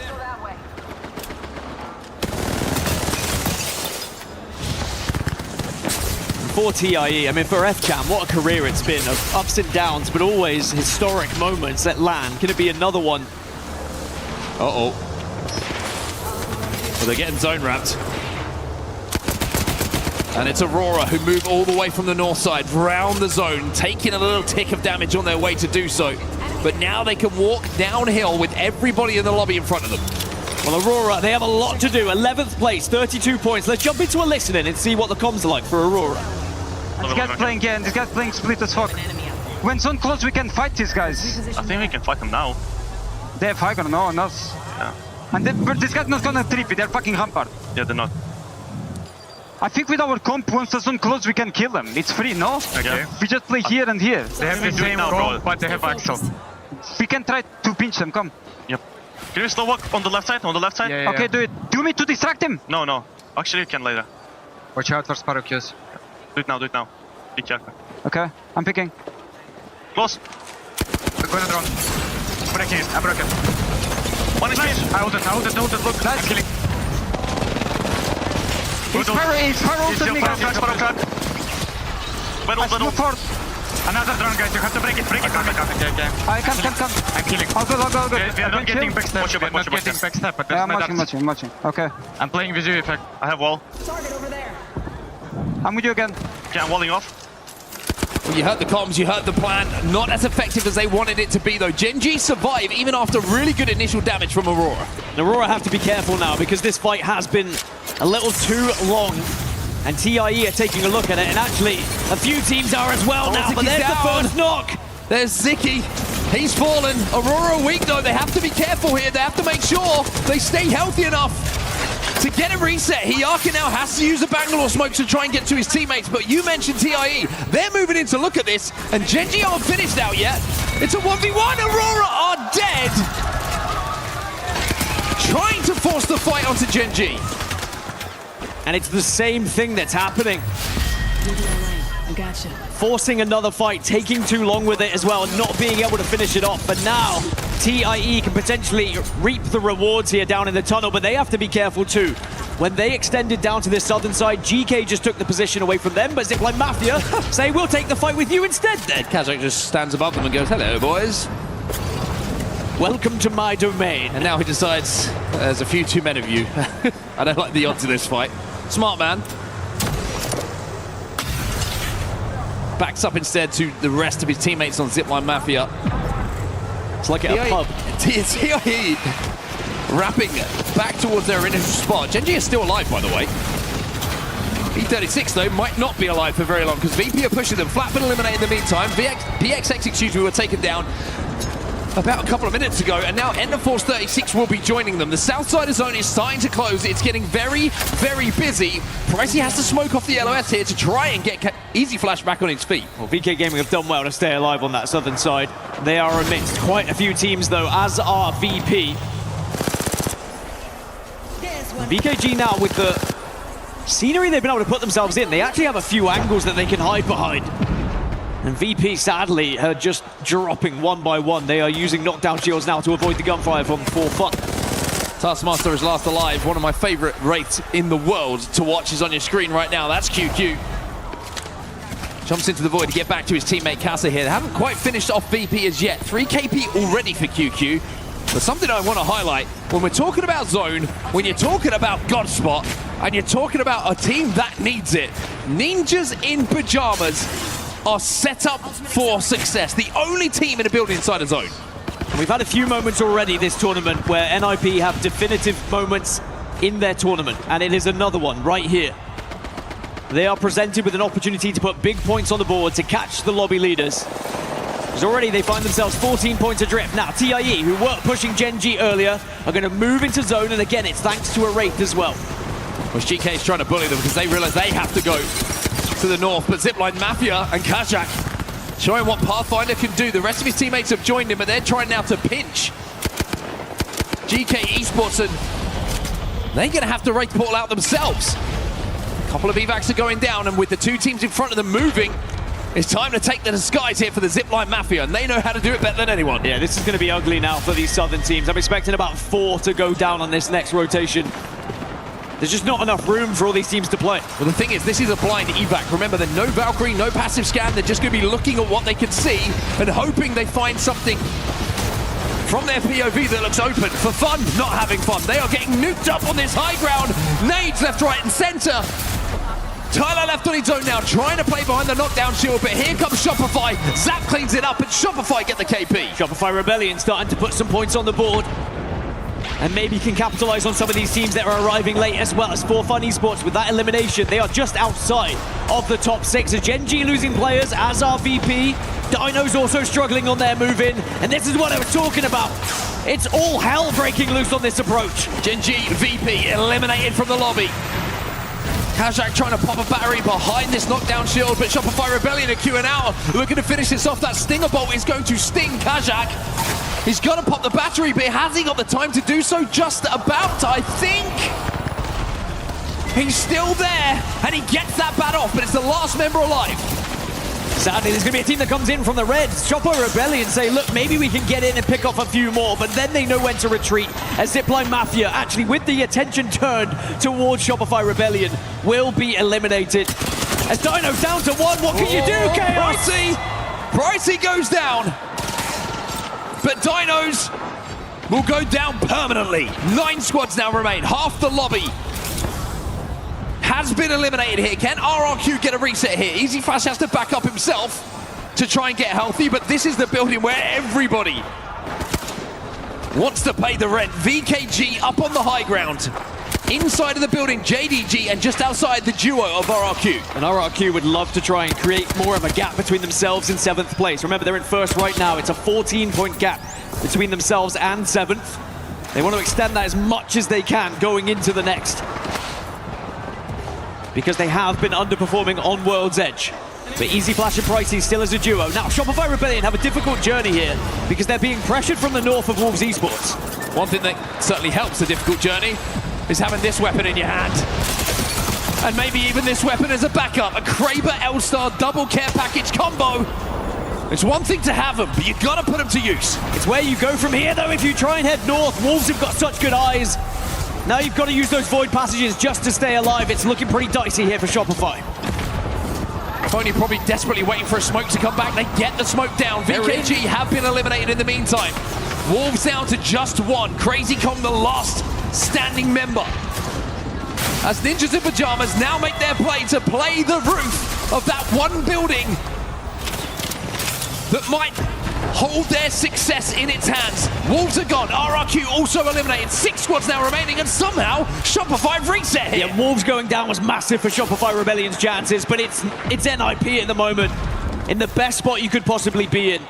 Not only can they pick up potential KP, but also when it comes to zone, they're the only team on the north.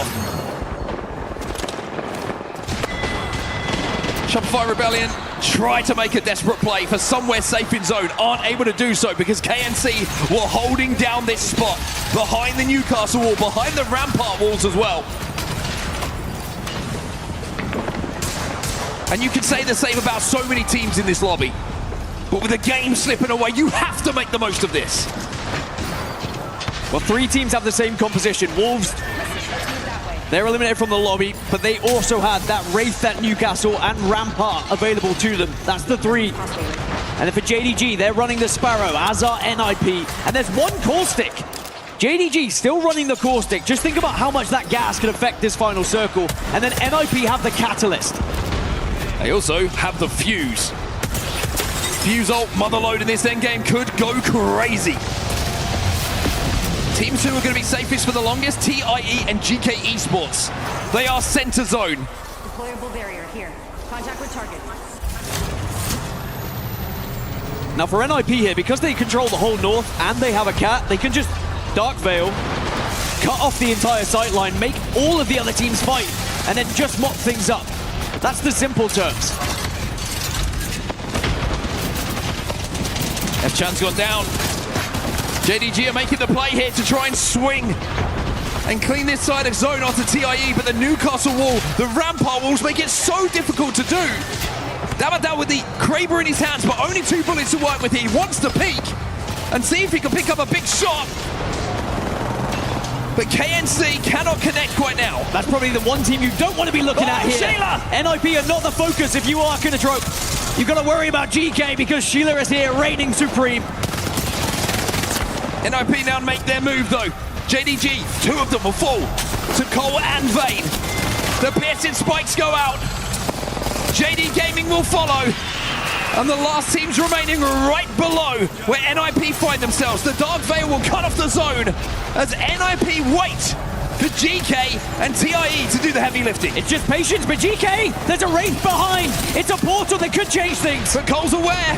And with TIE falling, the piercing spikes go down again. It's a matter of time here, surely, for NIP to make the most of the zone, the most of the opportunity.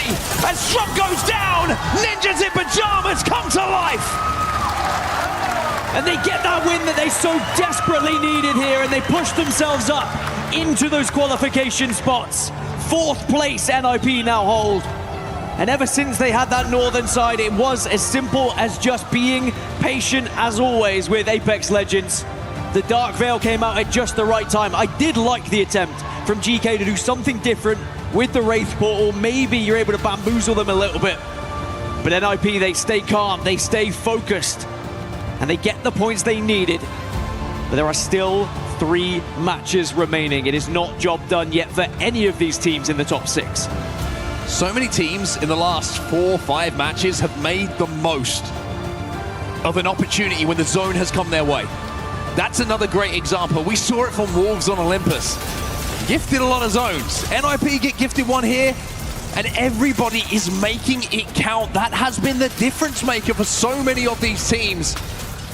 But it's also sometimes that we see those opportunities slip through the fingers. They're not making those mistakes at the moment. That's the quality of the lobby we're seeing. When the zone comes your way, everyone's making the most of it. And these are the reactions. That's what's different from one side to another.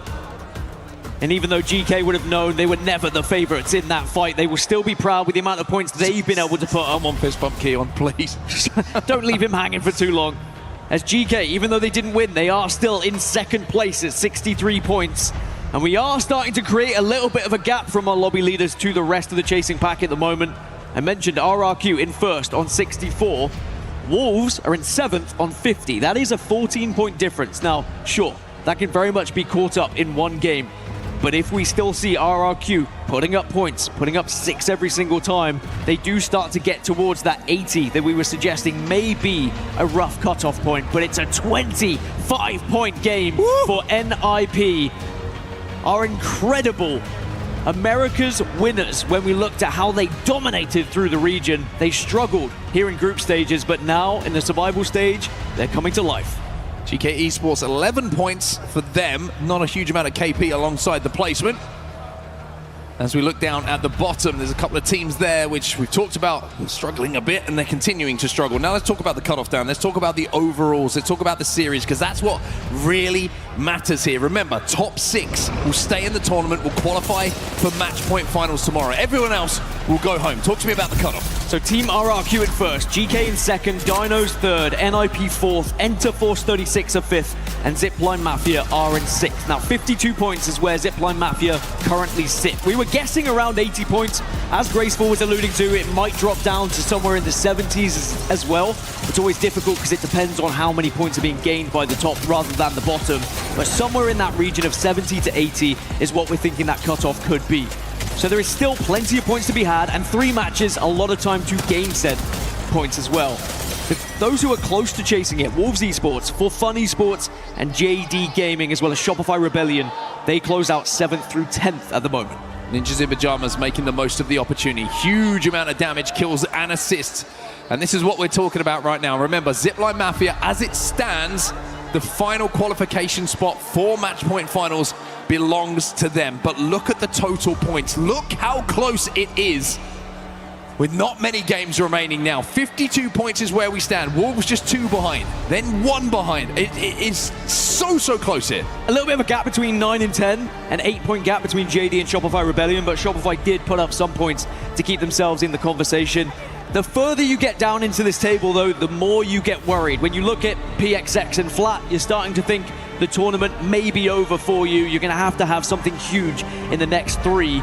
Aurora are down there as well. Virtus Pro find themselves down there. TIE, the regional finals champions from their region, are also down in 33 points as well.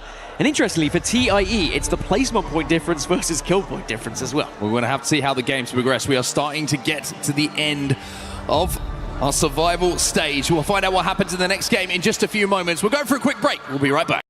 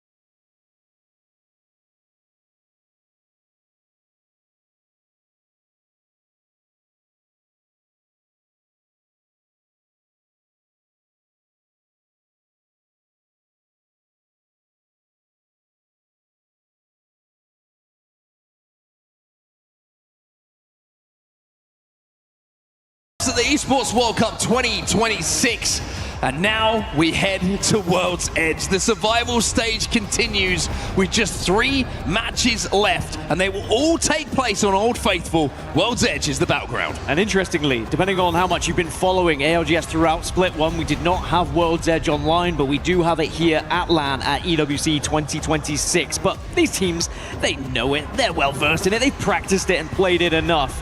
But it certainly does change things for a lot of these teams, whether it be where they drafted on their POI draft or just how comfortable they are with the way that the game plays here on World's Edge. I did mention in the previous some of the teams that have been doing very well on World's Edge, 2 of those being Dinos and Gen G. Dino's actually the 4th best team in the entire tournament on World's Edge. That's including those teams in Match Point Finals, and then Gen G are the 8th best team in the tournament on this map as well. In terms of POIs, Lava Fisher has been performing very well, staging as well, and Big Maud, so that does take us across both sides of the map at least, comparatively to Olympus. But there are plenty of teams who have prioritized World's Edge here. You look at RRQ at Skyhook West, NIP at Lava Siphon, which I just mentioned. You've got Harvester as well for Fun, Shopify Rebellion at Climatizer. There is a lot of teams here who really wanted to put a punctuation mark here on these final 3 maps. Well, here we go then, everyone. We're going to see a lot of keys be crushed at some point very, very soon. Only 6 can make it through to tomorrow. And as we head over to World's Edge, how many tournament-defining moments over the years have we seen take place on this particular map? Match 8 is ready. The teams are moving.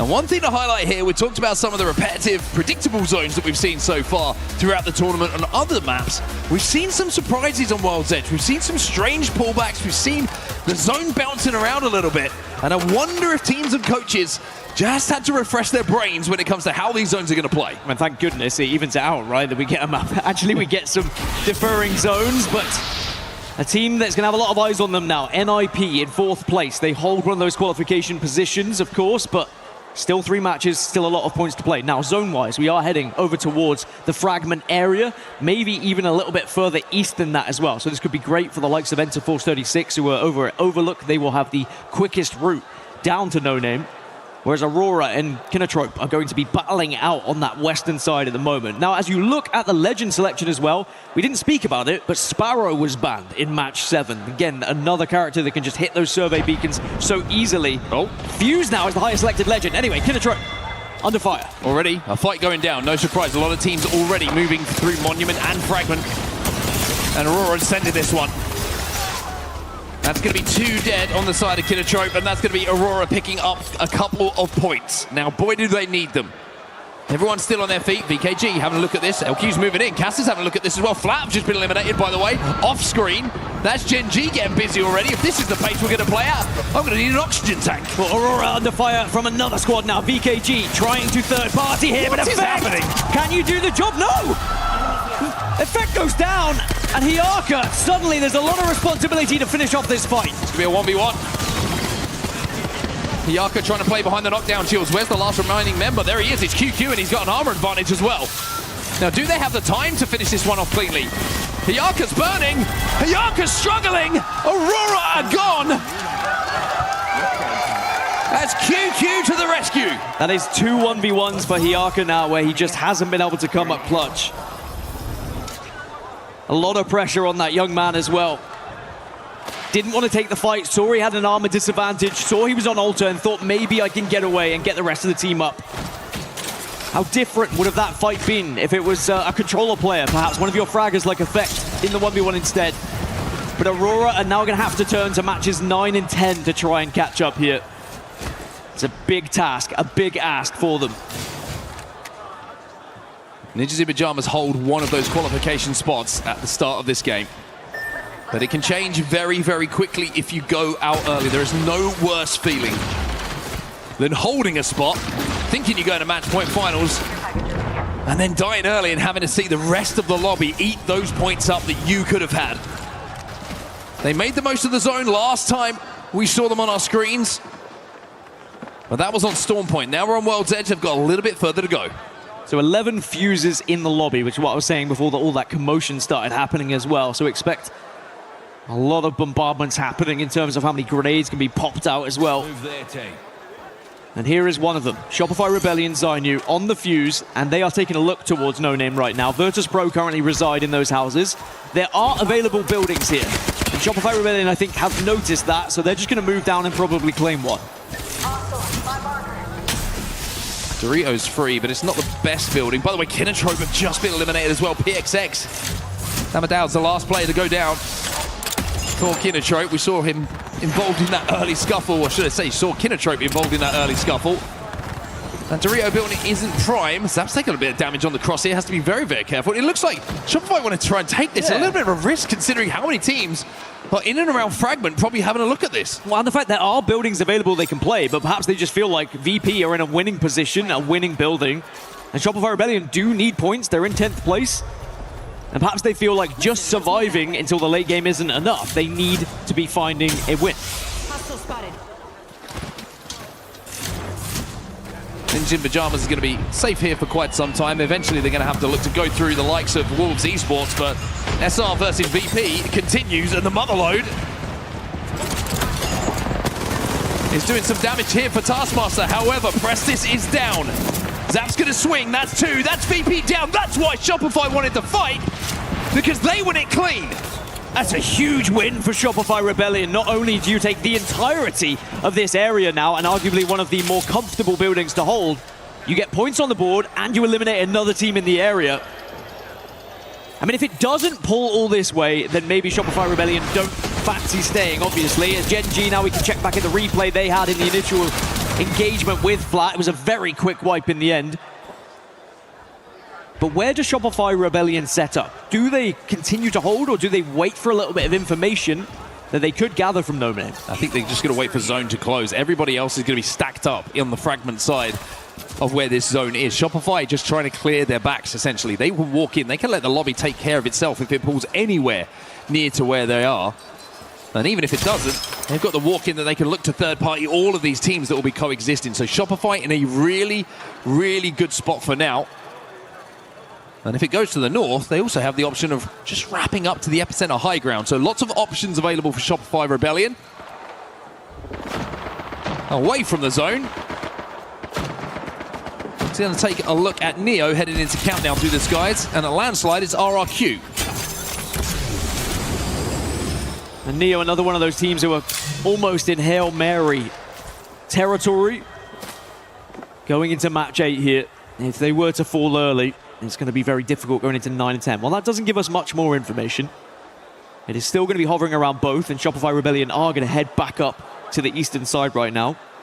Like you were saying, just waiting for that zone to close, spreading themselves out, making sure they're looted and booted at the same time. Interesting to see Wolves and Gen G. Obviously, they don't have the next zone information from where they've been positioned, playing both of the chokes, both the Geyser choke and the Siphon choke. Well, at some point, they're going to have to engage. They're going to have to move up towards that zone, so keep your eyes on that. Ninjas in Pajamas actually rotating back towards Wolves and that choke. And you've also got Zipline Mafia coming through the tunnel from Harvester. So we're about to see a few bullets fired for sure as teams start to engage and get squeezed together on that choke. A very important fight if it does happen as well. Zipline Mafia in 6th place, that cut-off position right now. NIP, they are in 4th place at 59 points. So if either of these go down, it would be great for the rest of the lobby. But for Ninjas in Pajamas, it's been a very treacherous journey to this point. Well, let's jump into the comms with Ninjas in Pajamas and see what the plan is to try and get through this choke. 100 or another! You might need to portal him, Yeah, man. keep him. I'm fine. You need to portal me? Yep, sure thing. You're gonna die there. He's dropping on me. I'm joking. He ran back up, he ran back up. Broke him. I'm gonna try and take high brain. Okay. I'm in portal. 6 zip right away, Cole. We're looking I might die. No, you're fine. We're looking for you. Coming. They're zipping below him. Yeah. Full shot, they're good. They're going for the wrap. Fuck, man, that bang and caustic were low. Fuck. I'm gonna go grab him. Crack the first guy.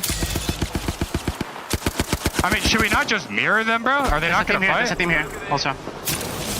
Okay. There's 2 teams here. We just fight this team, okay? I mean, there's 2 more teams at Geyser. There's a team in this building and a team. You can see some of the conversations that are being had between Vayne, Kurev, and Cole about what the plan is. They're thinking, shall we mirror them? Are they going to fight someone? Zipline Mafia, of course, we saw on our screen. This is a replay of the fight we saw take place a little bit earlier on between VP and SR. You can see how clean it was. But for Ninjas in Pajamas, it's a pretty tough rotate for them to have to make here. Wolves still holding the choke in front of them, and the longer they take, they've got more teams looking to squeeze them, potentially from behind here. And now they know it. I think that's the main problem, is the chokes that are being held by Wolves and Gen G makes it very difficult for these teams arriving from the south right now. And NIP are soon going to be aware of PXX. And the trouble is, if you engage in this, it does open up the door for Wolves Esports to join into the fight. And we've already seen Wolves throughout this tournament take some questionable fights themselves. But perhaps this one is one they might want to take, because you clear the entirety of the south if you win it. And the ring closing certainly will affect this fight as well. It's going to force it a little bit as it begins to close now. A little bit of a double take there as I saw a R301 in the hands of one of our pro players for the first time in quite some time. I guess the fact we're on World's Edge, it kind of makes it feel somewhat comfortable. Ninja Pajamas, they've got to hold here. And then they have to work their way forward. They've got 20 seconds on zone. Everybody who is involved in this area has to squeeze themselves in towards zone. And there's only room for certain teams to survive. Kurev having to pop the battery here, does have the mother low, but you don't want to waste it knowing that you've got potentially another fight in front of you with Wolves. And just to make it more interesting, a Mythic bin is spawning up by Wolves as well, so there are plenty of things to be considering here for all these teams. But NIP, it is focusing on PXX right now as the Dark Veil goes down, and it's a lot of damage coming out of PXX here. A lot of damage coming on either side. But Ninjas in Pajamas off the back of the mother load aren't looking healthy at all. Cole's down. Vayne might be down soon as well. He gets the armor swap off of Cole's box. and desperately just spams some thermite to try and buy time. PXX now being grabbed by RRQ. This might save the day here for NIP. Wolves are looking at it as well. We may see both of these teams go down here. NIP and PXX are going to struggle. Vane's going to try and get out of dodge, see if he can maybe rescue the rest of the team. PXX and Resin down there. Resin though, do you see him? Vane had to jump back in the port because he's only got 1 health. He would have died to zone immediately there. This is a mess. The grenades flooding towards him. Somehow Kurev and Vane is still holding on. He gets the medkit popped. They might get the shield pad popped, and now do you take the portal? Do you try and risk going back into zone here? Easy Flash is staying here. The rest of RRQ have left. And Easy Flash says, no, maybe I can do a little bit of damage. Now he'll get enough of a warning sign to say, I need to retreat to the rest of the team, and he's going to wrap back round thanks to being a Wraith with the rest of the squad. Takes the Void Nexus. Wolves still holding, still waiting to see what's going on and wondering why we haven't got any KP out of all of this. We've got a Kraber in the hands of No Name. There's a 150. Difficult lessons to be taught if you're on the NIP side of things right now. I mean, this is probably why teams left, because Wolves are just holding such an advantageous position. There's one. But Gen G, out of nowhere, now put the pressure onto Wolves. And now Wolves have to get out of dodge as well. The Altar and the Wraith have been saving people's bacon right now. Both Wolves inside of the phase dome. And they go towards No Name. Can they get a reset here? Yeah, I wonder if Vane can actually get ahead of this zone as well. Kurev's been able to get out, but then just get spotted. Vane's going to be the last remaining. And it is going to be Gen G who start to focus. RRQ and Wolves continue to make acquaintances on this side of the map. Vane, 20 HP. It's felt like he's played most of the game with this. He's 1 HP now, and NIP are gone. And they have fallen early. A nightmare situation now to have to watch the rest of the lobby. No Name still with his Kraber in his hand, by the way. It allows so many teams to start catching up, doesn't it? But that Kraber could certainly do a lot as RRQ get eliminated. That's a second place team eliminated. So that's 2nd and 4th now out of the lobby early. And again, everyone licking their lips. Here comes GG again! They will not let them go. GK trying to sweep behind as well. Somehow Wolves are still alive. No idea how. It's an absolute mess on this southern side of zone. We've not really been able to talk about where the zone's pulling. It's going to Fragment, of course, but then it's going to the northern side. There's going to be a couple of buildings that are in there as PXX eventually get confirmed as eliminated from the competition. Sorry, from the server, not the competition just yet. Careful, careful. I won't want to eliminate anyone too early. But it's not looking good for them at 12 points as JDG on 49 points. One of the chasing teams, and they'll take out Neo. Floating by name, floating by nature. Soars through the sky. Off the back of the double jump and gets an easy finish. As now we go over to Zipline Mafia once again. By the way, Shopify Rebellion, who were here a long time ago, if you're wondering where they are, they're all the way at the northern side of the zone. And Wolves, no way! They pulled off the impossible. No Name does not show up on radar. Much to the delight of the Wolves fans in-house as well. They'll be back to a 3. They're currently in 5th position in the overalls. And it's so important you get some of these extra placement points on the board, especially when you see some of those falling around you. Because if teams at the top are not getting the points, those chasing you are definitely going to be picking them up. No Name is almost single-handedly keeping Wolves alive here. Now the phase dome is down. And if you're Crazy Con and Wenex, I think you're just sitting there at the moment and thinking, do you know what, we trust you, just take us anywhere. They are bang center of zone, but they have absolutely no cover. Crazy Kong somehow stays alive here. Dino's been eliminated in the meantime. Gen G are fighting them, but Wolves are just going crazy, trying to find a corner, trying to find somewhere safe. Every door is blocked. Gen G get eliminated elsewhere. TIE are going to be on the other side of this, and nades start to come out. Can TIE get bullied away? Because Wolves, they just need somewhere to call home. Finally, they break the door down. And they're going to take this fight to TIE. No Name, more damage. Still has that Kraber in the back pocket, by the way. Don't forget about that thing. They take control of the door as well, so now, with Catalyst in the composition, at least they know they control that door. That's a big moment. That's somewhere, at least, for them to play their backs against. I think they're just a little bit worried about from height, are they going to get shot? At the moment, they are going unseen. Trying to put on a show for us. We might see a few of those attempts. If first it doesn't work, try again. Maybe the Thermite will create the opening here. There's TIE on that high ground. And no name. No fear. They're slowly forcing them higher and higher. There's only so many levels here in this building. That wall's going to need a replaster. And you can do this due to the infinite ammo. Still not connecting with the no scopes. All it takes is one.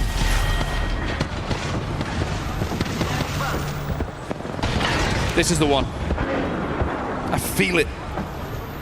When the Wolves fans praying for it. This is the one. Okay, maybe the next one. Infinite ammo, it doesn't matter, right? Well, GKF just ported above. Zipline Mafia are trapped to the moment. Kajak has to swing past to try and create a path for Excuse to stay alive. He's not going to be able to. That's VK Gaming eliminated in those moments as well. Shopify Rebellion, by the way, on that northern side still. With now JD Gaming joining them. Kajak as a solo on the Pathfinder, still alive. Wolves, by the way, has been... I don't know how they're here. I don't know how they're alive. But I can tell you that they are. Well, now TIE can't go any higher either with GK arriving. By the way, second, third, and fourth all out of the lobby right now. 9 squads remaining. Shopify Rebellion doing some damage. As you can see in the kill feed, TIE and Wolves both getting involved. There's JDG who lost a player. Finally, that Kraber gets put to use. I told you you'd hit one. You were the bad luck chart. That's what it was. Well, Zainu is bullying JDG at the moment. The mother load goes in. The knuckle clusters afterwards, but they haven't managed to finish him off quite yet. JDG still alive. I think it's Floating who's the last man there. Shopify Rebellion, if they can take out JDG in a very winnable position. I only say that because they'll be the only team on the north. Everyone else is in the buildings of Fragment on this southern side right now. That is 7 teams within these buildings, whether they're on top, down below, or sandwiched in between. And this is where you need a game plan. This is where the legend composition is going to be a big factor. The wraiths come into play. Catalyst might go crazy in this endgame as well. If you can wall off a side of this zone. Oh, yeah. And buy a little bit of time just to isolate a fight. Isolate yourself away from the lobby. Then you might have a pretty good time. This is the power position, though, for Shopify Rebellion. The only worry is if everyone starts to get this, Wraith portaling into the middle, you have to make sure you bully them away as quickly as possible. TIE now, they go out of the frying pan and into the fire, and they have to send themselves back. But Zone's going to force them in once more. Shopify have to move soon as well. This rock won't be in for long. TIE have been eliminated. The Wraith portal does not work out for them. JD Gaming will follow. Shubi, the last player standing. No name, by the way, with the Kraber. Hits one onto Zainu. Oh, no. And that opens things up. There's the catwalk, but GK are in front of them. Knocks in front of them. Knock gets down. And now No Name can use this to his advantage as the rest of the team pushes through. GK going to try and utilize Newcastle to get back up. But actually, Wolves, they benefit from this heavily as GK Esports eliminated. Shopify go down as well. That Kraber crucified them. DCG jump out in the zone, trying to hit a late evac, trying to do a little bit of lamppost dancing. No Name waiting for the opportunity to strike everyone. He's going up into the skies, but if you go up, you've got to come back down. Zipline Mafia eliminated, 4 squads remaining, and this is the No Name show. Absolute carnage, no defensive legends, no walls to work with, really. He's on his own. It's all down to No Name. Last 3 teams. I'd say there's no chance, but I've thought that about 3 or 4 times in this game. Caustic has a problem. Synap tries to pull behind him, has to jump into the void. Gets second place. Oh, but with 3 alive, there's no chance for No Name. And Love will win it, but boy, was that a hell of a game for Wolves as well. That was a 1v1 at the end. It was a 1v1v1 in the end. We had Wraith, Axel. But DCG put up a win. And again, every single win matters, every single point matters. It puts DCG back into the conversation of qualification. They're not quite in those top 6 points, but they do put themselves within 5. I am absolutely flabbergasted by what I saw from No Name in that game. If you don't know who he is, the man goes without a name. It's No Name. The man who shall not be named, but boy, can he hit a shot when he's needed. And think of the reset. Think of the survivability. Think of the portals. Think of them taking control of that door outside the building. It just felt like they had no right to be in that end game. It puts Wolves to 67 points in 2nd place. They are now in touching distance of those match point finals. And the team from APAC South, who dominated their own region, but then struggled on day 1, lackluster in day 2, but then suddenly came to life once more. And if you think of what they went throughout that entire game, somehow found a building to play in the end, bullied TIE away. And they get into this, look at this final circle, look at how many players alive. The singles, in the end, it was the Axel that came out on top. I thought for sure one of the race was going to win in a zone like that. Don't be mad. Don't be mad, No Name. Be happy. Definitely do not be mad. His teammates, the perfect reaction. It's like, we're not anywhere near the end of that game if it's not for you. Don't be disappointed. I mean, Wolves, they still put up 17 points in that game, only 2 points less than DCG. Sure, neither team able to have one of those mammoth games where you put 25 plus up. But again, it's just about staying in the race at the moment for those top 6 positions. And boy, is it getting close. Dare you? Dare you start talking points? Dare you start talking about who's in the right places and who's in the wrong ones? I think GK are very close. A few more points for GK, they should be good for match point finals. The same could be said for Wolves, maybe another 7 or 8 for them. RRQ are edging closer, Entos Force 36 as well, but then Dinos and NIP, they are still in that danger zone. Zipline Mafia and For Fun are on the chase. It's certainly going to be an incredible last 2 here to see who gets through our survival stage and into those match point finals. Well, this is the results of the game that we just saw. Relove DCG, first place, the 1v1 clutch. They get the 7 KP alongside it. Wolves have no right to be in 2nd place, but they are due to the sheer will of No Name. And just thinking back to that last circle as well, DCG jumping up onto the lamppost. 2 of them got up there. And at first you think you're just such an obvious target, but actually when everyone's panicking, a lot of it's eye level. Not many people look up because everyone's in portals, everyone's in queues, everyone's just trying to stay alive. And at the bottom there, flat, 0 points for them. Wow. I mean, that was, I think, the most fun I've had so far here. And the ALGS Split 1 playoffs at EWC, that was an incredible game. And now we still have 2 more to go. World's Edge awaits. And the last 2 games remaining in the survival stage are coming up right after this break. Do not go anywhere. We'll be right back.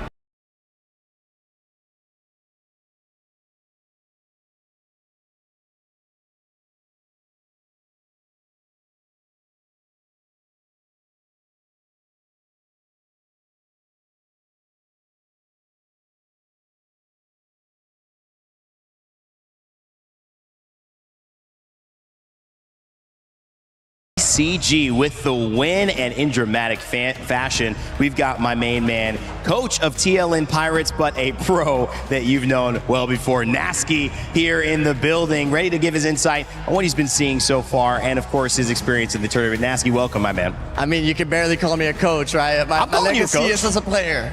My legacy is a player. Okay, he doesn't want to change it up, man. Talk to me quickly about that Relove win. That was like lamppost flashbacks from back in the day. Dude, that gave me flashback. What was it? It was Team Liquid way back in the days, on the lamppost, riding on top. I love it. Jumps Horizon, down last second and wins the game. Beautiful win. So many fun things, and also the top teams too kind of caught your eye. What are some of those stories about the top performers? Wolves just jumped into first place, but RRQ have been doing phenomenally as well. RRQ is a team that I have close to my heart, because it's funny too seeing Strafing Flame together with Easy Flash again, right? Yeah, they're reunited. We saw them back in the day. What was it? Was it Birmingham champs? Yes. They were popping off. Yeah. They split off. They had some sort of melancholic ending to it, but now they're back and they're doing amazing. It's amazing, man. And a team that's back, they didn't mean to be back though. Shopify Rebellion, Phony's playing with Zainu again, and now with Zap. Talk about them. Oh, Shopify Rebellion. I mean, where to start, right? Sainu is back with Phony again. He jumped in as an emergency sub. Yeah. Obviously, it's not what they were looking for, but it looks like they're doing pretty good, right? Yeah. I mean, obviously, they don't have to jump that far from what they're used to because Phony and Sainu go way back. Yeah. Don also have coached Phony before, so the strats are probably similar to what he's been experiencing, and yeah, I'm sure. I mean, it looks fine, right? They got the chemistry there, man. I know you're dropping your earpiece and everything. Listen, Nasky, he is one of our great personalities, and to me, that means you're seeing interesting things. So for surprises, who surprises you the most? Who are the teams that have kind of caught your eye for good or for bad reasons? I mean, for bad reasons might be Aurora, because Aurora was EU champions coming into this. I mean, this is a strong team. Haruka has proven himself as the IGL many times in a row. Right. Obviously, he's a world champion. He is a world champion, and in fact, also a world champion, previous EWC winner. That's right. And OJ, obviously, EU staple. Yes. You know, it's a strong roster. You would imagine them already being called to the finals, already been doing something crazy, but you know, they're in Survivors, and they're actually not doing too good right now. Yeah. Maybe it'll turn. All right, man. Well, I know Dino's another team you caught your eye on. We have to get back into these games, though. Nasty, thank you so much for joining us on stage. We hope to see you around. He'll be in the stands if you're here at EWC watching, so say hello to Nasty as well. It's time to get back to our casters because we got a couple more games to go before we see our final teams set for Saturday, actually. That's right, Rain Day. We still have 2 more games to go. Which of these remaining teams will go home is the question. And listen, if you're going to give me another POV of Wolves, no name going crazy like that, sure, he didn't get the dub, but he, oh my goodness, put on a classic performance. 8 KP for them, but it was DCG who ended up taking the win with 7 KP. And we still got 2 more games on World's Edge. And as we go through and look at our teams, Vicky, it's really starting to feel like the beginning of the end. As after these 2 matches, 14 teams will go home, and they will do everything that they can to prevent that and advance on to the match point finals just tomorrow.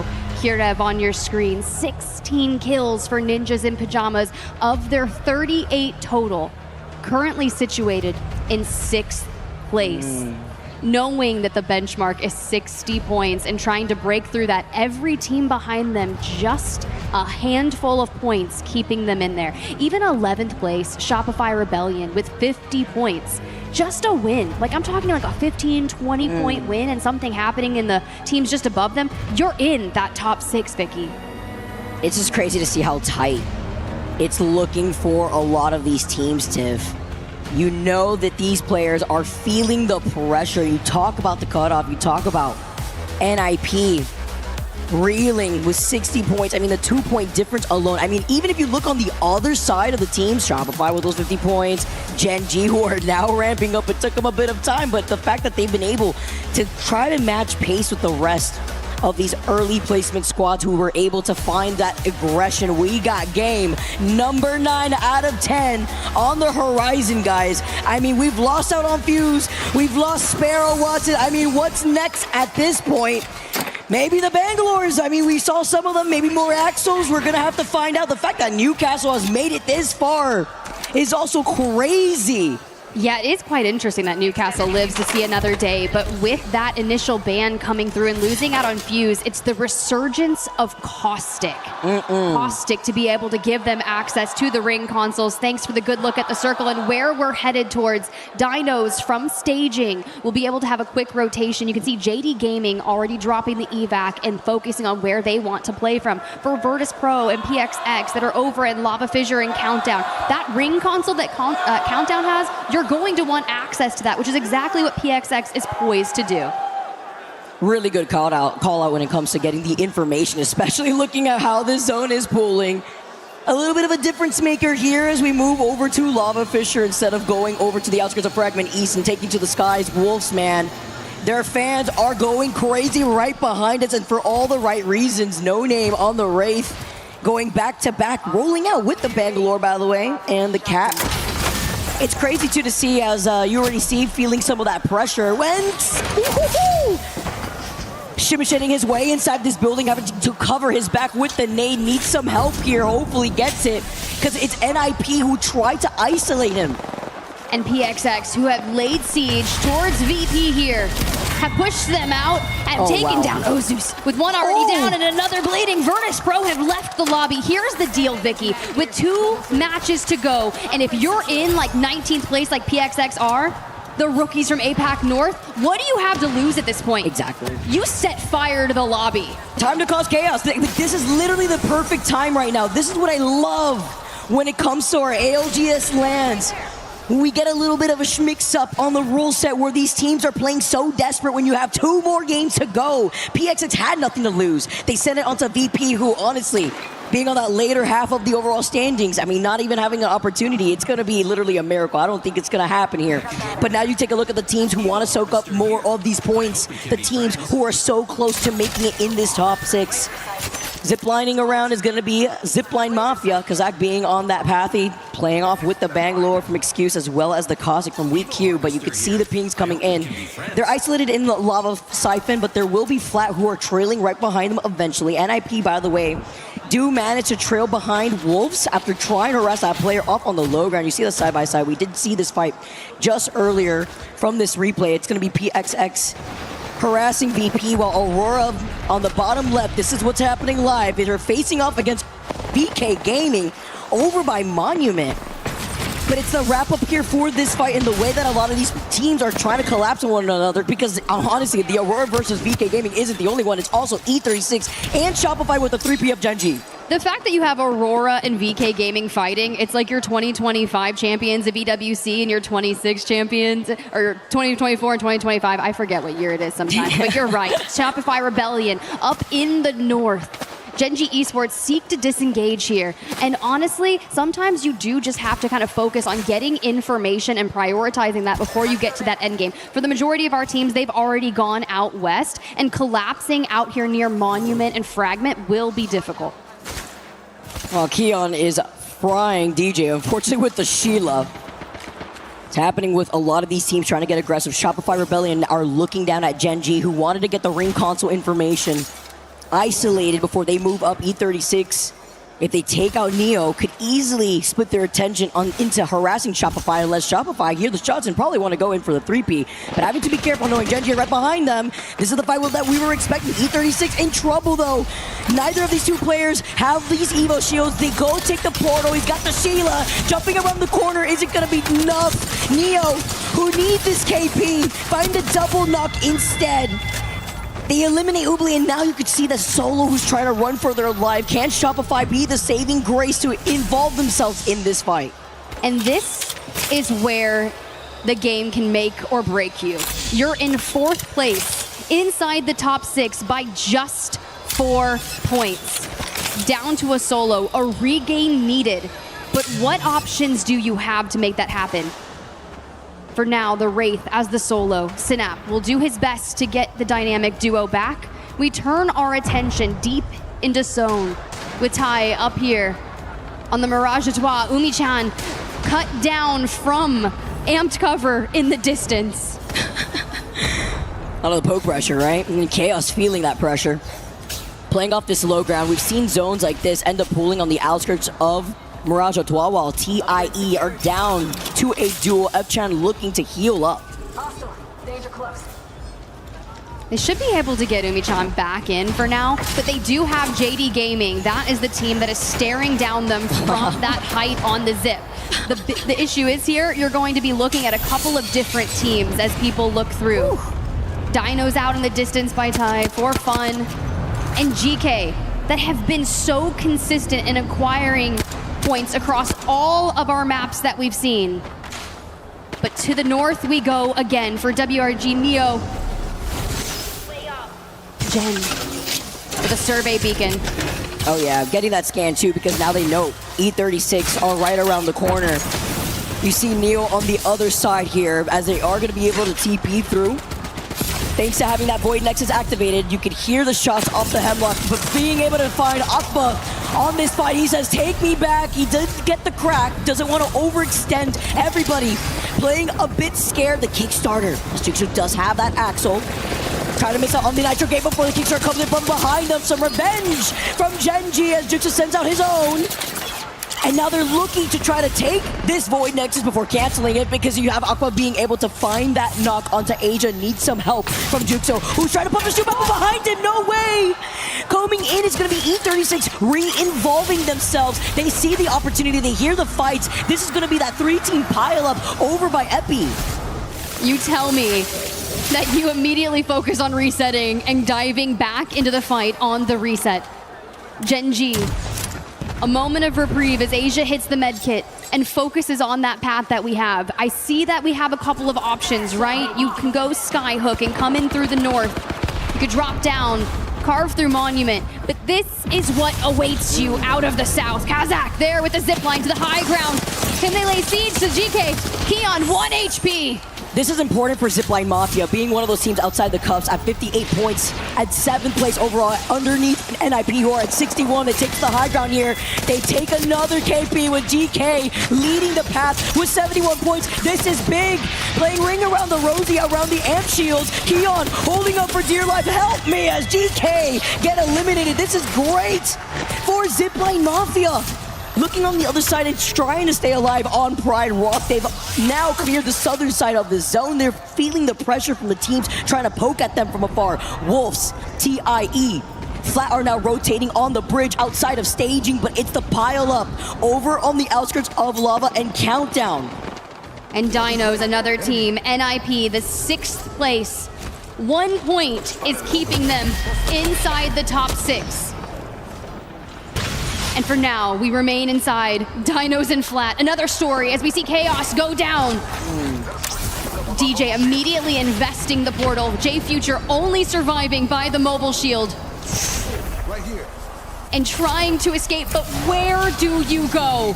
Well, looking to get the res. Actually really smart to do it right next to the start of the portal. Oh no, but they still get the re-knock. QQ just looking at him. Said, you know what? Never mind. Let's just take this portal instead.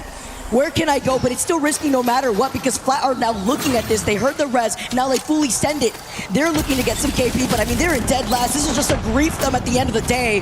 Dino now losing out on 2, trying to stay alive with Nano chasing down against the lone warrior DJ, who is running for his life. Dino's currently at 64 points in 5th place. Not big of a gap, but ooh, nice little chicken landing at the feet of Nano after he yeeted it up to the sky. Nano says, all right, we're going to still try to follow up with this here. Do we try to fully extend it? He's forced to be stuck by the tunnel side before rotating, perhaps through landslide, because E36 now are also going into the other side of Dinos. They hear this fight, and they're going to be the sandwich to the other side of the solo, forcing Dinos to back away towards Harvester. But what he does here, the Wraith baits him as he goes out into the circle. Enter Force 36 is lurking throughout the tunnels. They don't peek, but keep your eyes. Because we have 1 med kit, 6 syringes. I mean, dude, what? They're still we go back in the void. They're griefing them. Flat is griefing that solo Dinos. Why do they care? They're in 20th place. I mean, what the fact that DJ's, yeah, it's true. I mean, DJ's literally feeling this right now. We've all been here within our own games when you're trying to stay alive as the last one for your squad. And we time it. We pop the syringe. We can go into the void after this, but Flat call off the chase. My guy, you don't know what's waiting for you on the other side of this. It doesn't get easier, DJ. It doesn't. He's forced to heal up. I mean, at least he will have some time. It is Ring 3 countdown next year, but he'll have some respite before coming in behind WGR. Neo calls on the evac in front of Neo, so they definitely hear this. Let's see how they react when they come out of the choke that leads into landslide. Dinos now with that 1 solo is trying to keep the dream up for the rest of his team. He's going to fly over Neo for now while we take a look at Zipline Mafia after they were able to win that fight originally, now looking down at Flat and VK Gaming, and now Dinos, that's 1 solo, is going to wrap completely around Monument. But he lands on a replicator. We are going for a reset. Not too many heals to go. Back to Zipline. Pop the survey beacon, get the information because Flat came back into the ring at this location. And I'm saying if we got this Hemlock, we got the breach charge, we are ready to let it fly. But there's going to be a couple of teams in our way as we make our move in through the southern side of things. Ty and VK Gaming still. I mean, if we could look at what's happening on landside too, because Neo were actually down to one member. That one solo of Dinos actually wrapped around them while they were fixated on getting the res, and now is alive right next to E36. So much happening on each end of the outskirts of the zone while the zone is starting to close behind their backs. This one's gonna hurt while Zipline Mafia continue to claim names. This is a great look for this team to overtake NIP, a 1-point difference in this game 9. Remember, after this, there's only one more to go, and Zipline want to be able to secure themselves in the final lobby. They're currently tied with 6th place, 61 points. And we keep focusing forward. Enterverse 46, you were asking about them. WGR Neo on the other side. The blue to purple disparity. Synap trying to take the angles, but all the nades coming through, and we are burning. Fact that Dinos goes out like that too. Unfortunate, the solo cannot stay alive. Dire situations here with 64 points, but it really depends on how Zipline, For Fun, and even NIP rise up. With WGR looking at E36, just a matter of time. Genji want to prio on their rotate. NIP looking on to harass these teams on the edge of zone, while the likes of Wolves, TIE, Zipline, For Fun still powered up as Zipline, yes, are eliminated.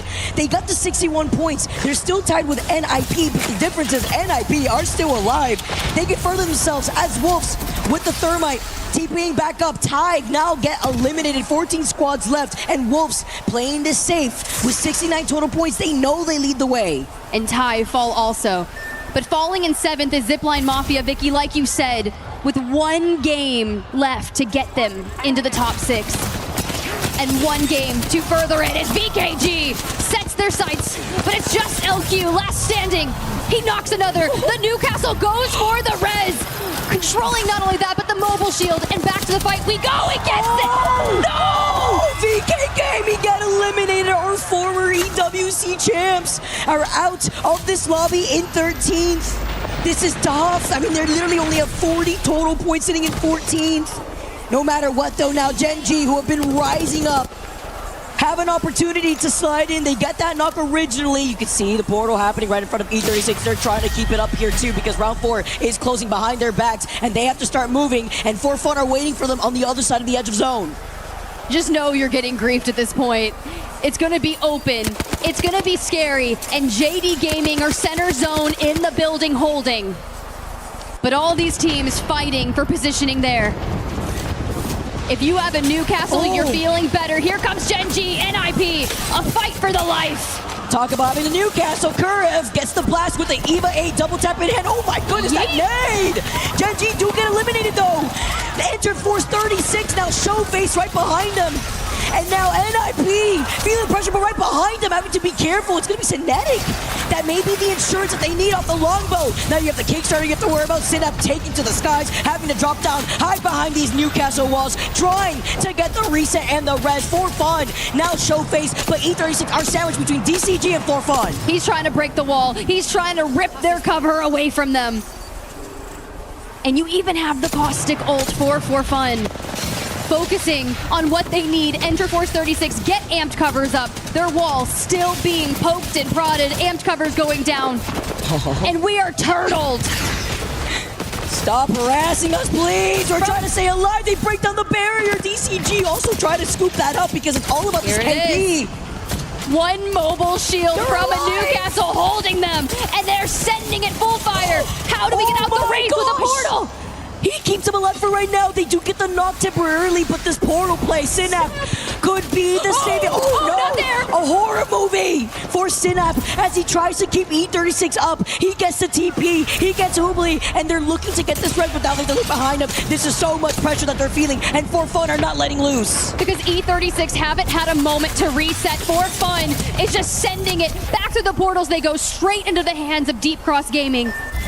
And Synap tries. Dude. He took the...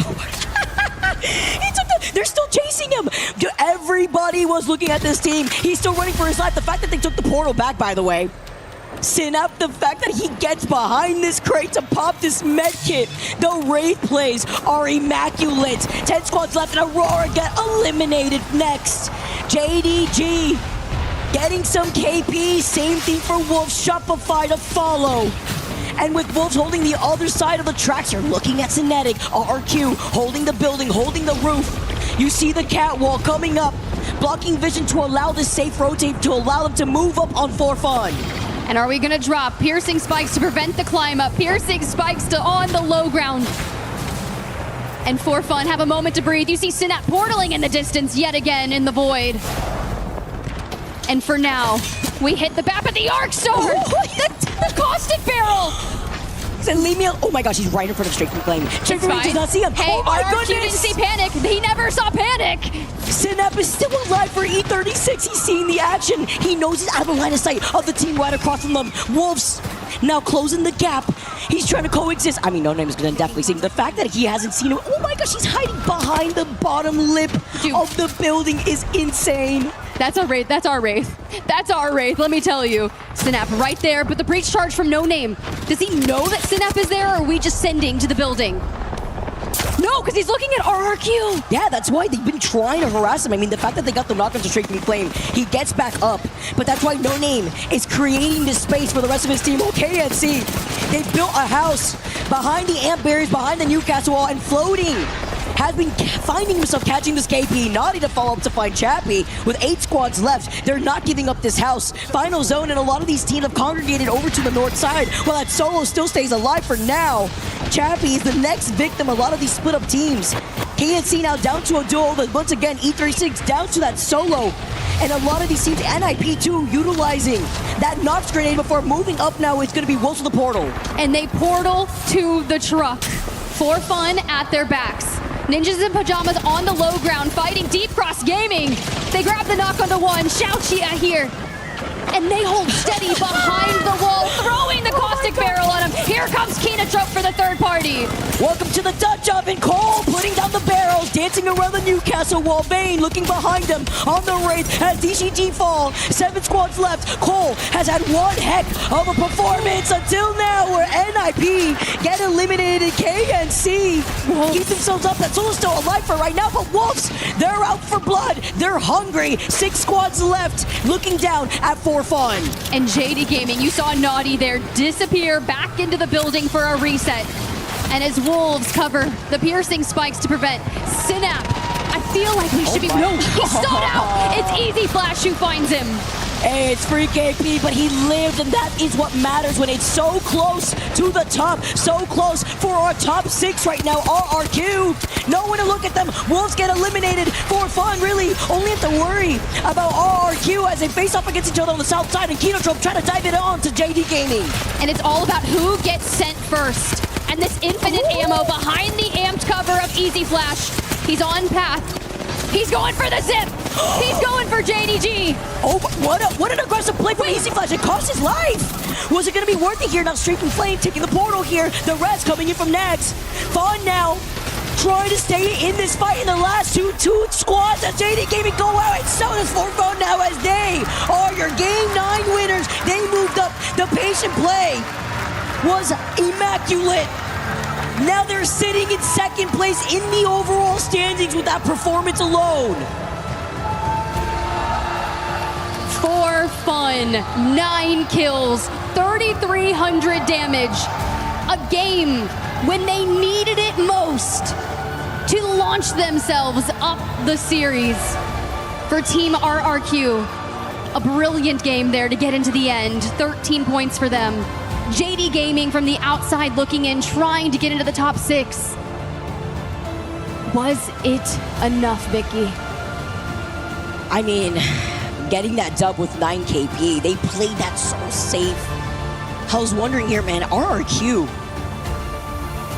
they got aggressive. You saw how they were able to try to play Ring Around the Rosie around that rock, man. The ring closing in right behind their backs allows For Fun to walk up and take another dub. Let's not forget that they won game number 1 on E-District with 10 KP to kickstart this entire 10-game series. And this is on the other side. Roy on the screen. Deep Cross Gaming, a top 10 finish there. But we're still doing everything we can to get into the top 6. And with 1 game to go, and how close the scoreline is across the teams, It's not impossible. You're 9 points out of the top 6. But now you have to look at the teams that are in the later half of this entire lobby and understand that you could literally wipe out every single person. It would just be impossible to find yourself in this top 6. That's why we saw the desperation from our solo player on E36. The Wraith trying to cling on for dear life with how tight it is in the top 6. Literally 69 for E36. Surviving alone gave them that placement for fun. Being able to find themselves in that second place spot. The difference maker between 6th place, because our top 6 make it in, and 7th place where JD Gaming were getting that KP. It's like a few points, like what, 3-4 points? It's crazy to see how tight it is. This last game is going to mean everything. Will we see teams grief each other? We saw the attempt from Flat. They have nothing to lose. I mean, Aurora going out right there. Aurora sitting in 16th with 38 points. It's a tough day to be an Aurora fan. But this is what happens at LAN. This is what happens when you see what these teams are playing for when their backs are against the wall. And then you look at even at Shopify, who are at 52 total points in 11th. If they take this lobby by a storm, it all depends on this final game on World's Edge. It's crazy to see how this Survivor stage has played out. Don't go anywhere, because we'll find out what the results are looking like after this final game and after this final break.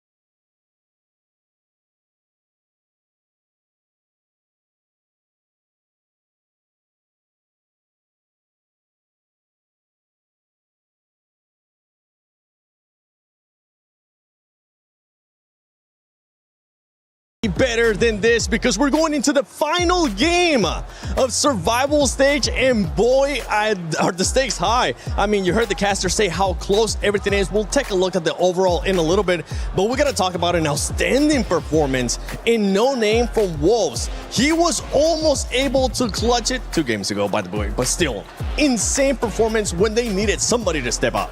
I mean, for every MNK user in the entire world, he is probably one of the 2, him and Asia probably, but he is probably the player you're looking at currently right now after that phenomenal game right there. It could have probably been the clip of the year had his teammates Knockdown Shield not stopped 2 of the bullets and he finished up that game. Would have been absolutely, it would have been the clip, I think. Phenomenal. There was just no stopping him. I'm like, from the Kraber to the Kraber to the Kraber, from the Wraith, the phase right behind the team, and then I thought he had it. I thought it was it.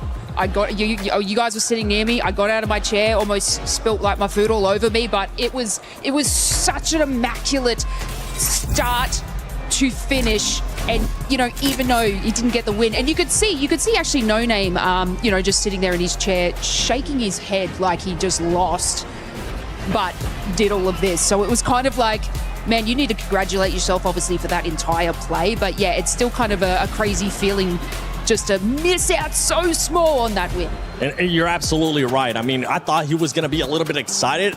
But honestly, Snipe, I want to know, you as an ex-pro player, what was going through his mind after such a performance and just coming short of clutching it. Yeah, I mean, it doesn't matter what we watched. He's only thinking about those one mistake that he might have made in his head and how he could have gotten his team that win and what those points differential would have meant to them heading into this final game, because it still is that close. We've seen some teams jump up 15 spots in 2 games. We have 1 game left, and it's going to be a masterclass. Honestly, as a controller player, watching him in the actions per minute, I was just like, yeah, would have died there. Would have died there. Would have died there. But at the same time, I was like, hey, put myself in his shoes. It was very impressive. I mean, when you're talking about how close everything is, E36 right now with 69 points. If it would have ended just now, they would have been able to make it to the match point finals. But JD Gaming is currently on their tail with 65 points. Even DCG, who has been able to get a win today, could make a push towards those top 6. That leaderboard is going to be shuffling in a big way, Graceful.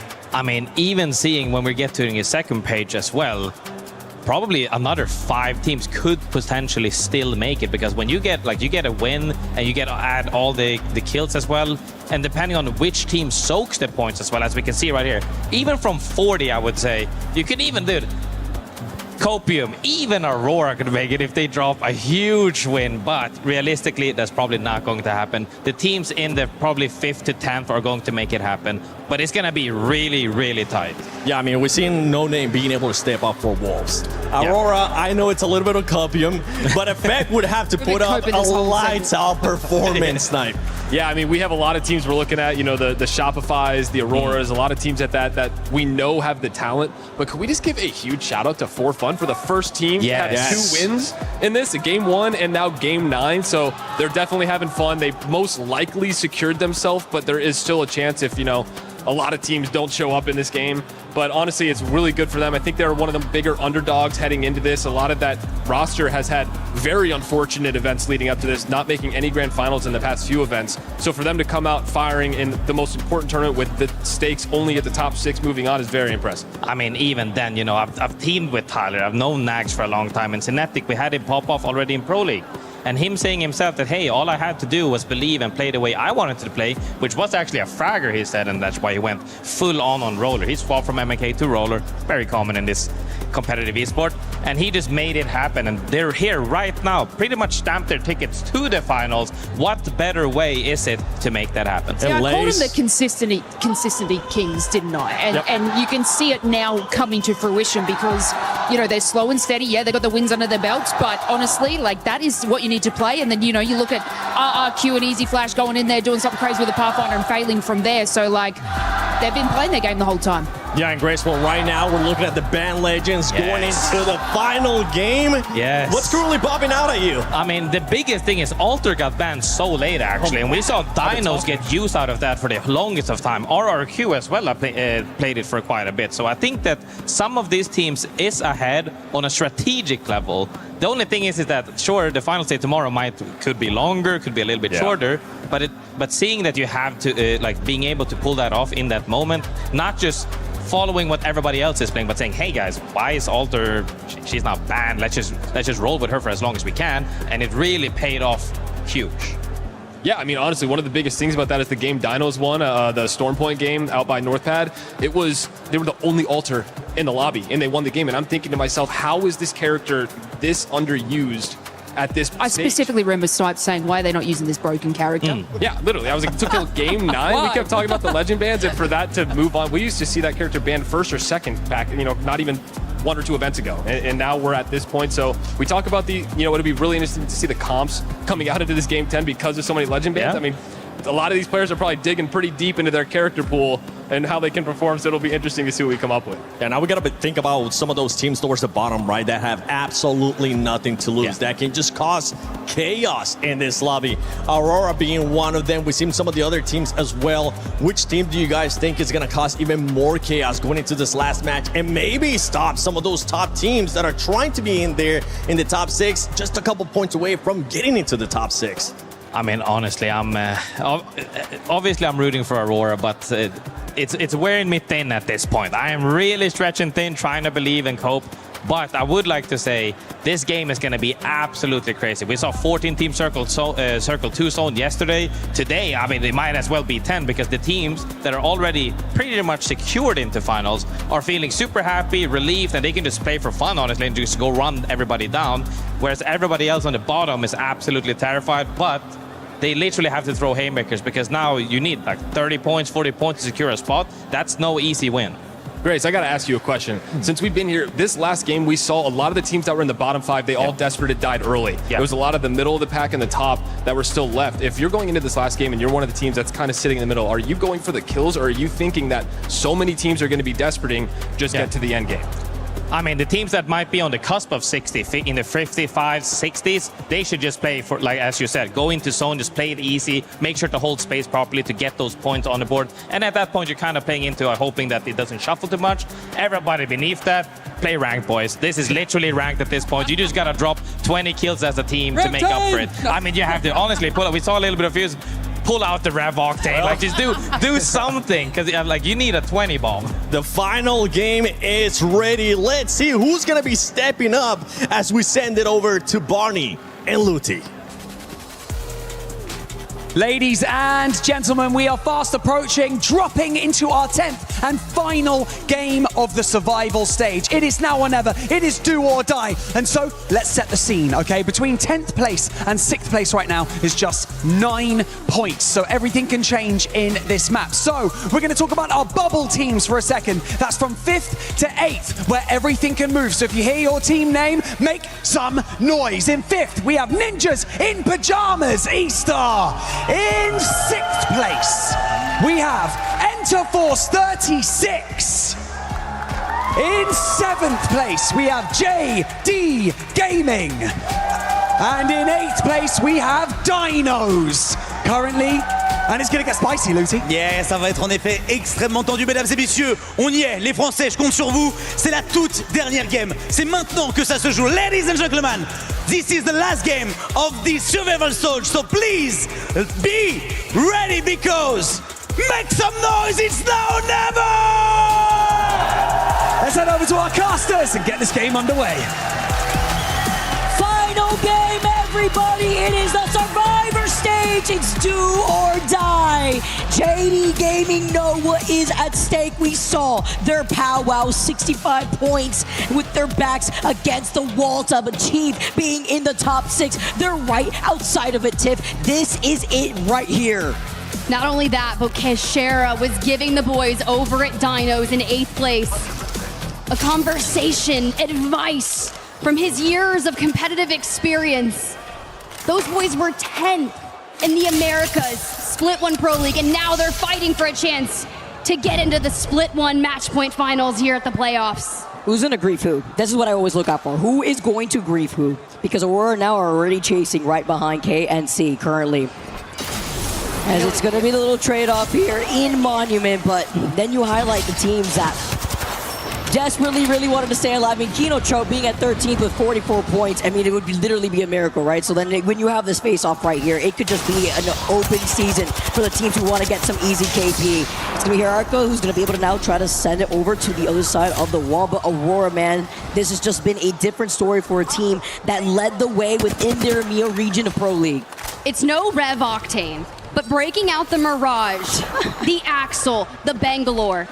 The only thing on their mind right now is run it down. And as we look at the ring, we're pulling up to that top right-hand side, Deep Cross Gaming, your 10th place team already just on the outskirts. Shopify Rebellion, Enter First 36, also making their way up as JD Gaming went for a quick rotate. I'm looking at Wolves, your 3rd place team. 75 points, by the way, which should, in theory, be the statistical benchmark for 6th place, crawling up through the South. You know it's cooked too, right? When you see some teams rocking out double vantage. I mean, it's tough. You see that one Mirage, right, from Aurora. This is what you can expect in our final game for the teams that know they have nothing to lose. Aurora now trying to grieve for fun, by the way. A team at 77. Genetics down. Now getting that first knock, Aurora are upset, and if they can't have it, nobody can. Effect now moving up, getting slowed down by the Cossack Barrels. They lose out on Yarka though, and Lee gonna follow up next. Goes out next for fun, get eliminated, and Aurora grief them in the process. They look at what was going on with Kino Choke. They deviate their attention, they take care of for fun. Let's see if they're safe. But as you mentioned too, Tiff, they do have 77 points at the least. Statistically speaking, we should be good. But this lobby could be wild. As Flat, their only choice to be hyper aggro, and Zipline Mafia in 9th.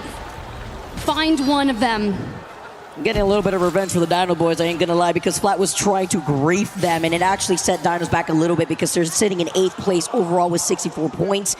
While we do have a quick pause, it's important to highlight why Zipline Mafia wanted to get the KP, the mid-climb right there too. Bro Spider-Manning. But the mid-climb, and also highlighting the fact that Flat now are down to a solo, with Zipline Mafia knowing what they need to do to find themselves in the top 6. Anything, any KP with 63 points, 1 point difference between themselves and Dinos, 2 points between Zipline and JD Gaming. That is just how tight it's been as we take a look at the audience. But man, this zone is pulling all the way up to the north on World's Edge.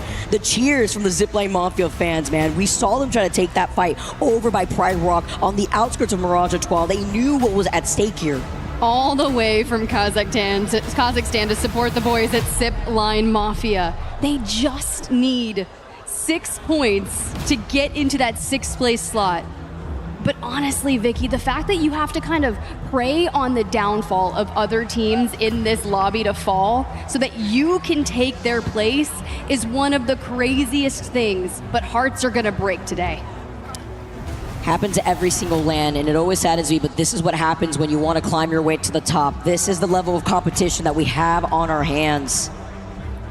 It's what you scrim for.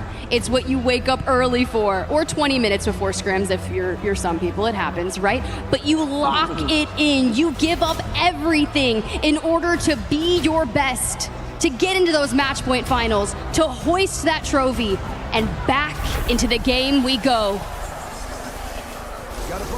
What a place to come back out, by the way. Drop said not today. They're going to avoid taking any damage as they take the portal, avoid the nade.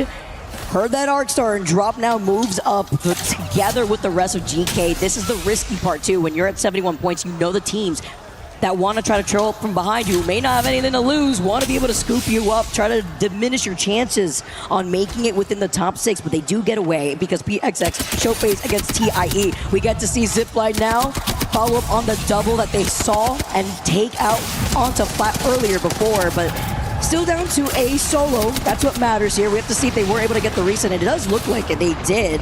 The fight over on the back end between TIE and PXX. I mean, PXX, no chance for them, honestly. I mean, sitting second to last right on top of Flat. Same thing for TIE. It's going to be really difficult, nearly impossible. But for Zipline Mafia, it's not impossible for this team. That's why they're looking to farm Flat. I mean, hey, more for us. If anything, we'll absolutely take those. You think we left? Absolutely not. Kazakh with the RE45. Flat get eliminated. They get the revenge for the Dino squad, and they get more KP while Gen G get eliminated. That's it for Gen G. They're outside the top 6. They only have 46 points in 12th place. But Aurora wipe another team.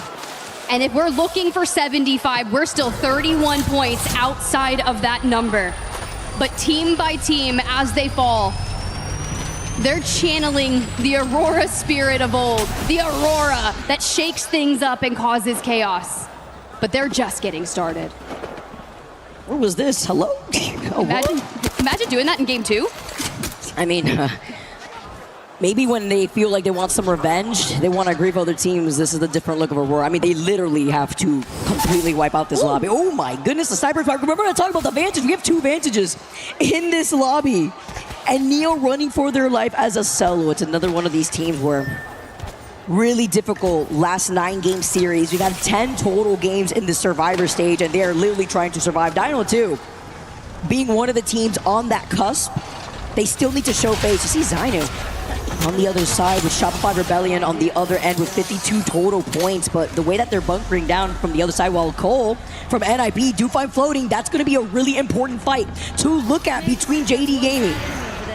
For Dino now, in 9th place. You just kind of have to amped cover it out, hold on to your building, and do what you can. They had a 26-point win in map number 6, and it still wasn't enough to keep them in the top 6. For Zipline Mafia, currently 3 points outside that top 6. Aurora meets them on the outside of Geyser. At least you do have Kazakh on the path for some extra mobility, but choices are going to have to be made, and choices will be costly. I mean, Aurora knows with the survey beacon, they know who's waiting for them at Geyser, and Zipline Mafia have way more to lose, obviously, than Aurora. That's going to be scary. RRQ, I'll be real here, are pretty safe. They have 80 points. They're literally in 1st place. It does benefit them when you look at the POI draft that goes into that final lobby. But that same pressure that applies to Zipline Mafia, Dino, JDG doesn't really apply there. While PXX know that, are trailing behind them, trying to harass them when you got nothing to lose, headlock in hand. See, by the way, in the feed, Cole still finding heads, still finding Zainu without giving up their position over to the north side. To be expected. And you're 100% right with ROQ as you see Strafing Flame out into the distance, PXX hunting them down. It would take, what, 6 teams to leapfrog above 80? That's not happening. Statistically, they're good. But PXX still out for blood. They're going to find Strafing while they're at it too, right? Any KP for them, but they just know at this point. Moving on to the next one, TIE being another one. Let's see how they're going to be trying to reset on the outskirts against WGR Neo. Another one of those teams here. A little ballistic. I love the variety we're getting here into game number 10. The only issue with some of these teams down in that the bottom 15, right? If they point sponge the kills, the teams trying to get in top 6 will find it difficult. F-Chan, 1 HP, dives to the inside, ults come through, and when you have 1 member left standing, you're chasing down the white Grim Reapers. We know they're now staying alive here and going to be able to get this reset as well as this finishing blow. It's just kind of those fights and the skirmishes over by countdown, but honestly, those 2 teams being on the later half of things, not really at risk here, considering that they won't make it. But now you have Wolves, who have been in the top 3 this whole time, putting on a masterclass, dealing with the Reapers, the Grim Reapers, Aurora, but Effects is putting on a performance himself, while Wednesday's alive for now. He does get traded off, though. It's going to be Zipline Mafia scooping that up for themselves. Aurora get eliminated. They're out of this lobby. They won't make it for the finals. Done with the tournament, as well as Ty out in 16th place. Back to Wolves we go. 78 points should seal the deal for them to advance on to match point finals tomorrow. For GK, NIP, Enerforce 36, those are what people are looking to take, and it's Zipline Mafia trying to get the kills to do so. This is so crazy from Zipline Mafia. This is such a good plan from them. They're claiming names, they're finishing these knocks. No name running for his life, but Wolves being another one of those teams with 78 points. Remember, 4Fun got eliminated first. They are at 77 points and still in the top 3. A safety net, while Wolves, though, do overtake them. Getting that extra KP puts them in that 2nd place spot. Staying alive here and getting this nice drive by, because I hear Vantage, though, in the game. VP lose out on Prestis. Virtus Pro right now, being in the 18th spot once again. Another one of those teams, man, that came out swinging in Pro League, now falling short alongside Aurora that we said goodbye to earlier. But looking side by side at what's at stake, it's really Zipline Mafia who are cleaning up this KP. Virtus Pro. The Virtus Pro are gone. Ran right into the trio of WGR Neo. Getting all of the loot here on the western side. Now we set our attention to where we need to go. Keep in mind, guys, VKG did get a care package. They do have a Kraber, and they are in the center of zone. But that team is in 15th place on the leaderboard. So keep tabs on who needs to rotate. Dinos on that eastern side have Kina Tropes just outside of them. Zipline Mafia and Wolves coming from Fragment. And the epicenter team is Enerforce 36, who have a longbow and have angles on the teams trying to make some of these moves. That's why we've seen them absolutely bully some of the teams rotating around that area. And it's good because when you have to highlight just how many points you need, this is what this final game's all about. This is why you're seeing these teams kind of going out of their way outside of zone, while Wolves trying to keep themselves alive, because Zipline Mafia are on the hunt. A team that needs this way more. Neo do get eliminated in your feeds, but just to recap, it's insane to talk about that VP will not be in this final lobby. Top header here when it comes to Pro League. Same thing for Aurora. It's hasta la vista, but it's making way for these other teams to now create their own path. The Zipline want to put their name on the table. They take out Wolves Esports. They're hungry with 4 KP in the pocket of Week Q. And they have 8 kills, 12 squads remaining, and it's still not enough to be in top 6. It's because the benchmark keeps moving. Enerforce 36 is finding kills inside the top 6. Ninjas in Pajamas with those placement points still holding out by just 1 point. So what does Zipline Mafia do? You set your sights on the next team. Who's going to be the next victim is the question. They're going to be right behind Kenotrope. Round 3 closing behind their backs, and if they time this well, EK are going to be on the other side of Kenotrope. Zipline could sandwich them. They could also take a roundabout rotation through the southern side of Epi. The Team RRQ would also be on the other side of those icy rocks here, with PXX inside that next zone on the outskirts of Survey Camp, as well as VK Gaming. And GK on your screen holding the 4th place slot by just 2 points. Knocked down, dropped, healing. And at their back, they seem to have stabilized, but Kenotrope has damages, and Zipline Mafia are definitely looking to capitalize on that. Does that save GK for now? Definitely. This isn't safe for Zipline Mafia right now. They just need one more KP, and they overtake it against NIP. And now KNC, noting that they're right behind them, Zipline Mafia, they see it inside the possibilities on joining the likes of Falcons, of Liquid.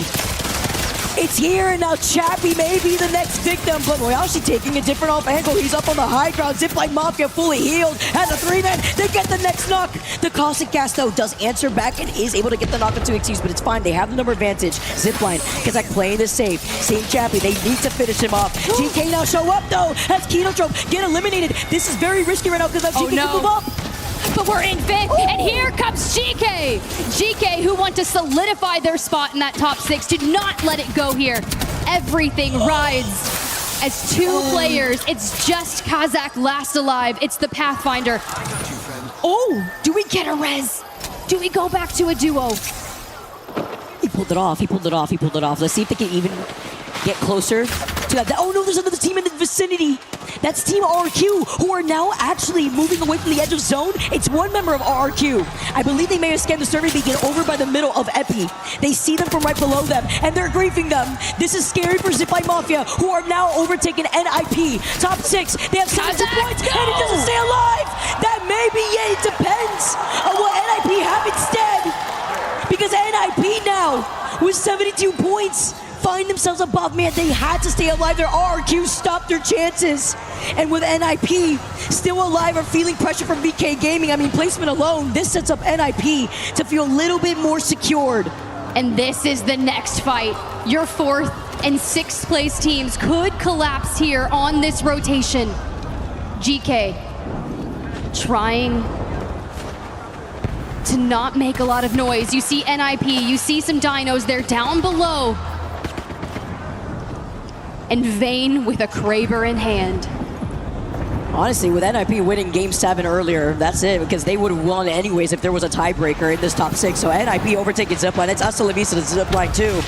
Good try here at that final zone now as Ninjas in Pajamas have bunkered down. Not safe though, not safe. JDG, Dinos, Deep Cross Gaming still in it. And as we say that, JDG under fire, the mobile shield, the nades being slung to them. Former winners of EWC will not be in that last lobby too, by the way. VKG went out earlier in 10th. DCG eliminated next, while JDG keep their dreams alive. 68 points. They're looking to overtake NIP, but the question is, can they stay alive in this pileup? Enterforce 36 getting more and more kills is leaving them just inside the top 6. GK needs more, NIP needs more, and JDG is going to need a lot to break into it. But I see JDG going down in the kill feed, and GK trying to take down RRQ. JDG are out! They do not get the chance to find themselves in that final lobby while GK, they were farming. E36 helping them out too to secure the second place spot for themselves, or maybe even overtake RRQ. They lose out on drop here. They slide in, wingman shots in hand, and GK are the next to go. Last 6 squads, RRQ lead it with first place. NIPC another day still with E36, RRQ, NIP. Dinos could be the next story is the question. Dinos need 10 points. 10 points. And Synap last alive, marked by a Vantage. At 79 points, should theoretically be safe. Dinos, on the other hand, need a miracle. Rain on the other side of this portal. The fact that they get the reset, they're looking above Shopify, being the umbrella above Dino's head, the meteor that could keep them extinct. NIP now playing up the logo, and the fact that they're still alive is so good for them. Not trying to get aggressive, playing defensively. They've been peppering the damage as E36 are the next to go. NIP is 6th place with 75 points. And as we approach the end of our final game in the Survival Series, Vayne lays siege, puts the portal at their feet. The threat right now for NIP being Dinos, I mean, they're stuck with their backs against the wall, but NIP trying to make a play for this. They look up at Shopify, and now they know that their attention is split between 2 teams, but NIP are feeling pressure. Shopify could help them if only looks at this direction, but Dinos are also harassing them with Vayne having the Kraber in their head. Oh my god, the collide! Are you kidding me? Oh, DJ's out, and so is Dinos, and any chance of them making it into that next round. To the final 3 teams we go. Shopify, they drop down 64 points. Hold? I'm holding. 64 points, the difference is 6th place is 77 with GK. Vayne now moves up. Alternator, Kraber in hand, he goes out. Shopify now, down to 1. Dinos 1 shot. Last 3 squads. PXX move up, they're looking to take the jump. Shopify get eliminated, no chance here. To the final 2. That's it. This is the last fight, and PXX are your champions, but unfortunately the top 6 is locked.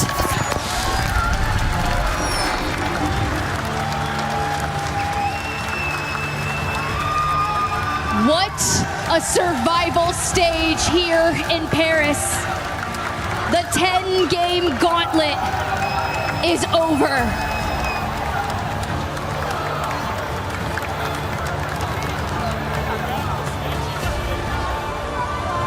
And as you look around and you see the scoreline, some celebrating, others hearts breaking, but for fun on your screen right there, who went out so early in match 10, just had to wait and see. But it's the fans who are here to support you. They support you in your wins, they support you in your losses, and they carry you through those hard times.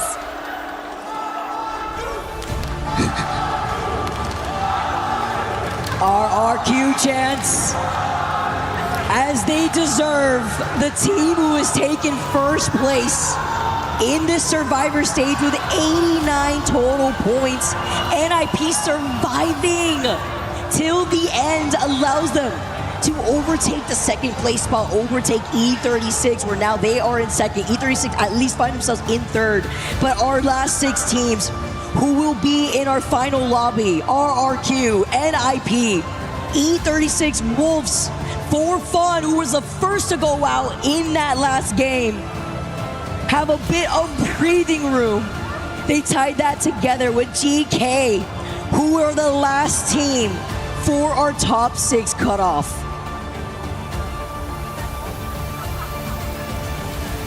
For the others who just missed out, Zipline Mafia, so many kills in that game, doing everything, gate kept by so many teams, fighting your way. I'm talking, we're double-digit kills. We are doing our best. But the teams in the top 6 just kept on doing more in that last game and staying alive. It's very emotional here. Oh, Wolves, man, today. Can't wait to see more from this team, man. They were fantastic. Top 4 finish. A great performance here. No Name going crazy. I think he dropped like, what, 14 total KP over the course of these last 10 games. Wanks as well with 19. Amazing performance, and you mentioned, you know, being emotional, seeing the players that were right outside the cusp. The congratulations. This is what we love to see at our ALGS LAN. You don't get this anywhere else. You don't. The regions coming together to celebrate. APAC South teams, Wolves Esports, we're your #1 seed. RRQ staples in the APAC South scene. And the family and the fans just waiting to celebrate. You can see right there, Mama Vane, ninjas in pajamas. It's you know, it really touches you in a different way, but I do need to highlight the teams that unfortunately did not make it by a slim. Zipline Mafia, who started waking up, who knew what they needed to do in that last game, not surviving. So many teams looking at them, GK being part of that. That's why they needed to secure their back into that zone. Dinos, have to give credit to this team. With a lack of LAN experience, they came in swinging through Pro League and here at LAN. DJ dropping 19 kills. JD Gaming, after the performance today, Floating is your kill leader in this entire lobby with 23 total kills. Finding themselves in 9th place overall, it makes you wonder, when you dwell on certain actions in a series like this, when you have 10 games, you have to recall towards game #1, taking that flanking angle, maybe getting that win. What could that have done? I don't like what if moments, Vicky. I mean, you gotta review, man. This is what happens when you got that trophy right in front of you, when you know what's on the line. This is the level of competition. Shopify, who were behind them too, bringing in Phony, playing alongside Zainu once again. It's a very hard position to be in. It's very emotional. And you have to give credit to the teams that were able to make those adjustments, such as Shopify. Even DCG coming in from the back end, but the Survivor stage is now played out. We get to welcome our next top 6 teams who do end up advancing.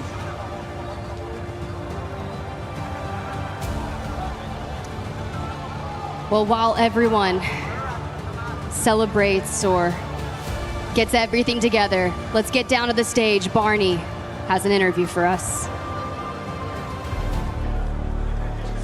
Ladies and gentlemen, the survival stage is now over. 6 teams go through into tomorrow's match point finals, and I've got the boys from RRQ joining me. I've got Pricey. Pricey, dude, we just had a very quick chat before we went live, and you said, that was stressful. How you feeling right now? Does it feel like a weight off your shoulders? Euphoric. Euphoric, a one-word answer, I love it. Would you like to translate that? Évidemment, eh bien, il était très stressé, mais plus que ça, il est euphorique.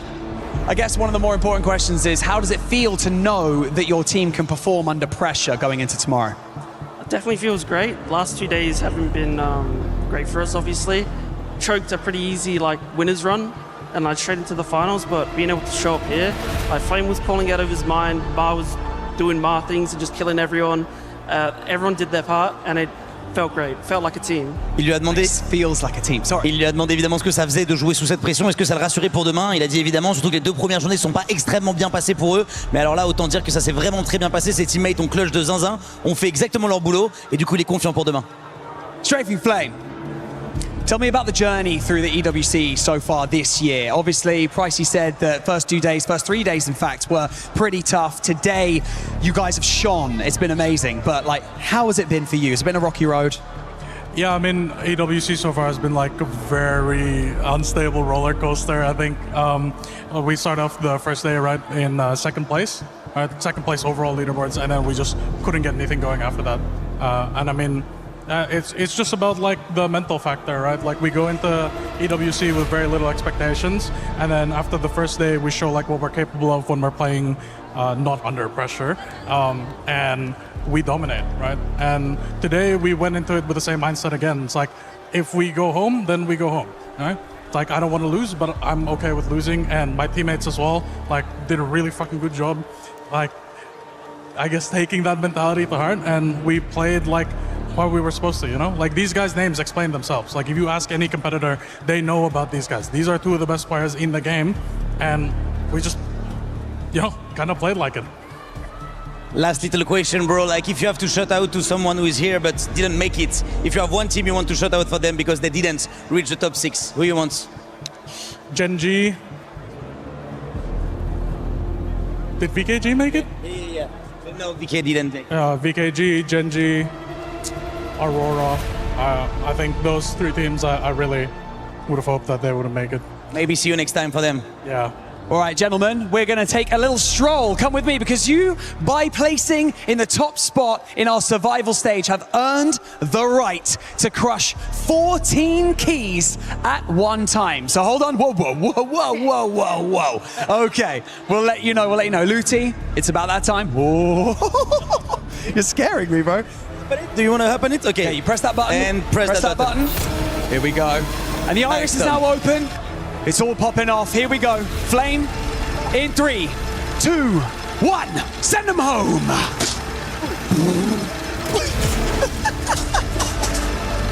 I think so. You know what? It's okay. Things can be fixed. But the reality is that the 14 keys are now too strong. Crushed. And so, with that being said, our survival stage is now coming to a close. But before we let you go, we're going to send you over to Rainday, because I believe he's got some interviews for you guys.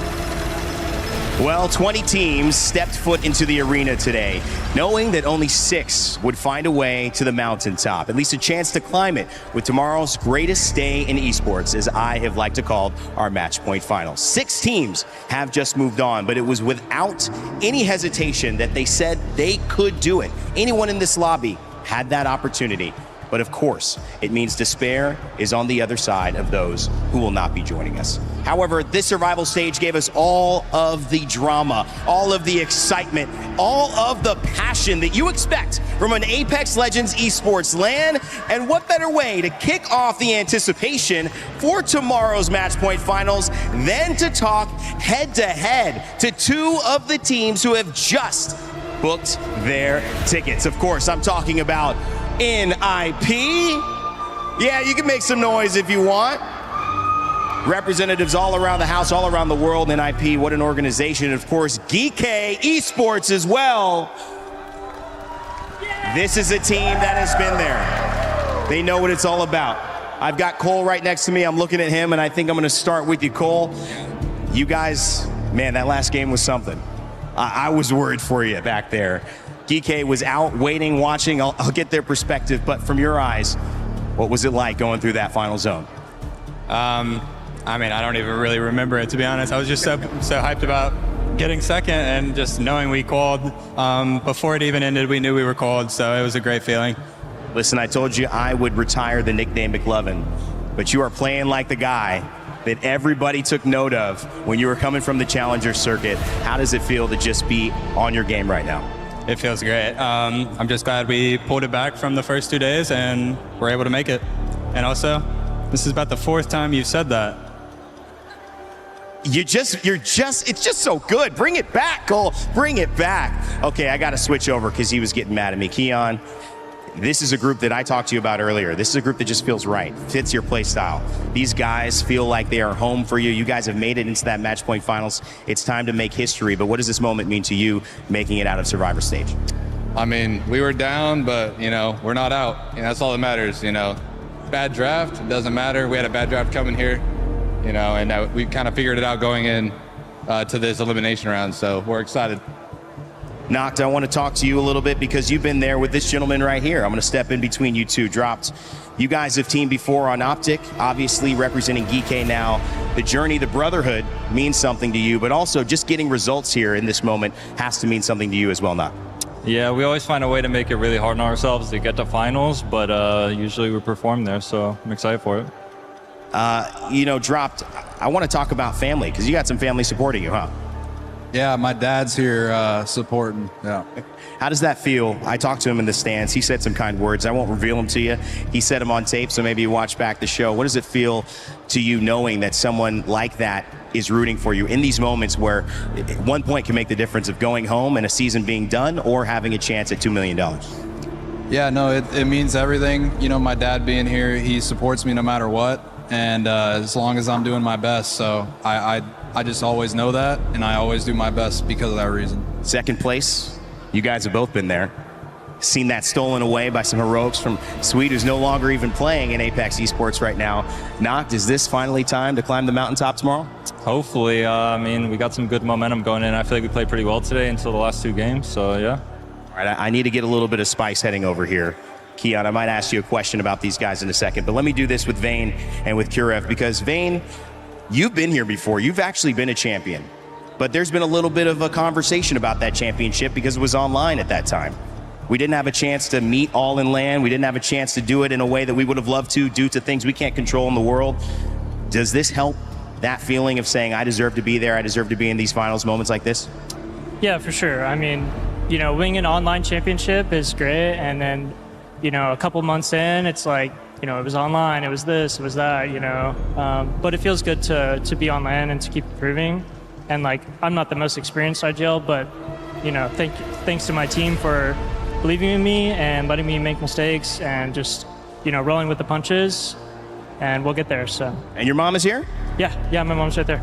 Shout out Mama Vayne, I see you in the crowd. We love the parents representing, man. That's such an awesome story as well. And Kurev, I want to get to you. You said these guys, they feel just like you guys are all the same guy, all the same vibe, all the same brothers. How important is that going into a moment where everyone is against you, especially in a lobby where really life-changing money and opportunities are on the line tomorrow?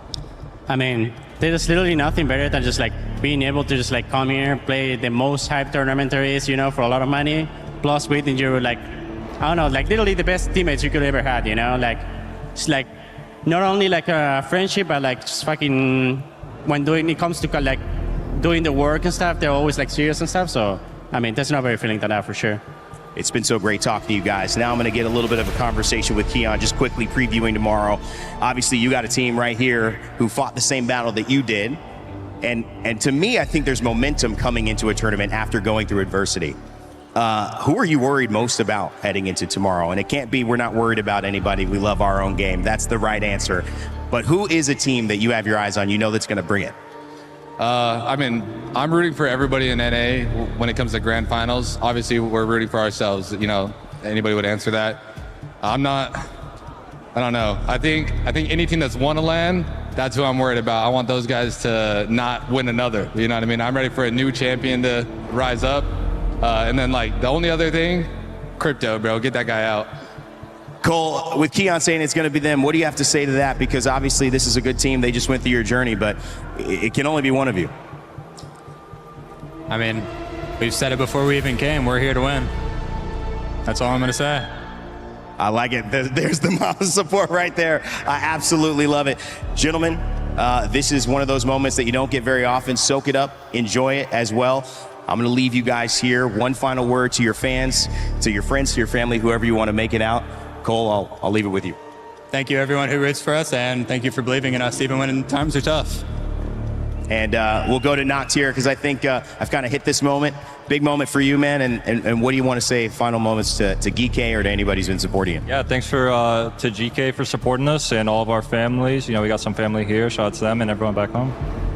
All right, well, what a moment, guys. The survival stage is set.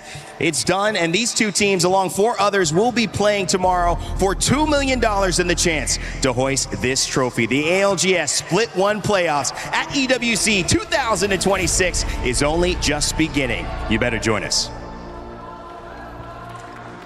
That's right, Rain Day. That's right, Rain Day. You said it best. $2 million on the line And there will be a new champion, as BK Gaming, the reigning champions, have not made it to match point finals, but one team that has definitely made it, it's none other than RRQ, Lace. The reverse caster curse worked.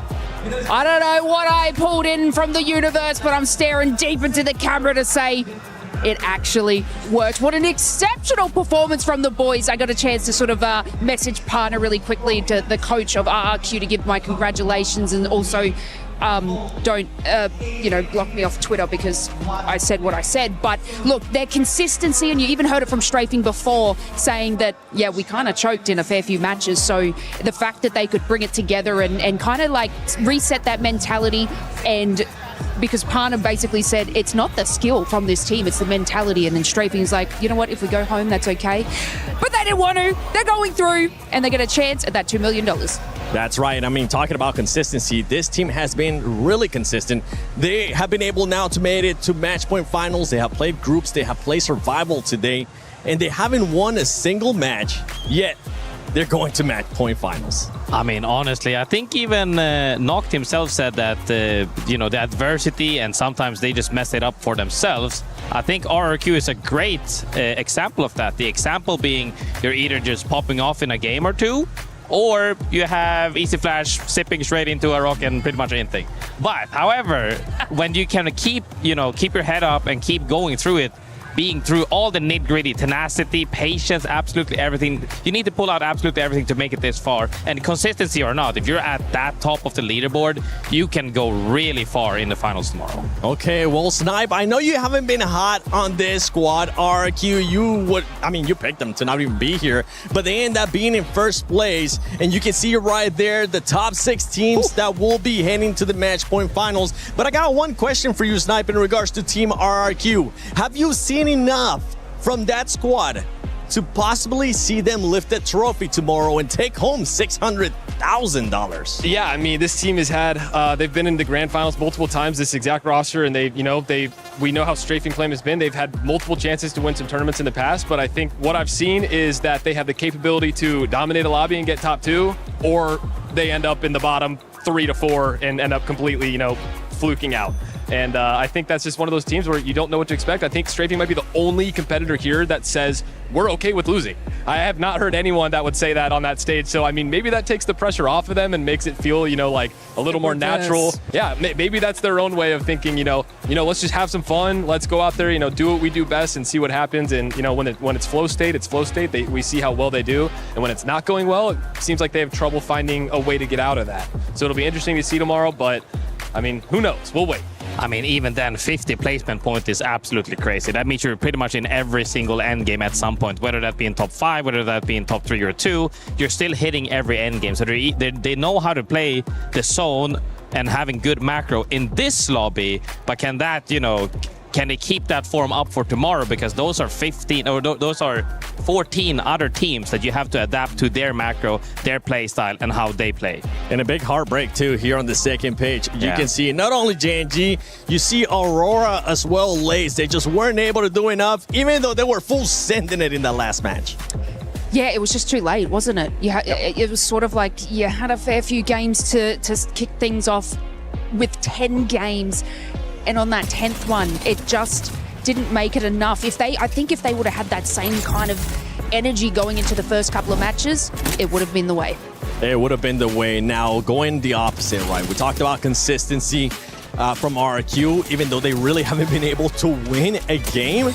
A team that has been able to win some games and was able to win actually 2 games today at the start, and then almost at the end for fun, has been able to win those games. I mean, for fun is still one of, we talk about them as well. Those are players from the EMEA region that are like, they've had their fair share of history, not necessarily to the success to the degree that they think they deserve, but I think a lot of people actually think that they deserve. I've teamed with Tyler myself. Synetic has been absolutely phenomenal, and then Nags has been on roster, always been, he's been the glue to most rosters that he's been performing on, but on this LAN, it's actually about them being coexistent with each other, taking space. I still remember that draft point game that they played, and they're just capable of overtaking the game, and that's the type of proactivity you need to go far. Now, as we've been watching survival stage here at ALGS at EWC 26, we've been keeping a close eye, especially you, Snipe. We've been keeping a close eye on a player, and that is NIP Cole. And I know you were saying that you feel like his gameplay is very underrated. Yeah, I absolutely think he's one of the more underrated players, and he gives so much credit and hype around to other players around the league that I think it's time that, people put that same hype on his name. I think he brought a lot to this roster that they were missing. Kurev and Vayne are very good at speaking to each other and making sure that they have things locked down and allow Vayne to be the best IGL as possible. Kurev has also been an IGL in the past, and they all know what they're doing without needing to be told what to do. And Cole was a pretty new player. Came through challengers, fell on a roster that had not much hype around it to begin with, and for them to excel to the point where they are winning Pro League, winning regional finals, and now they're at this event, and every day they've gotten better and better. I think it really is time to put respect on his name and the rest of that team's name, because it comes down to, at these events, you have every single one of these teams is incredible. Every one of these teams is amazing, and you have 4 days to prove it. It doesn't matter how good you were leading up to this. You have 4 days to prove that you are meant to be in that grand finals lobby. And if you screw up on any of those days, it's not who the best team is all around, it's who the best team is in that 5-day span this weekend. Yeah, and those 4 days have flown by. And now we will be heading over to that match point finals tomorrow. So make sure you tune in. But before we head over there, we have so many amazing teams as well. Is there one team, Lace, for tomorrow that you're going to be keeping an eye on? Wolves. We're still going to watch Wolves. We saw them go crazy. Yeah. We saw them go absolutely insane and, put respect on No Name. But I'm still backing that. They can do it because it is a match point format, and they come out kicking and swinging. How about you, Graceful?